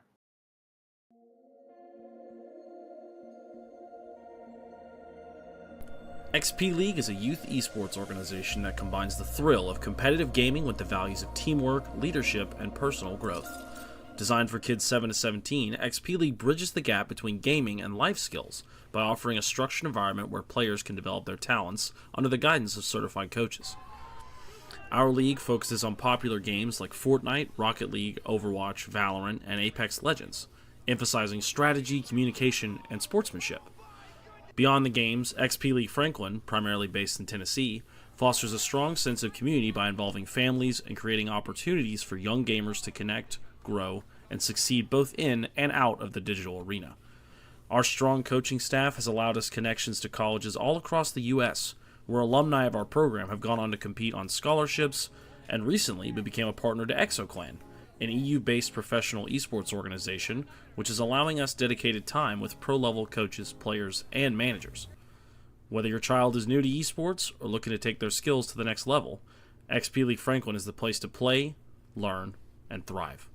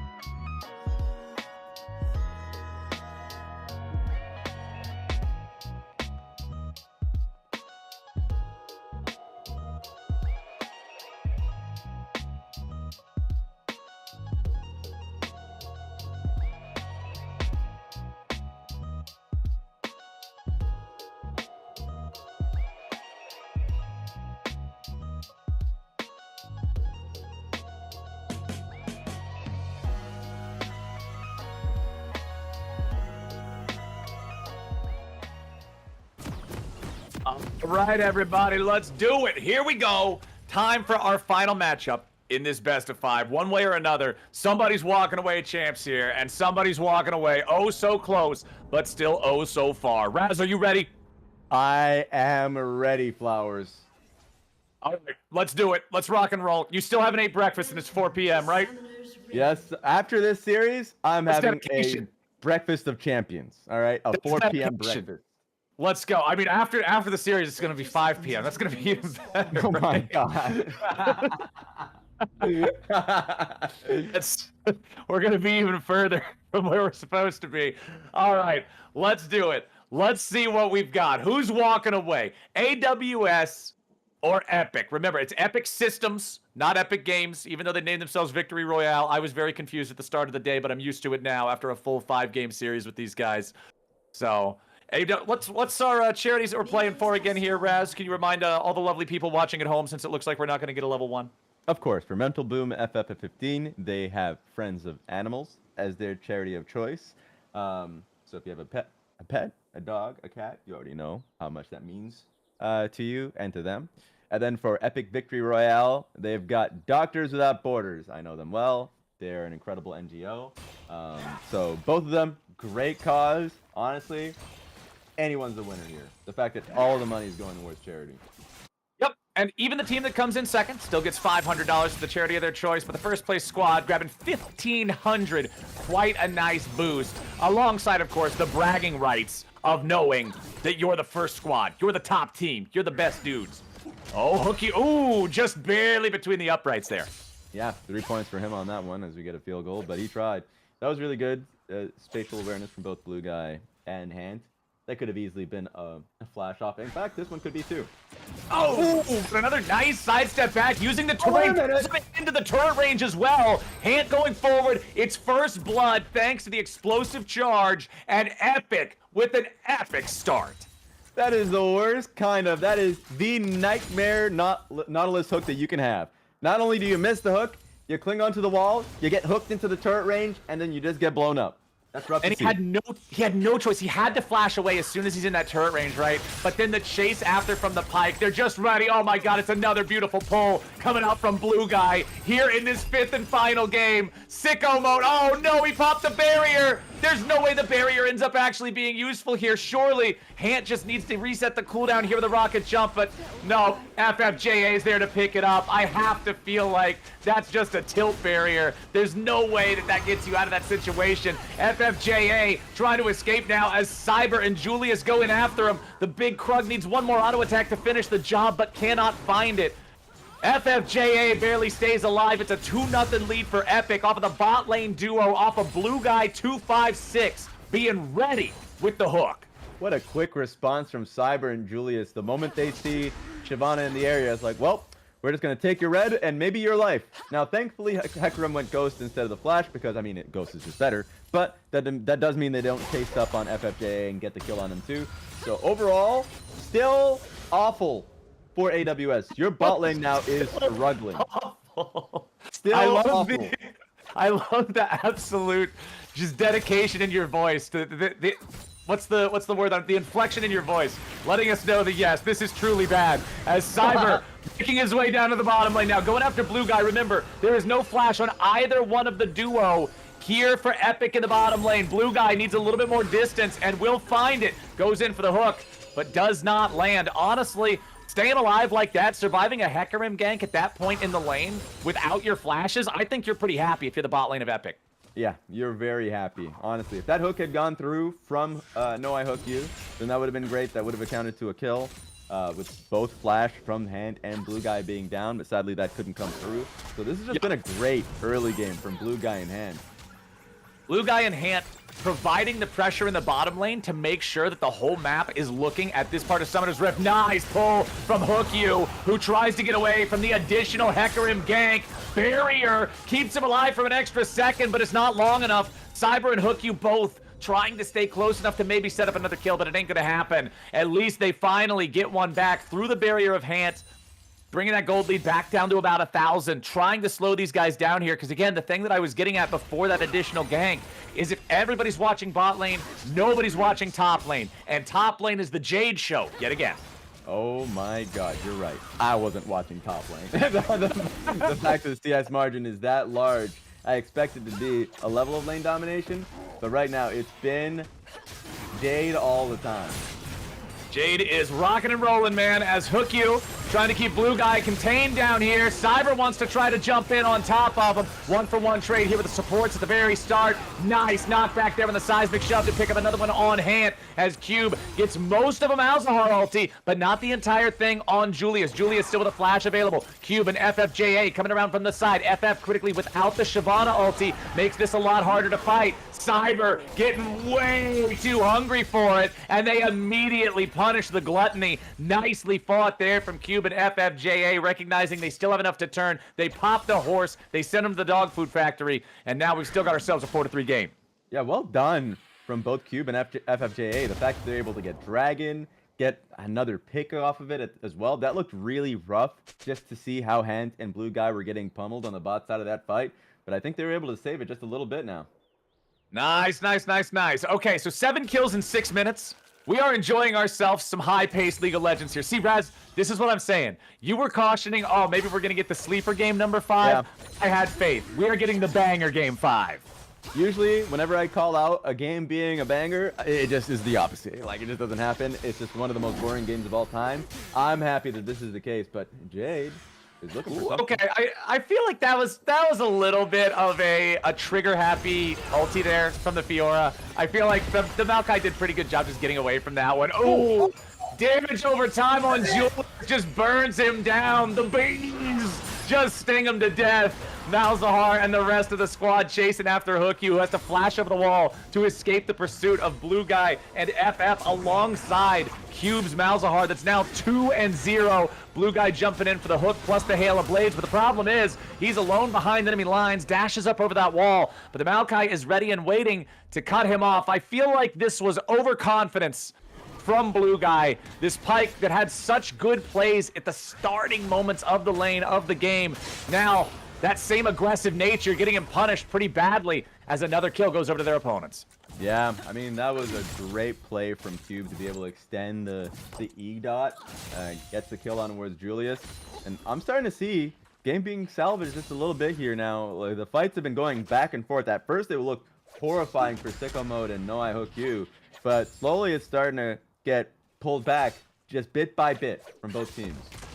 Well, this is still the big problem, though. We're watching this Maokai try to deal with Jade. It doesn't really work. Julius is going to make his way up here, but the issue is Seismic Shove is another one of those things. It's so easier for Fiora to just block it, right? And yeah, you're probably not going to actually hit Talia with the damage and slow part of the riposte, but you can block the shove so easily. Fiora, as long as that spell is up, should never get shoved by Talia.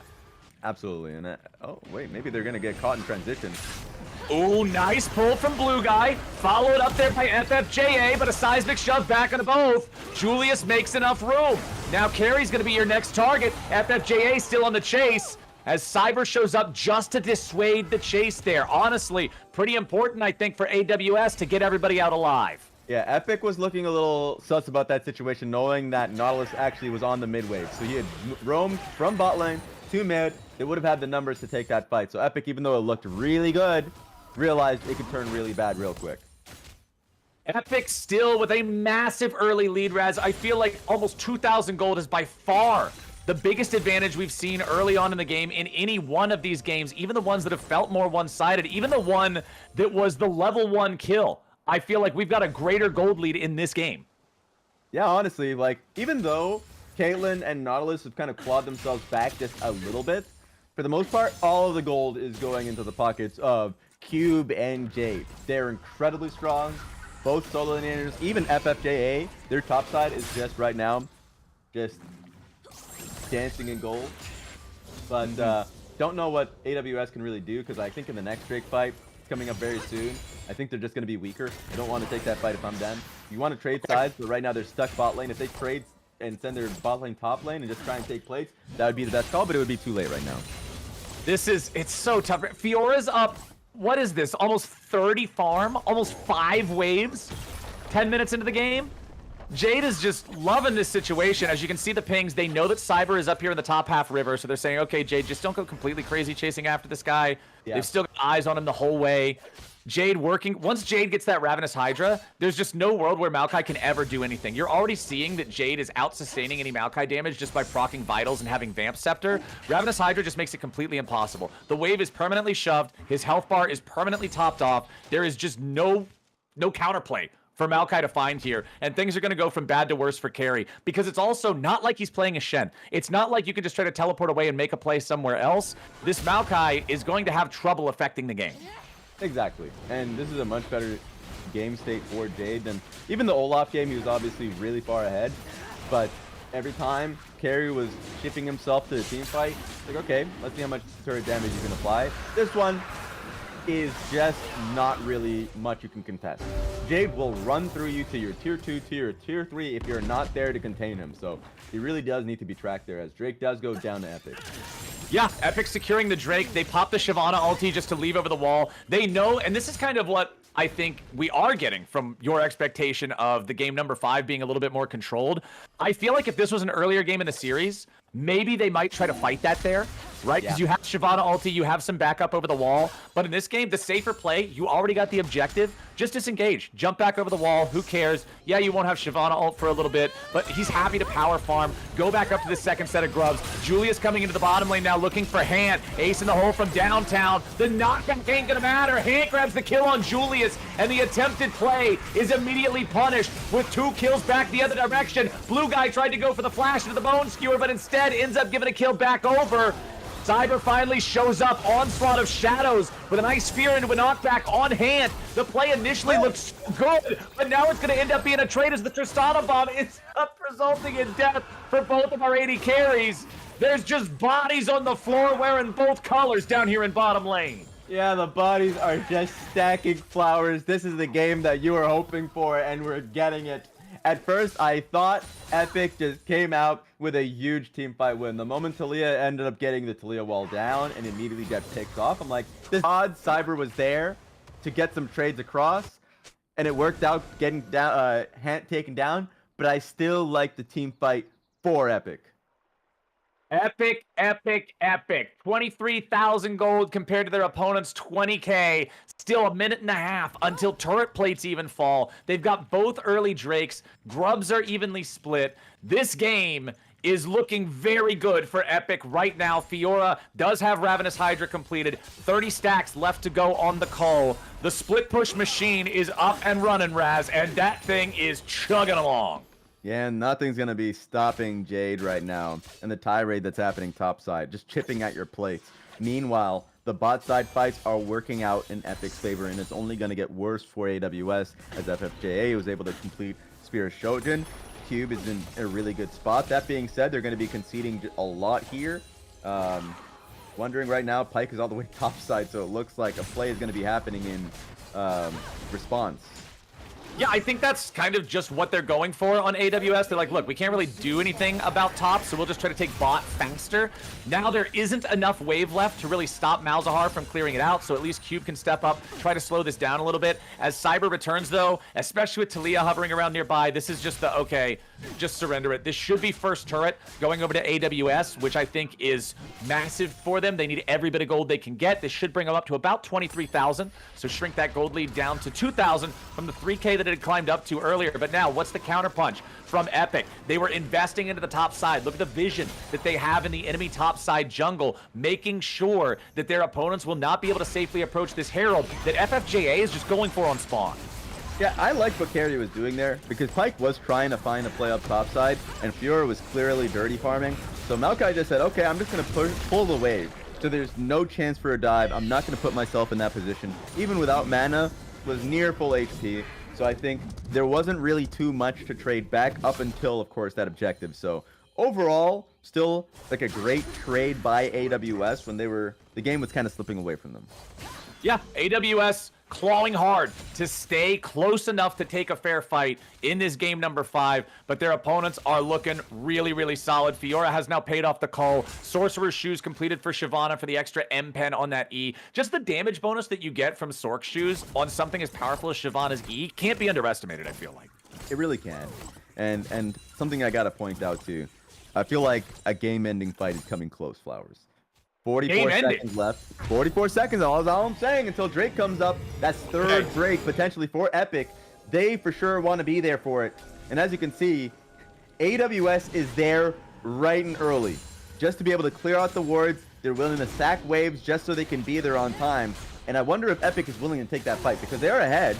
I feel like they should be confident. Oh yeah, if I'm Epic, I want this fight every day of the week. And if I'm AWS, I know that this is a fight that we cannot afford to lose. Right? You're already down far enough that a big loss here, I agree with you, Raz. If AWS loses it, it's game ending. If Epic loses it, I don't think it's quite there just yet. True. Completely agree. I think they should be pretty comfortable. The moment Maokai shows his face topside, Fiora has TP, can make her name known towards this fight. Now they see Maokai. They should be willing to take this fight. Dragon's really healthy right now. Dragon's still at about half HP. The approach from Epic as they try to make their way in, but Julius using the Weaver's Wall, just trying to buy him enough time to burn down the objective, but instead a nice Bone Skewer gonna drag Nautilus right on over. Drake, yes, it's secured by the red side, by AWS, but the fight has gone the way of Epic with just a single kill. Honestly, if you're trading just your Nautilus for the Dragon, I will take that trade for AWS. Absolutely. Honestly, I thought that was going to be a stolen Dragon from FFJA. He went into ulti form, tried to combo his smite with ult E, but of course, Hecarim was still able to get it.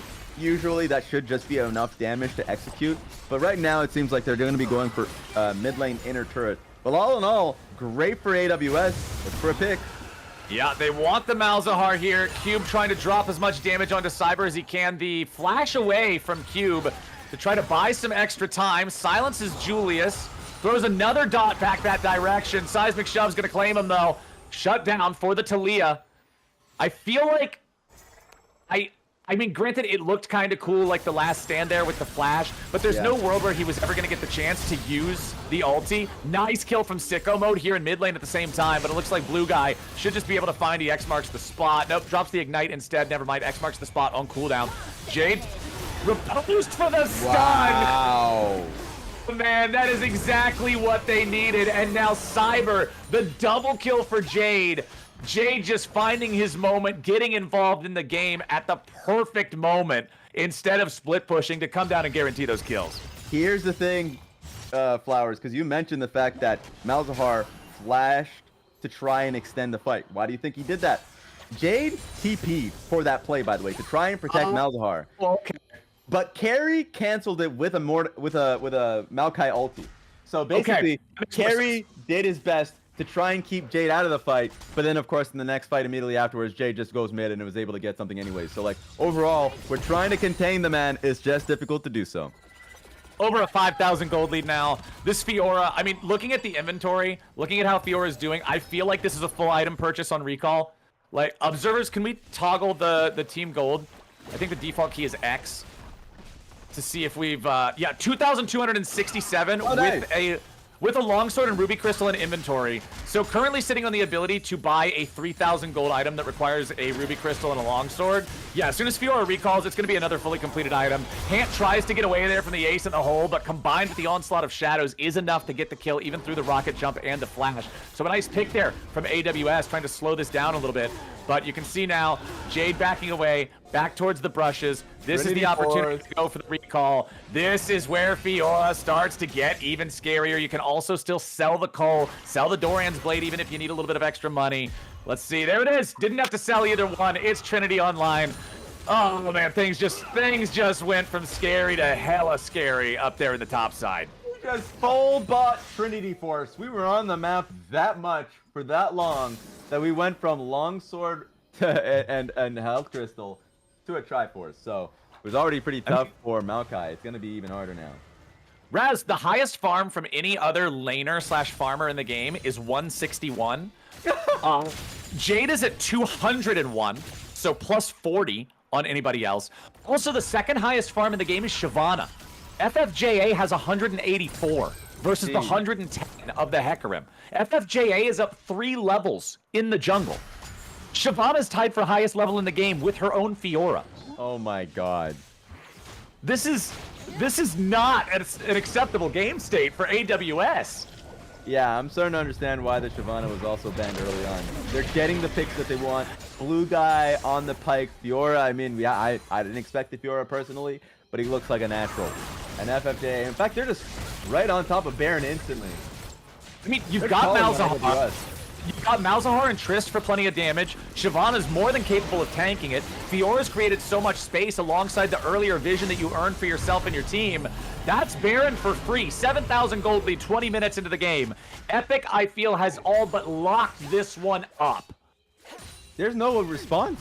I mean, outside of the troll option, right now, Epic has complete control. There's not much Carry can do. If he ever tries to leave this lane to help out in the objective fight, by the way, 30 seconds, that's going to be another soul point fight ready.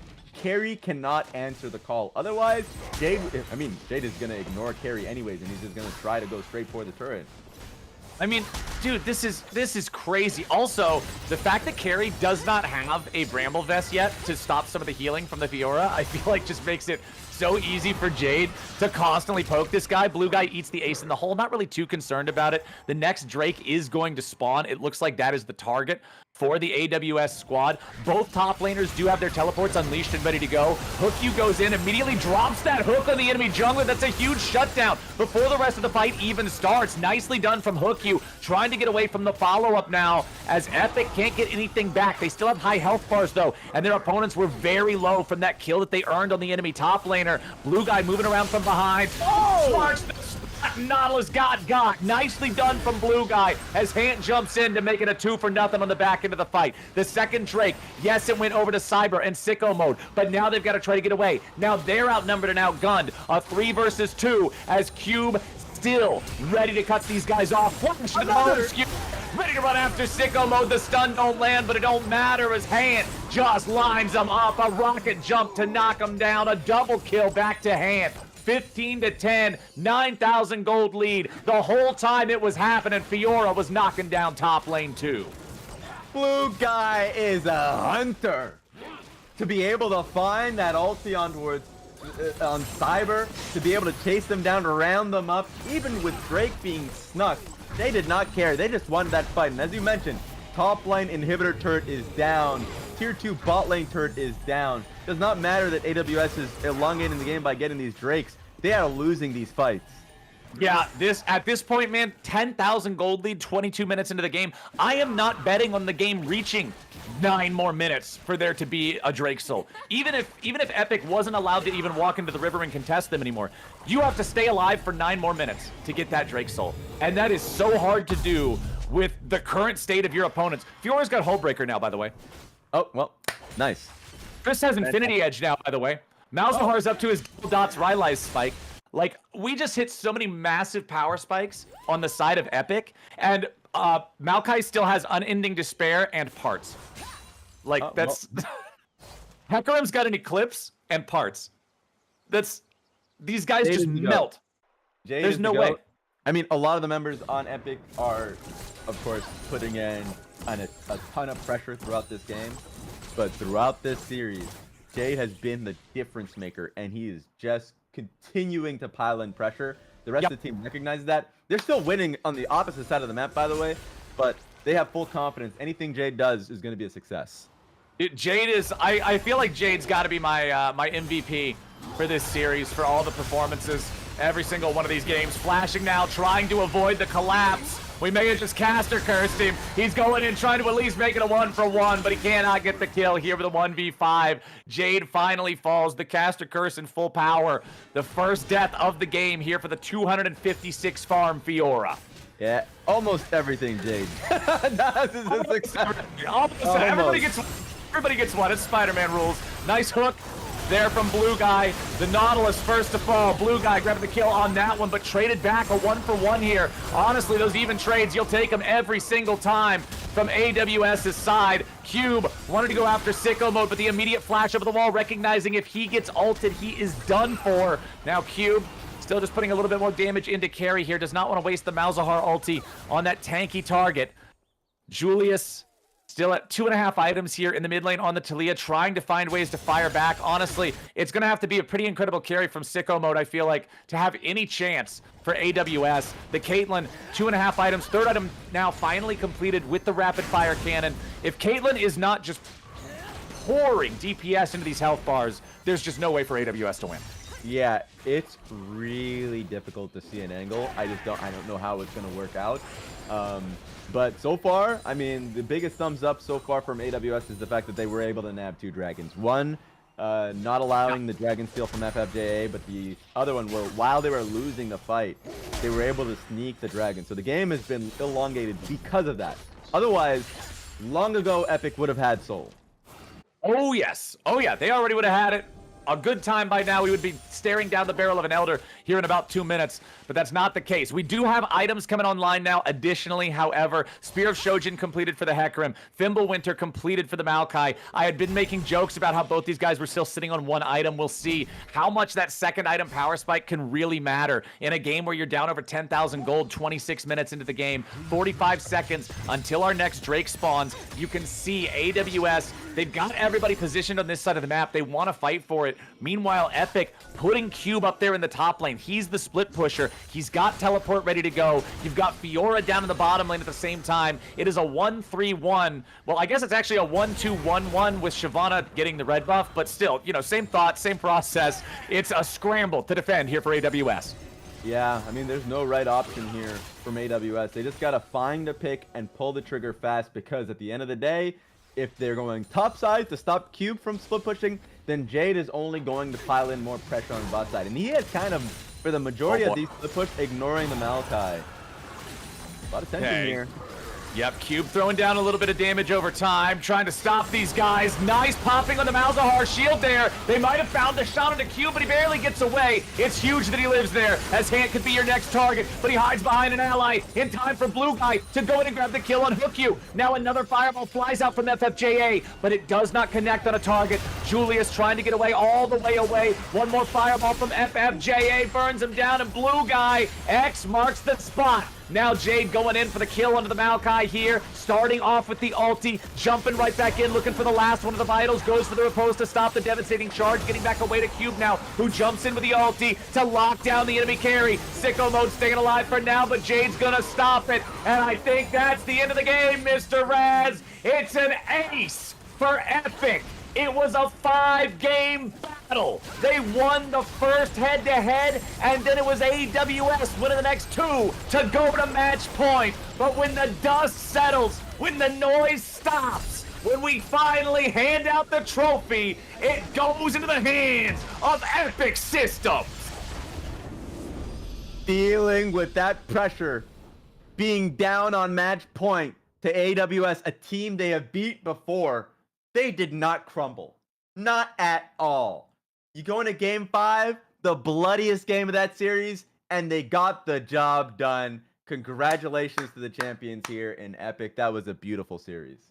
Epic Systems walking away with the dub here in the CEA Finals for 2024. They are going to secure $1,500 for their charity of choice, Doctors Without Borders. Hell of a good cause. Congratulations to them. Also, second place for AWS. It was a hard-fought battle. They came up short at the very end, but they're still walking away with $500 for Friends of Animals, their charity of choice. So both charities get to win today. That's always what we want to see. These kinds of rec leagues, charity prizes, things like that. It's for playing League of Legends in a more coordinated, competitive environment with some of your friends, some of your coworkers, seeing how well you can do. And for Epic, they can do pretty damn well. Exactly. That's what it's all about at the end of the day. You're playing games with your friends for a great cause. And the fact that all of this happened, you also got a pretty sick memory to leave behind if you're Epic. The fact that you're able to come in, have a dominant performance throughout the season, through multiple months of play, and then right at the end, it wasn't an easy win. It wasn't. Some people expected it to be the case. It went to 5 games. They were down on match point. They came back. They clinched it in an excellent way with full confidence, with Blue Guy on Pike, with Jade on Fiora, the rest of the team holding it down. We love to see how they played that out. So I don't know if we actually do official MVP handouts or whatever on the stream. Again, Raz and I just kind of showed up and we're like, hell yeah, let's cast a charity final. Let's do it. But I'm going to go ahead and give out my MVP award of the series to Jade. I was saying it at the end of the last game. I feel like even in the games where they lost to AWS and those mid couple of games with Jade on the Maokai, Jade was the way that they stayed in the game for as long as they did, and critical in so many of the wins. The Mbessa in game number 1, constantly finding the angles to bring them the dub. Then when you get to the Olaf in game number 4, the absolute raid boss, ran the show from start to finish, and in game number 5, they had no answer for the Fiora split push. It was a great team effort all around from Epic, but when I have to pick one out of the 5, Jade's the one who stands tallest. I completely agree. It has to be Jade for me. I think that the pressure that he had in all games, even in the losses, especially when he was on Maokai, I wasn't happy about the Maokai pick, not because it's not a good pick. It was good in that situation, but with how well Jade was playing, I was like, got him, put him on a carry. But overall, I felt like he had really dominated, and it was a team-wide performance. I only mentioned Jade and Blue Guy, but Hant, Cube, and FFJA all really put in a good amount of work. FFJA had some insane carry games. Stuff Yes. like this is what you remember. You remember and you kind of slotted in. You had 3 or 4, like a couple months of great competitive play, possibly scrims with the friends that are along with you, and then you end up coming out with a win like this. Awesome stuff. Awesome stuff from Epic. I do believe. Now, hold on. It's not actually the stream breaking people that are watching on my channel. It's the fact that I have to turn the Discord thing off so that I can check the Discord channel and see when our interviewer Yeah. is coming on. Okay, it looks like we do have an interview coming up here in just a couple of minutes. We are going to take one last whoops. We are going to take one last. I don't think there's anything in the channel that matters. I Yeah, hope we're all not. good. We're all Okay, good. whatever. We're going to take one last break here at the very end, and we'll be right back with an interview with FFJA, jungler from the victorious Epic Systems squad. Don't go anywhere. We'll be right back for the end of the day wrap up. Be right back.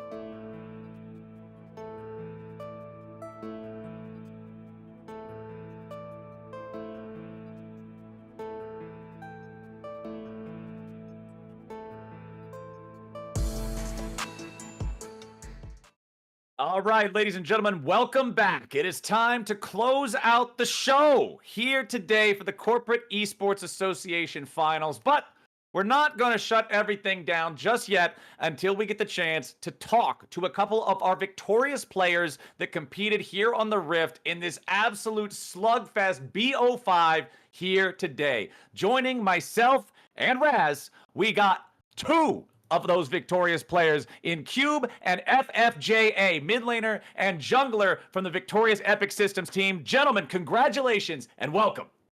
Thank you. Thank you. Thank you. Thanks for casting, by the way. We really appreciate you taking the time.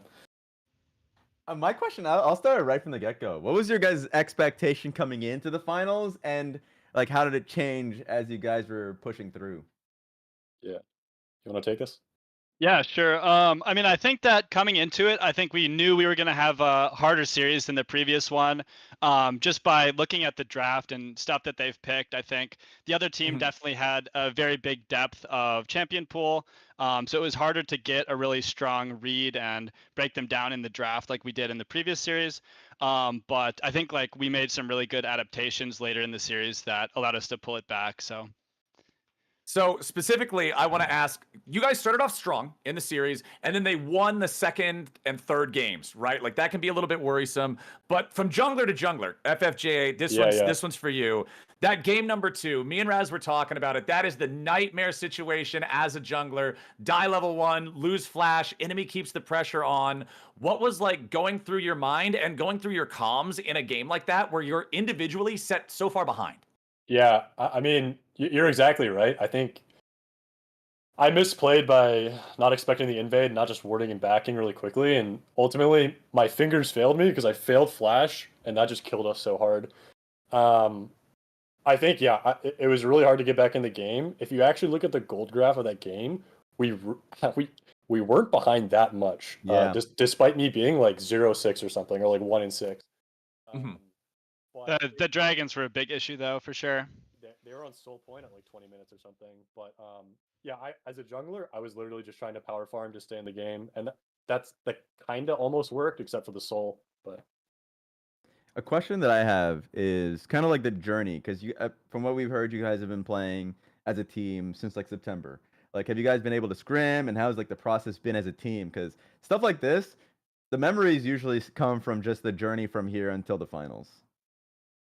Yeah, I think we've had a pretty long journey. I mean, I know Jeff and I have been playing for at least 3 or 4 seasons on CEA, but we've never been able to take home the championship. But yeah, we've been having a really good time participating in this. I think it's a really cool organization, and a lot of fun to meet other people at our company and like make some new friends and stuff. So it's harder to find high quality scrims and stuff like that, but we like to play duo queue with each other and stuff like that. So let me ask you. You go first. Yeah, you go. I was just going to say, kind of in a similar vein to what Raz is talking about here. A lot of people are really hungry for more competitive ways to play League of Legends, right? Like we always see people reminiscing about ranked 5s. We always see people being happy whenever Clash comes back. Obviously, this is another form of just being able to play on a more coordinated level, a more competitive level. I guess my question is, what is your favorite part about being able to play in an environment like this versus just, your more standard solo queue experience? Yeah, I think being able to talk to the people that you're playing with and really like develop more like long-term strategy throughout a series is very enjoyable. Personally, I've actually played in like in-person tournaments as well, and I think that's like the most fun, especially like between games. You can see people in real life, or something goes really well and you high-five the person next to you. I think that's just like really exciting moments. That's nice. The question I have is mostly just like, which player, your teammates, do you want to shout out? Because you guys all had insane moments. But both of you guys can answer this one, honestly. Yeah. Yeah, if you want to go first. Yeah, sure. I mean, like, I'll just go through everyone. So, like, in the top lane, I think we had a big gap in the top lane because Carry is not a top lane player. So games 2 and 3, we went with the tank top Maokai. Really strong pick. The problem was we weren't really able to punish Carry very hard. And so I think Zach did an excellent job games 4 and 5 of using the carry picks to actually carry. And then also our bot laners picked more like comfort engage games 4 and 5, and that also really snowballed things. Yeah, for sure. I mean, I think Zach definitely deserves the MVP. Huge performance from him. I agree with the, taking him off tanks, putting him onto some more stronger champions in the later games, allowing him to shine. Jeff, like always, solid performances in the jungle. And then our bot lane really coming through, communicating that, they don't like playing, this passive style. We really wanted to instill some confidence in them, pick their best champions and allow them to just like make plays. And I think Blue Guy and Hant really did well in the last game and the fourth game to like make big plays when they needed to. Oh yeah, sounds like everybody on the team has their job, they're getting things done, and it sounds like the communication's going pretty well too. So we're just about wrapped up here. I don't want to keep you guys a whole lot longer, but once again, kind of going to follow in Raz's footsteps for this last question. You've shouted out your teammates, but we know that everybody's got a whole lot going on behind the scenes. So if there's anyone, anything, anywhere, or any when else that you want to shout out, I'm just kind of giving you guys the open floor here for any closing statements you want to make now that you are champions of the Corporate Esports Association Finals here today. And the sponsor as well. Your charity. Yeah, I mean, I don't know. My mic might be low. I don't know if it got fixed or whatever. But yeah, I think CEA, the folks working at CEA, definitely deserve a shout out because they're setting up this entire league for charity. They do a bunch of other esports as well, other than League. And I think it's a really cool thing to kind of get a bunch of companies around the United States kind of involved in in esports leagues like this. So yeah, I shout out to the CEA folks. Yeah, I agree with that. I think they do a lot of good work, just being able to set things up and organize all this league and stuff. Appreciate them for getting you guys to cast as well. I appreciate that. I think it made it like very motivating for us. Like, oh, that'd be so cool if we get to finals and we can be casted by some of the real pro player casters. I think that's a pretty cool opportunity. So yeah, really big shout out to the CEA folks, all the people that play on our team, and then everybody from Epic as well that play on the other teams and other games as well. So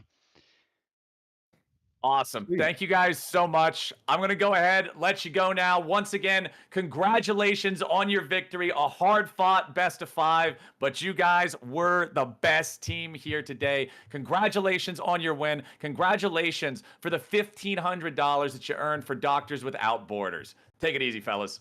Appreciate it, y'all. Thank you, All guys. right.